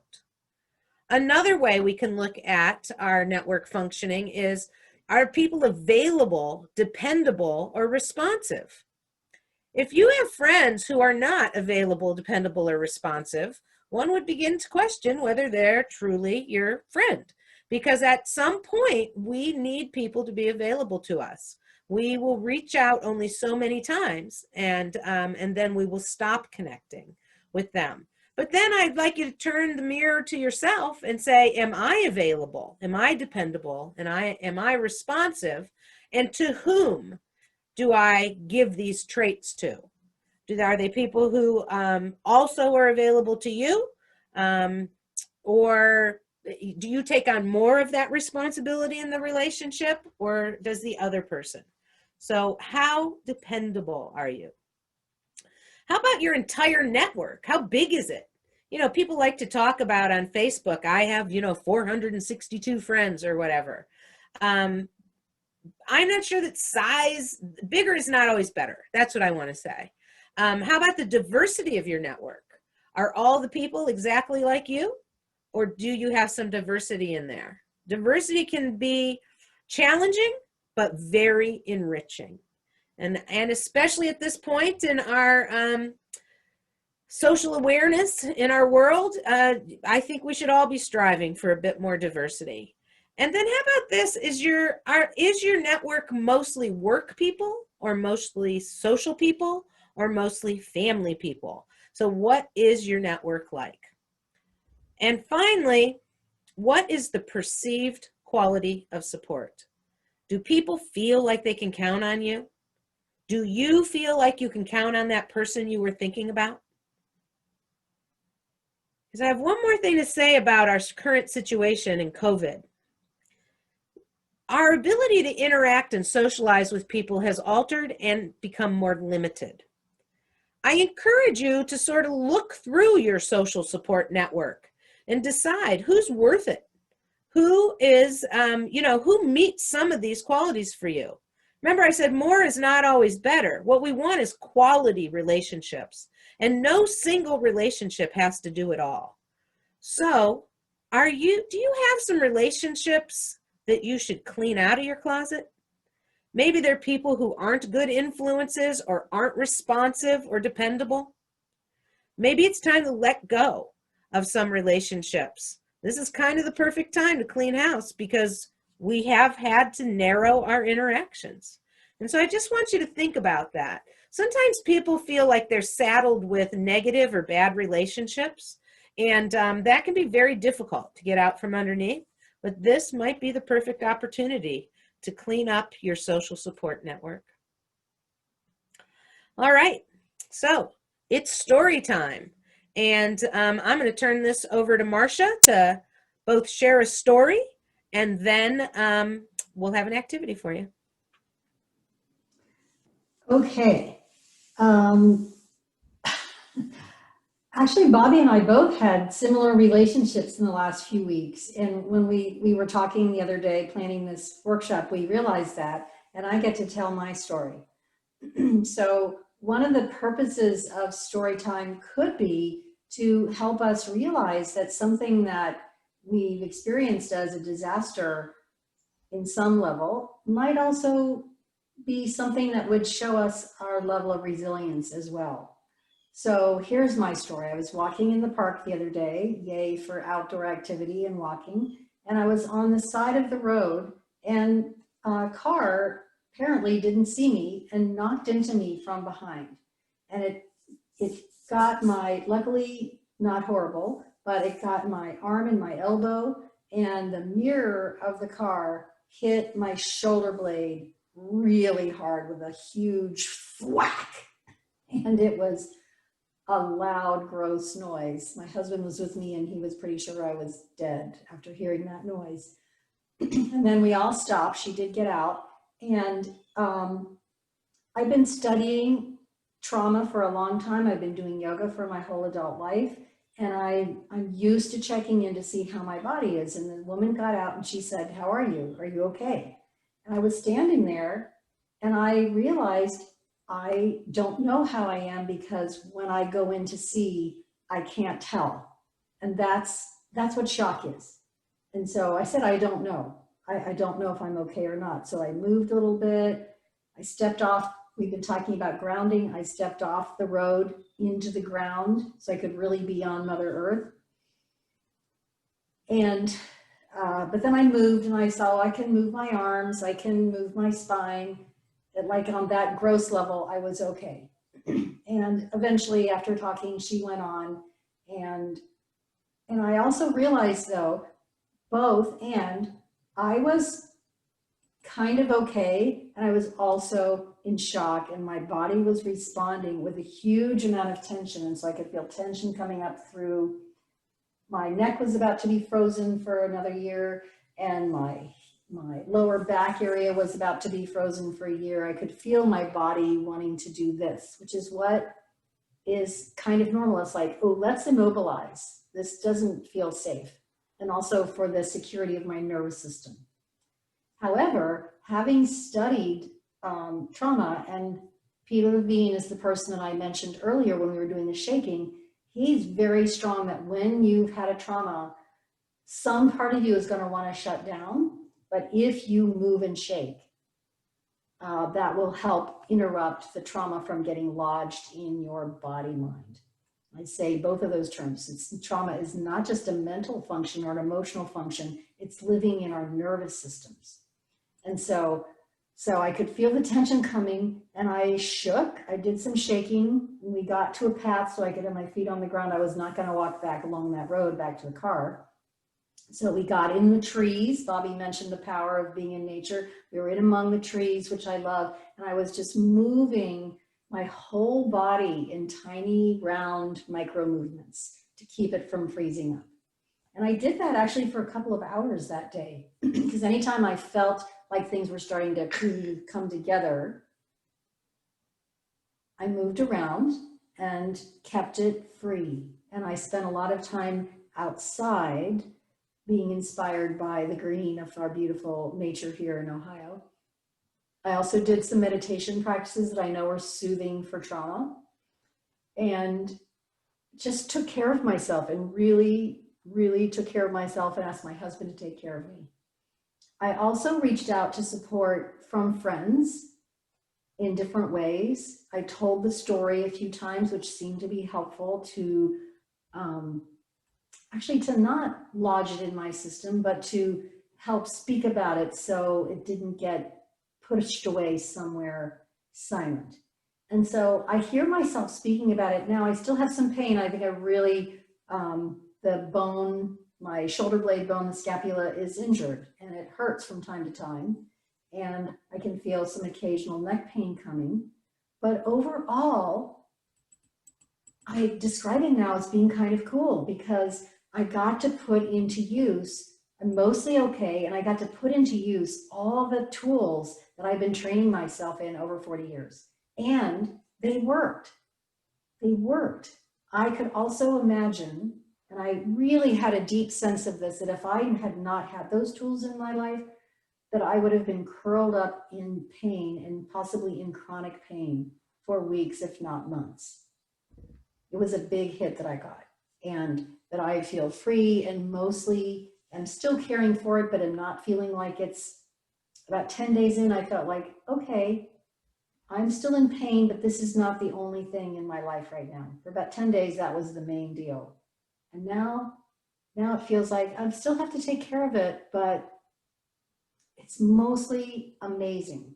And so now I'm feeling empowered from that experience rather than beaten down. And that's pretty cool. It's pretty exciting, actually.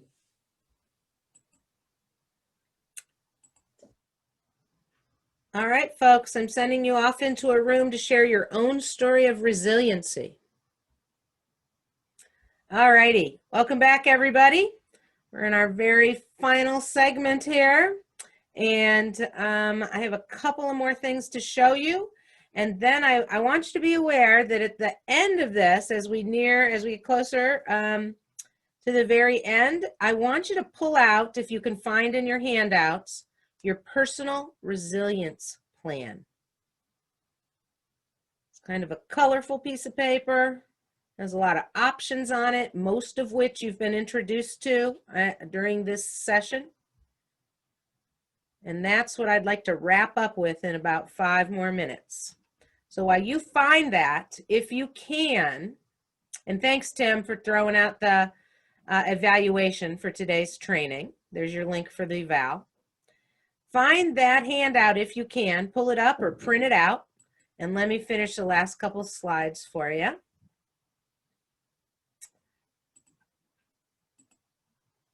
So one of the things that I want to point out is there's always silver linings.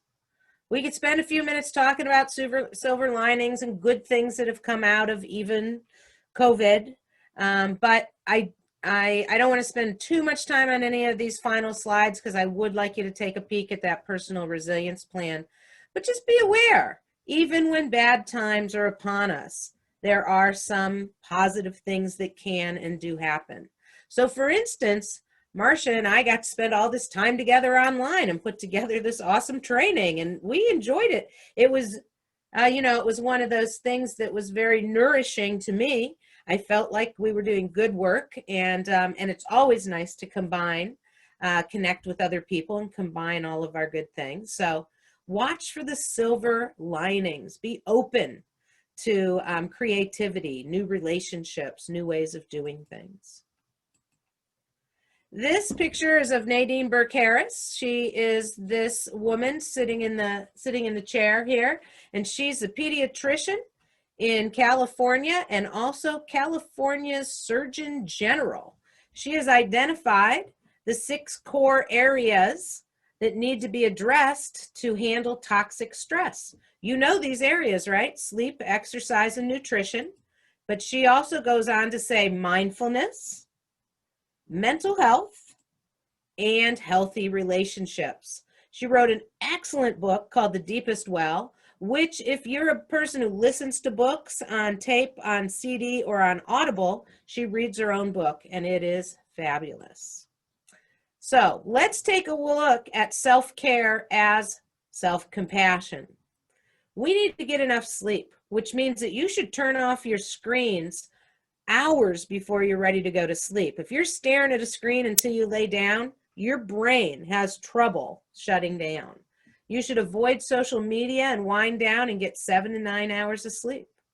Are you moving your body?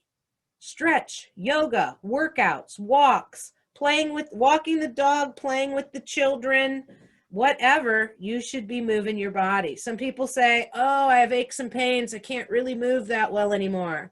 But I'm going to tell you, you have aches and pains because you don't move. So get that body moving. You should eat healthier, add veggies into your menu, add fruits, add healthy choices into your menu. If you're like most of Americans, you are carb loading because like your brain tells you to drink and smoke and party, it tells you to eat carbs because they make you feel better for a minute, but they're not healthy for you in the long run necessarily. So instead of beating yourself up because you're snacking too much, just add more healthy choices. Try to do more of the good stuff. Practice mindfulness. And actually, I shouldn't say more on that later. We already did some of those mindfulness practices. And protect your mental health.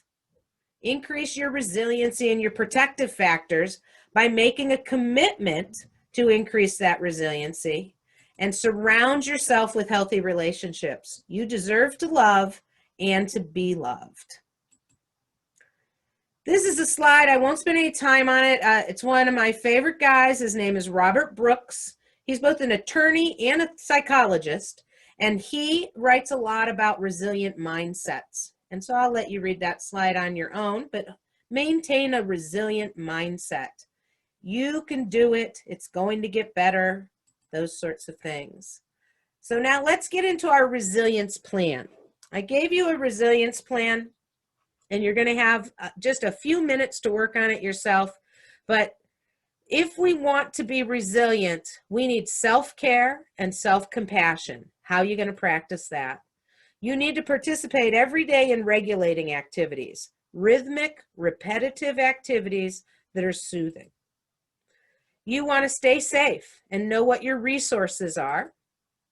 You look for opportunities so that you can develop your skills and your assets and make contributions. Schedule things. Put things into your routine schedule so that you do them on a regular basis. I have always been a fan of yoga and mindfulness, and I've always been super sporadic about when I did it. This is a silver lining for me. COVID has caused me to be more consistent with my daily practices. And last but definitely not least, supportive connections. So we have 10 minutes left together. And my fervent wish for you is that you pull out that resiliency plan and you read through it and you check some things off that you are willing and able to do. As a matter of fact, I'm going to pull that up on the screen and look at it with you so that you take the time to do it. My personal resilience plan. So the first section is on grounding activities. When you're anxious, upset, or angry and need to calm down, which one of these are you willing to try? You can go through this paper on your own, but the next section is about mindful practices. Could you commit to 5 to 15 minutes a day to practicing one or more of these mindfulness practices. And for me, they sort of fall into those two categories of meditation or writing. It's 2 pages, so you get to pick something you would do that's grounding, and then something you would do that's mindfulness. And then you would do something about your social support networking, something about self-care and compassion that has to do with sleep, exercise, and nutrition. And then finally, in an effort to cultivate healthy habits, what are you willing to commit to in the morning, in the afternoon, and in the evening? It's really that simple, but it's a more checklist and fill in the blank where you don't have to come up with your own things to do. And so I wanted to simplify it for you. So we are at the end of what we had to present to you. All right, folks, you are free. I hope you get all those handouts. I hope you found this helpful. Please, please do the evaluation. It's meaningful to us, and we will check and see what everybody thought about it. Thanks for your participation, and have a great rest of your evening.